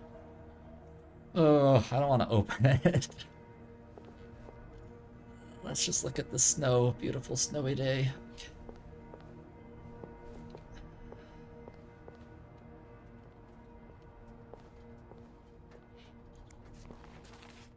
Oh, so Paul's work with Marcella was to follow her around like a private investigator, to help her with research for her novel.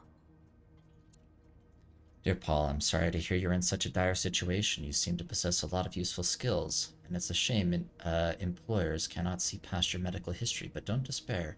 I've been writing novels for almost 8 years now. My publisher takes most of the sales revenue, but I was still able to collect a substantial sum of money over the years. Now I would like to use that money to hire you. I'm getting tired of romance novels and thinking of branching it out into crime fiction.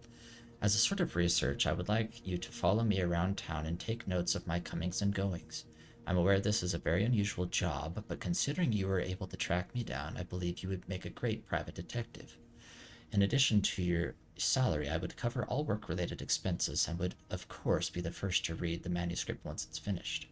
And you would be. Paul really got into his role. I hope spying on me isn't proving too exhausting. You've really inspired me so far, and I already have tons of ideas. The trench coat you bought the trench coats you bought were a nice touch. You look straight out of a film noir. I also noticed you started smoking. It's probably another way to get into a character, but maybe that's pushing it a little too far. You know best, of course, but don't pick up drinking next. At this rate, I should be able to start writing in 2 or 3 weeks. He followed Marcella to Montreal even though she was done with her research. Paul, why did you follow me to Montreal? As I already told you, I do not require your services anymore. I'm starting to worry you are taking your role a bit too seriously. Yeah, I thought that might be happening. Poor Paul. Lindsay's death really hit him hard. He hasn't been in the best headspace. Montreal's much bigger than I had expected. Big cities always make me feel lonely. And that feeling was only exacerbated this morning by the fact that everyone around me was speaking a language I could not understand. I bought an English and French dictionary at the train station, which we saw, but I don't think I'll need it after all. English speakers seem more common in the downtown area, thank God. The hotel is nice. When I arrived, the whole staff was busy getting ready for some big event. It wasn't until I saw Marcella enter the lobby with a flower bouquet that I realized today's Valentine's Day. Hector and her were gone in a flash, and I was left feeling more alone than ever, wishing Lindsay was here with me. Helping Marcella out these past weeks has been a great distraction, but it still hurts so much every time I think about him. I'd hoped the pain would have gone by now. I'll probably need a double dose of Miltone to sleep tonight. So Paul just needed to pass the time while Marcella was away. That's why he was observing us. Okay, today I wanted to follow Marcella and Hector out of the hotel, but the sidewalks were so packed with people that I started having a panic attack. I tried taking a cab, and that's when I realized I was all out of money. It's been a while since Marcella's last payment, and the hotel room was more expensive than I had anticipated. I couldn't resort to selling the camera, so I decided to pawn my victory medal and said, "Oh my gosh, we saw that." It was hard letting it go after so many years, and yet it also felt strangely liberating. Maybe it's a sign I shouldn't be holding on to the past so much. To fight boredom until Marcella and Hector's return, I started looking at the hotel staff. I heard Andrew and Beth at the reception desk discussing books and movies. They both seemed like nice people. I wish I had found the courage to join their conversation. When you look at people all day and they never look back, you start feeling invisible. I noticed that Sophie, the maid in charge of cleaning the 5th floor, seems to share my interest for other people's lives. Maybe I should try talking to her. Paul was hiding out right here. Did he ever find the person who was sneaking out at night? Who's sneaking out of the room every night? The question has been driving me crazy since my first night at the hotel, so tonight I decided to investigate. I found a hiding spot near the ice machine, with a nice view of the whole corridor. My camera's at the ready. But there's been no movement for at least 3 hours and I'm fighting not to fall asleep. No need for Miltone tonight. I thought being a detective would be more exciting. Maybe Marcella's right. Maybe it's time I let go of Mr. Spade. 9:45? So, Anne and Marcella met here this morning while I was busy cleaning room 504. I woke around 9:30 and realized I had fallen asleep sometime in the early morning. I was about to go back to my room when the guest from room 507 came to sit on one of the chairs close by. She's been there ever since, and I don't dare leave my hiding spot in front of her. Marcella joined the guest from 507 around 9:45. Apparently she told Hector she didn't love him anymore, and he's now convinced she's been cheating on him. That explains why he assaulted me out of the blue yesterday evening and accused me of having an affair with his wife. The guest from 507, I've learned her name is Anne, has just said she might have an idea on how to solve their problem. I'm thinking of revealing myself, but I don't want to anger Marcella. The longer I wait, the more awkward it will be when I do come out. Maybe I should. That's it.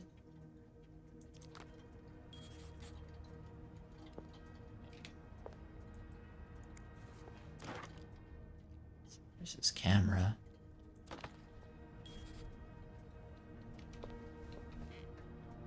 Crap. So did Anne and Marcella kill him? Open? Can't open it. Stuck on the table.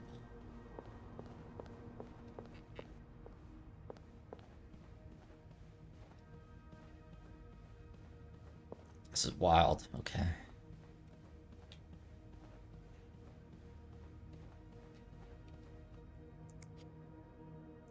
It's gotten very dark.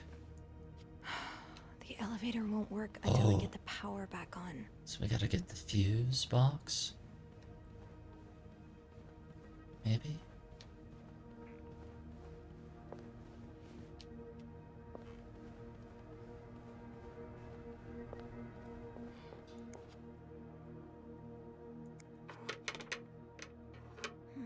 It's too big. I guess I'll need something pointier.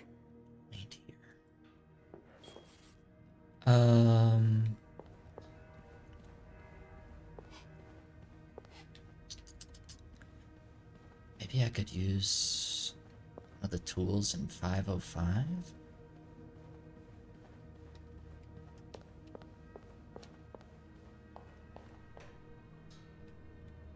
Like this thing? I can't actually grab it.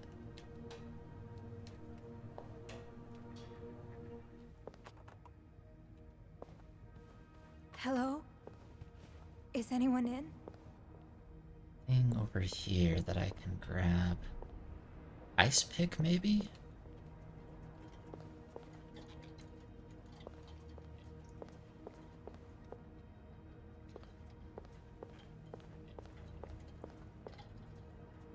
Seems like I can open this. Oh, it's right there on the ground. This looks like something I can use to open the fuse box. Oh my god. Oh my gosh, I didn't see it. I didn't see it.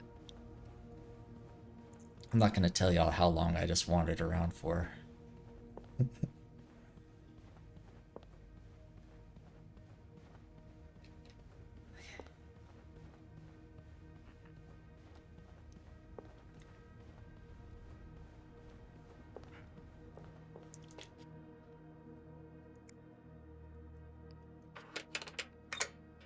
That worked, thank God. Now, to get the power back. Remove blown fuses. How does Eugene do this again? Fuses. I probably need new fuses. How does Eugene do this again? Fuses. I probably need new fuses. Eh?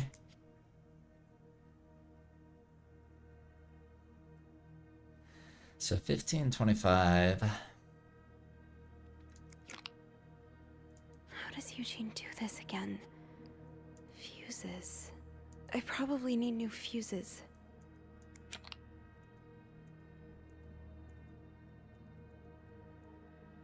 How does Eugene do this again? Fuses. I probably need new fuses. How does Eugene do this again? Fuses. I probably need new fuses.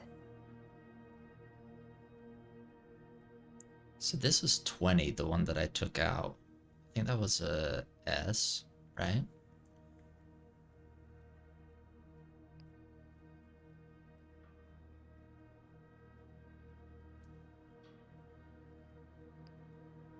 How does Eugene Okay, do are there this new again? fuses around here? Fuses. I probably need new fuses. I Mhm. probably... Eugene, what I would give to have you with me right now. Your note will have to make do. There's a power outage. I'm busy preventing another part of this hotel from collapsing. Here's what to do. Check fuse box plan for required amperage of each socket. Remove all blown fuses from sockets. Tip. Blown fuses are usually blackened. Screw in new fuses in sockets. Okay. How did this end up here? Safe combinations? Oh, maybe one of the safes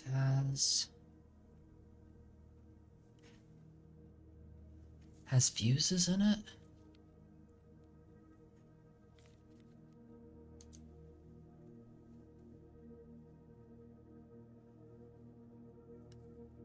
I can't really see them though. 502 is 2953 something.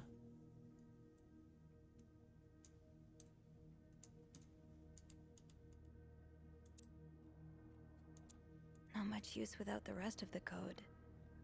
Unless... those numbers I found in the laundry room, could they be part of the same combination? Laundry room numbers?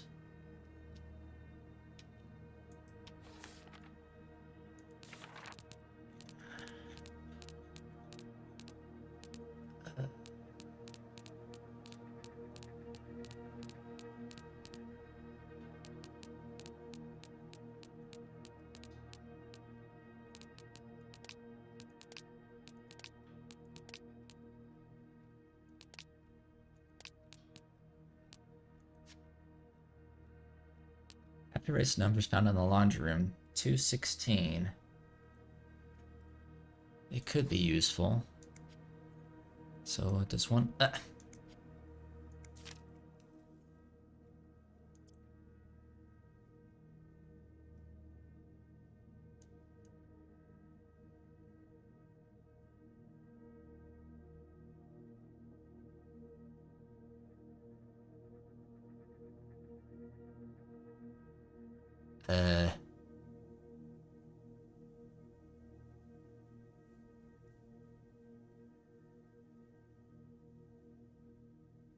What?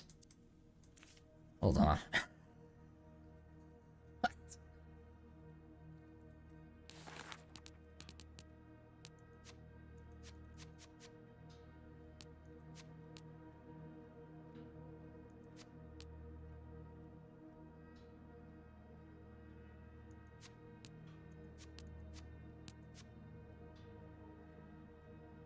216.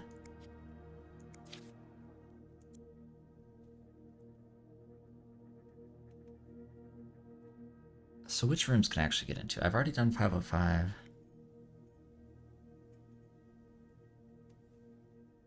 .509's the only one I can see the first. So maybe 23, 42, 16 for 509?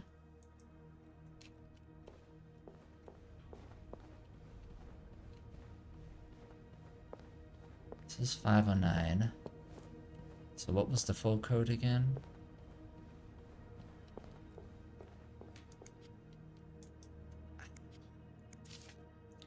$23, 42, 42, 16.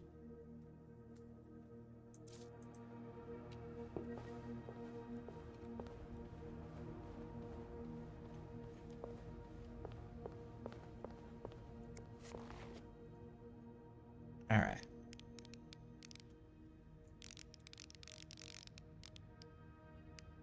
$23,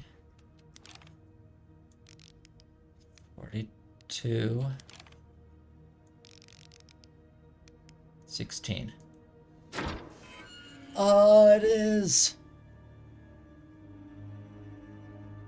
What? There's a gun in here?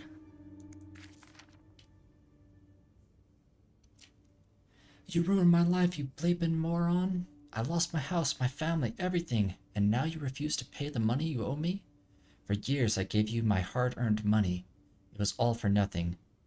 I hope you and the All-American burn in hell. SW. Woman and 3 children killed in house fire. The Williams house, located on 32nd Street, is a total loss. 4 members of the family died in a residential fire last night. This is from the letter. The chain letter. According to police and firefighters, flames were seen coming from the 2-story house by a neighbor at around 3 a.m. It took firefighters about 1 hour to extinguish the blaze. The bodies of a woman said and 3 children were found in the house. Police identified the victims as Meredith Williams, 32, and her children Thomas, David, Sarah. Samuel Williams, the husband, managed to escape the house unharmed.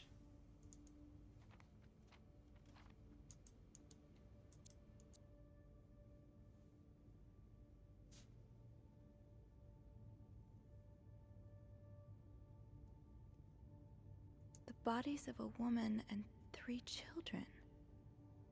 3 children. Huh. Yeah.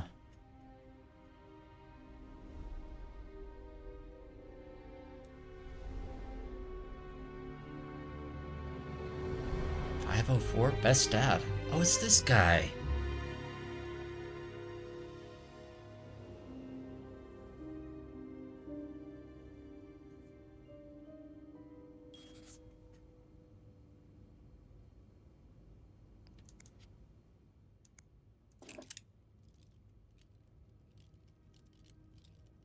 Is everybody keeping guns in their safes? Fuses. I probably... Yes, this is what I need. Oh my gosh, there was a fuse literally.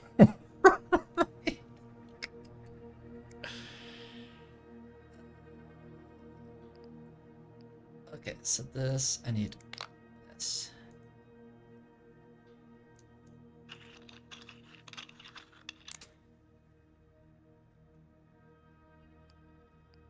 How does Eugene do this again?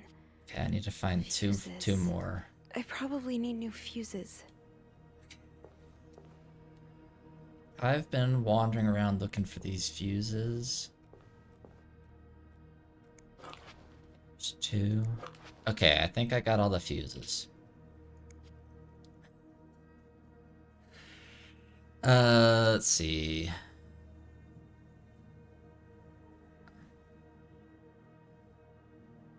This is A.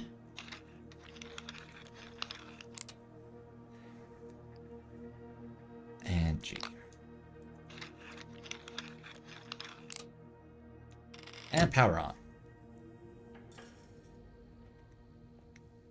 could not, like, my eyes. Oh crap. Who was that? My eyes could not see those fuses.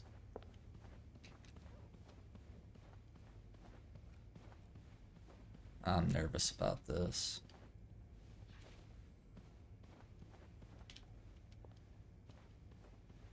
Is there anything I've forgotten?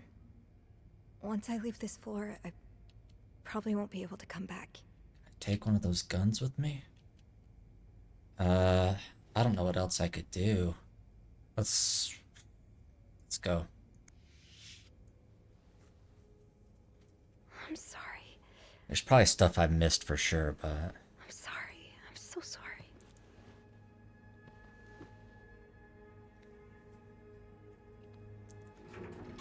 are we gonna get framed for that somehow? We still don't know what's on floor 6. Who's on floor 6? I still don't know.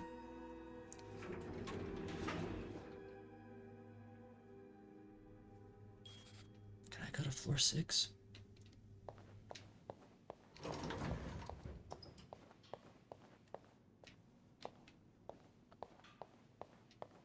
Very quiet. Beth?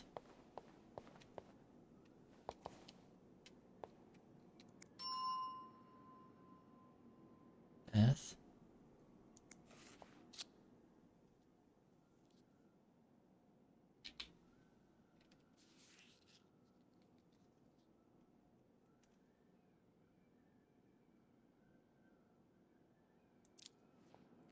Andrew?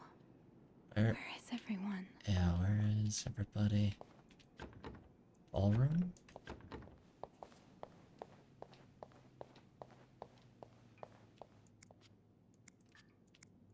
In here?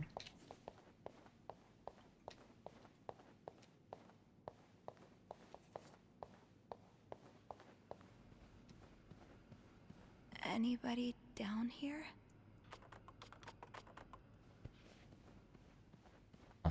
That was making me nervous.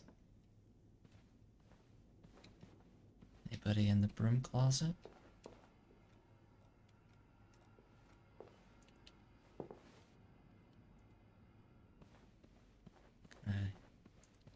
Hey. This is creepy. Okay.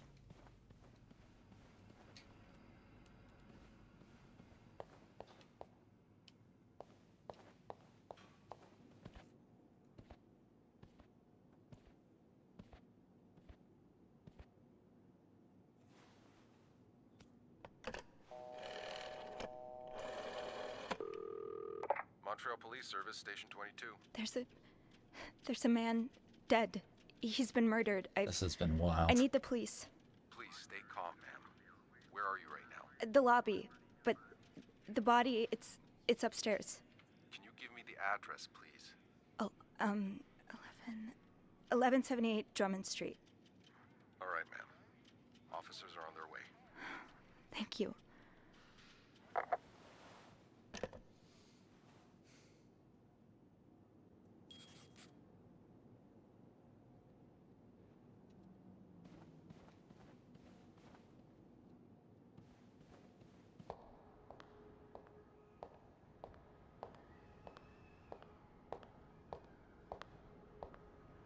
This game is amazing.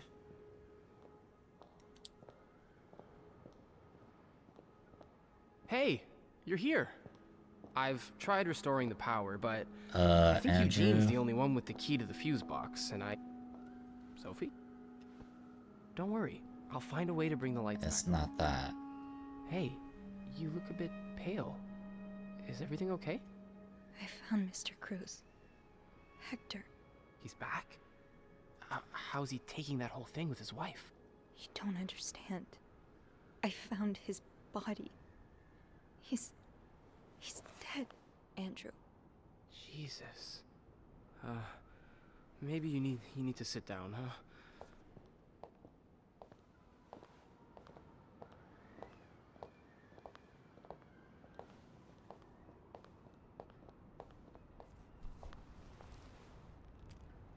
Did you call the police?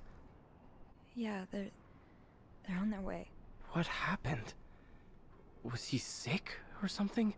No, he's shot. No, I don't think so. Someone did this to him. Or... Jesus. Or it was the ice pick. Paul?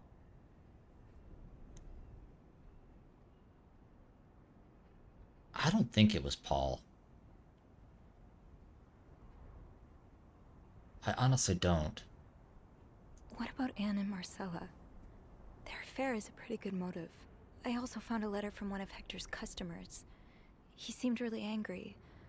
I guess it could be him as well. SW, yeah. The police will want to ask you a lot of questions. You may want to be careful about what you tell them.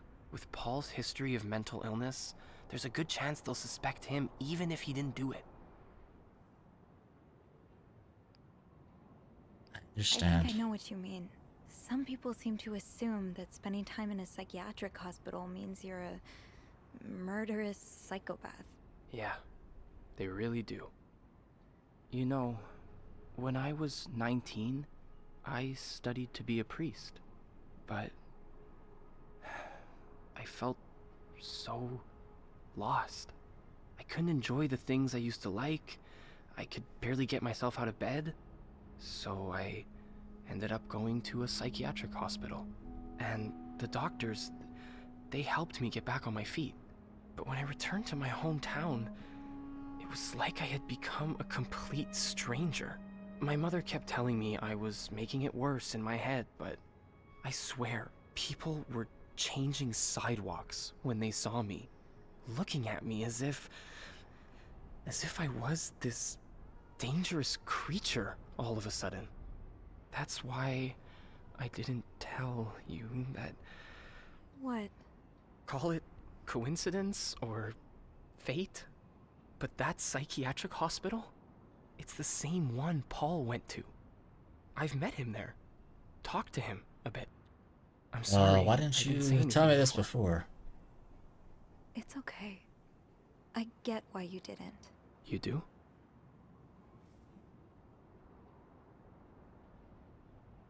Do I know that my mom has a mental illness?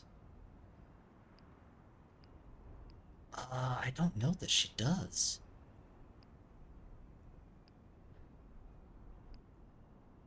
I don't want to talk about it.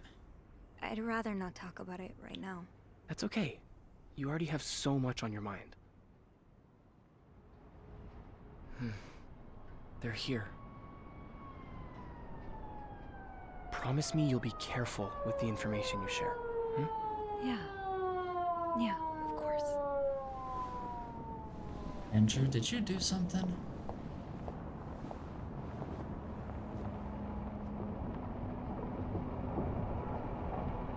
I'm questioning everything and everyone now.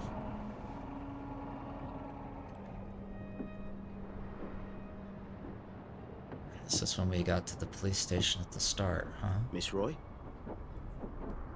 Miss Roy? Miss Roy! Oh, sorry. I was distracted. I really need you to focus right now. I don't want to be here all night, and I'm sure you don't either. No. No, I don't. So, as I was saying, we're trying to ascertain the circumstances of Mr. Cruz's death. Can you tell me how you came to find the body? I was cleaning room 509 when I heard the elevator bell ring. Again and again and again. I thought maybe a child was playing with the doors, so I went out in the corridor, and that's when I saw him. All the blood and... Why was the elevator bell ringing? I'm sorry? You said you heard the elevator bell ring. Why was it ringing? I assume it wasn't a child after all.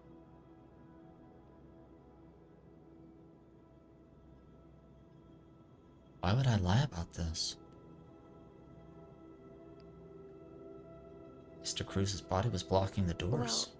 Well, Mr. Cruz's body was preventing the doors from closing. Really? When we found the body, I wasn't moved him. that close to the doors.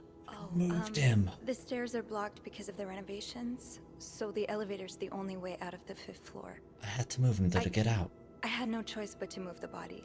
You ain't gonna Just a pin little. this on me. Ah, so that explains the traces we found. Thank you for clearing that up.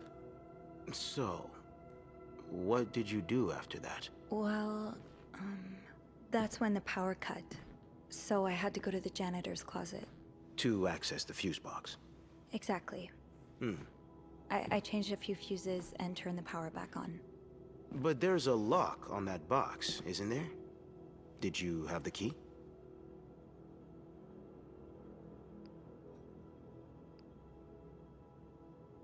I used an ice No, pick. I didn't. Only Eugene does. He But I got thought killed with an ice pick pick, might do the didn't he? trick, It wasn't a so gun, I went to right? the ice machine Is to that where get this one. is going? You're a size 7, I suppose. Yes, I am. Why? What did you see when you went to the ice machine? There was blood. A lot of it. Did you touch anything? Yes. I might have touched a few things. Just to figure out what had happened to Mr. Cruz. Of course you did. Oh, Why no. so many witnesses can't help but compromise the evidence is just beyond me. Anyway, what did you do after restoring the power? I took the elevator down to the lobby. That's where I called Was there the someone police. standing outside the Do door you there remember just what then? you said to the operator? The exact words.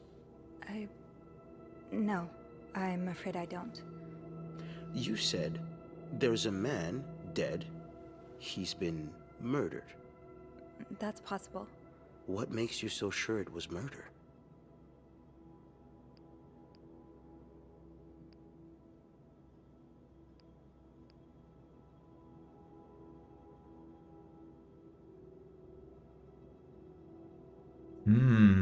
This is tricky. Okay.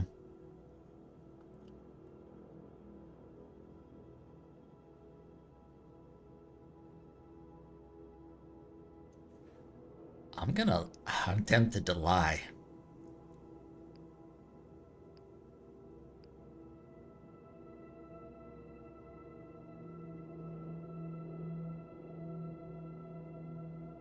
Or do I tell about my investigative work?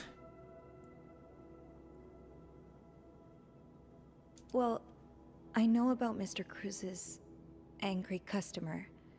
The one who sent him death threats. Oh, yes, we found those. But the customer in question lives back in Texas, so there's no way he could have killed Mr. Cruz. Actually, I think he may be staying at the hotel. Have you encountered him? No. In room 504, there's a guest who seems to be traveling alone.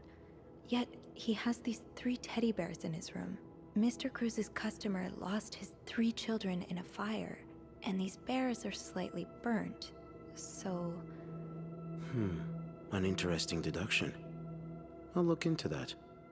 But how do you even know about the death threats? Mr. Cruz told me. Do I have to say? I've been snooping around. I have. I've been snooping around the guests' rooms. I didn't think you'd admit it. You knew already? Safes and suitcases left wide open. Guests' personal notes left lying around. Makeshift keys left inside of locks. Crap. You haven't exactly been subtle about it, have you? Oh. Now, unless you want me to arrest you for violating your guest's privacy, I suggest you tell me everything you know. Maybe I should have taken those things and put everything back in We've its learned place. from one of your colleagues that the victim had a fight with a guest named Mr. Spade. What can you tell me about him?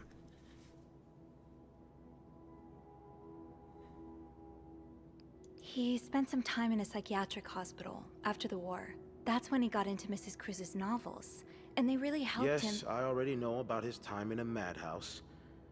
We called the place and they painted quite the picture of him.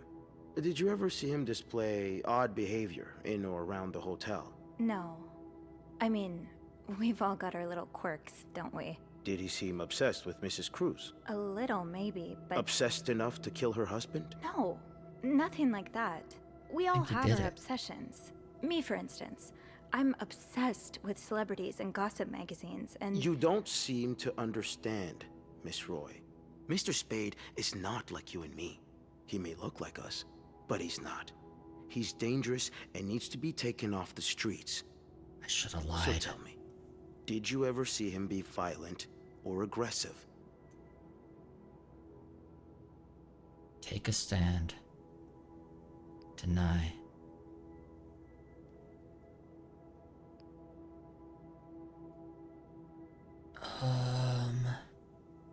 Take a You're stand. wrong. I beg your pardon? He is like us. We all struggle sometimes, some of us more than others, but there's nothing wrong with that. You may not have noticed, Miss Roy, but neither of us are in an insane asylum right now. He was brave enough to seek help.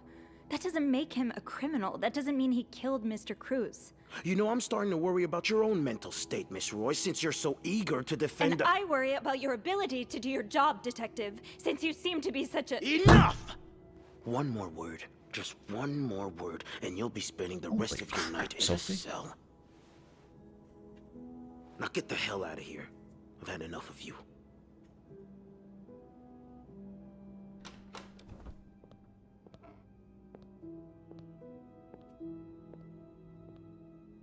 Whoa.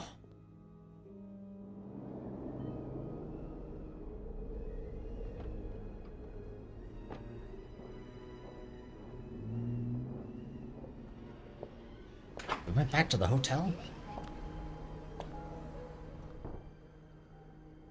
Bernard was strangely chipper on the phone. That can't be a good sign. I guess I'll know soon enough.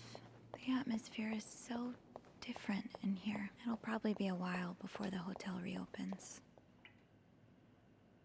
Ain't cleaning that up. Oh, I guess I might have to clean it up. Without Eugene, the lobby will be a swimming pool by the end of the month. Will the rest of the building even be standing? I can't walk past it. I'll need a mop to clean the puddle. Oh, okay. With all the leaks, I'm sure there's one nearby.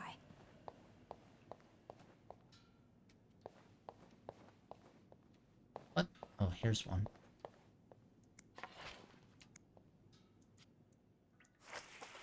Mop, mop, mop, mop, mop, mop, mop, mop, mop, mop.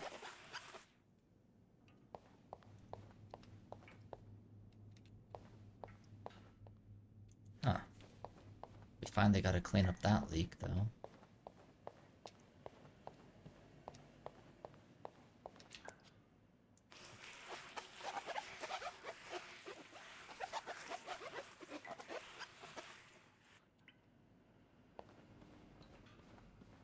I'll go empty my locker.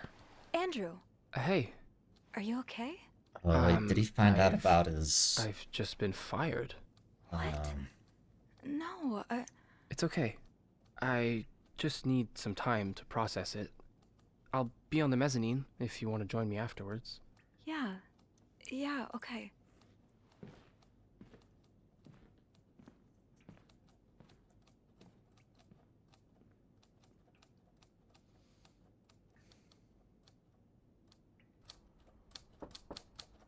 Ah, Miss Roy.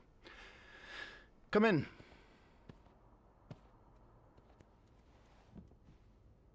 I suppose you know why you're here? Actually, not really. I'm not sure, actually. Your phone call was a bit vague. Yes, well, I prefer to have this conversation in person. We've been getting a lot of press lately, and not the good kind. I wouldn't expect you to understand the position I'm in, but I assure you, it's quite uncomfortable. To have one's life's work blown away like that. All thanks to some sexual deviance and a nut job. It's obvious to me now that I haven't been firm enough. For guests of such morals to be comfortable booking a few nights here and committing such a horrid act? Things need to change. This means elevating our standards to the highest possible level, and it starts with the people working here. It starts with you. With me? Yes. From what I've heard, you've been quite the exemplary maid lately. Clean rooms, satisfied guests. I take my job very seriously. Snooping around? As you should. I had planned to give this month's Employee of the Month title to Wendy, but since she's no longer with us, I'm thinking of giving it to you instead. Really? You should know it comes with the responsibility of being a glowing example for other staff members to follow. Is this something you believe you can do?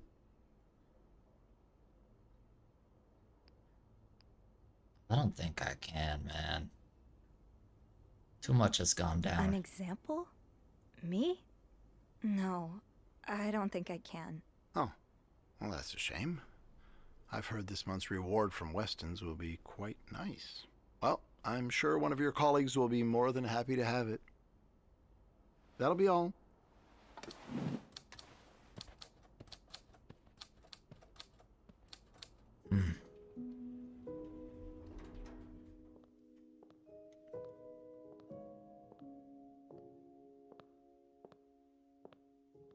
Hey.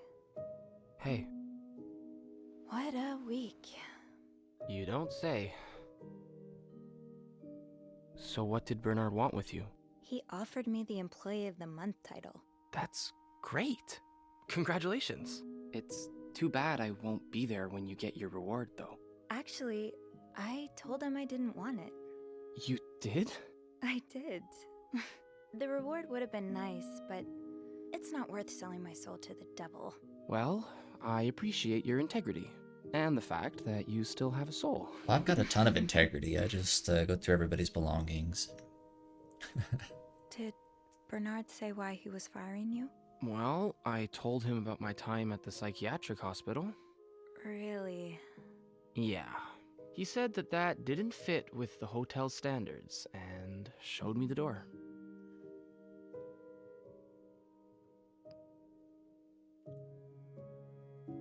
I know you'll bounce back. Well, I'm not one bit worried about you. I know you'll be just fine. Yeah.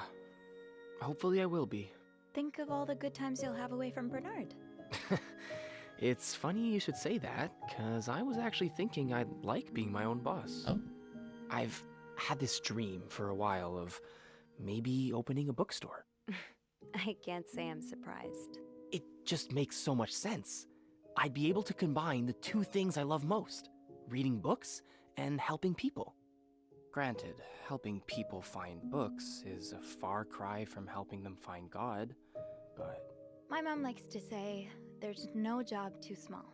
Plus, just by the way you're talking about it, it's obvious it'd make you happy. And that's what really matters, I think. Yeah, you're right. Thank you. I'm really glad I have you in my life. Me too. Can I kiss you?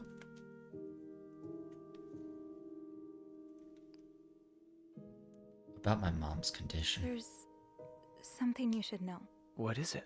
You know how I tell everyone that my mom's sick, bedridden? Well, it's true, but I always leave out the part about her illness not being physical.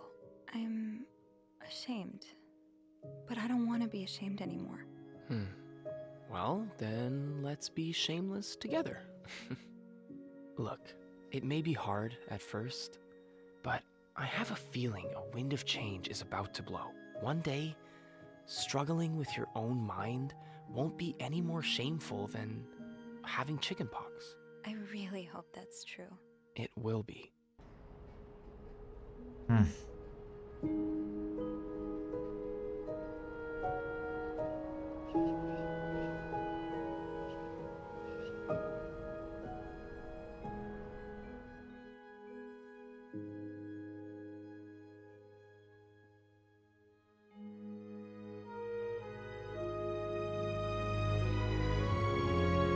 Three conspirators charged in Clarendon Hotel murder case.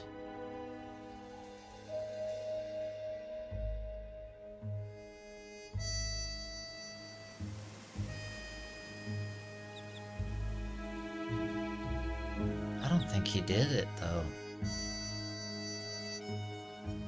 But remember Lindsay Franklin forever in our hearts. He was so young. Jeez.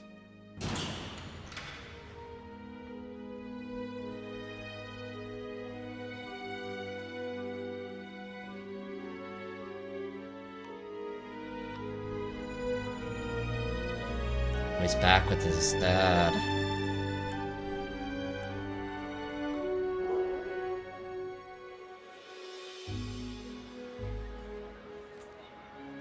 Clarington Grand reopening, VIP only.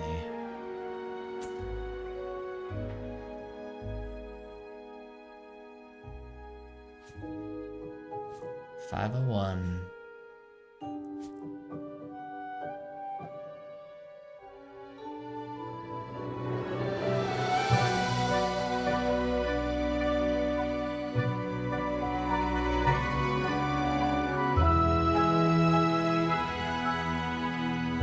Oh, Andrew.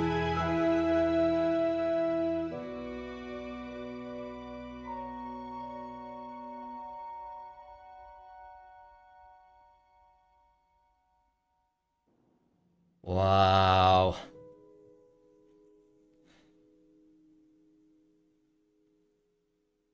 Wow, wow, wow. Honestly, this was one of the coolest things I think I've ever played.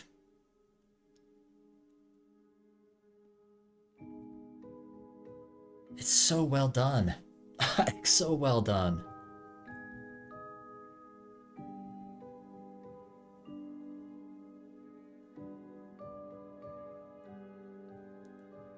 Like, reading and learning about all the lore, like, it really, like, immerses you into it. Like, you're actually Sophie in that moment.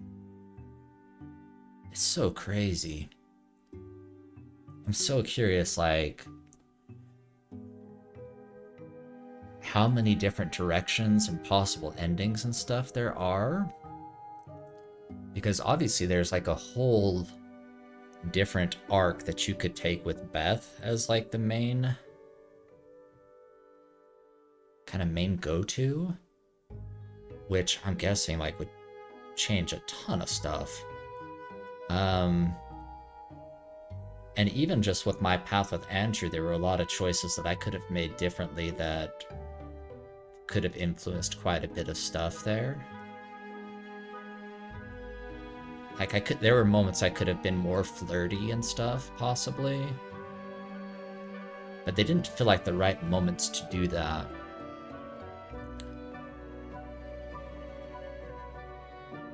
Honestly, really, really well done to everybody involved in making this. I'm gonna let the credits rock here.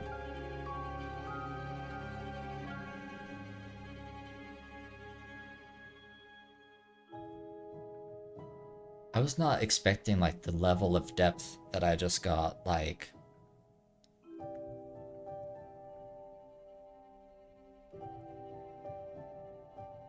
I assumed, yeah, I'm gonna find a few clues and piece together some stuff, but I was not expecting like all of the lore and stuff built around it, and the character, like the dialogue choices and the impacts that the decisions would have on things. So cool. And the fact that like they knew that I left like some stuff open and left the key in the box and some stuff like that is wild to me. It's funny because if you look at in the playthrough, you notice like I was there a few times like trying to close stuff and do stuff, and then I eventually like just stopped doing it because I was like, I don't know if this is really going to affect anything. But I think it did.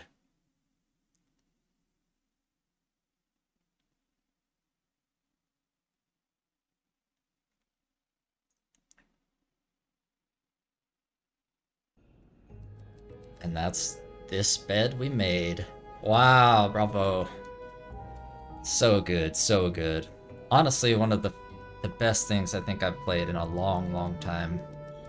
Let me know if you'd be interested in seeing me do like a separate video, or maybe I check out the alternate endings and stuff. Because I'd have interest in doing that if you're interested in seeing it. Hopefully you enjoyed this playthrough. If you stuck through the whole thing, thank you, thank you. Appreciate your support. I'll catch up with y'all next time. Take care, everybody.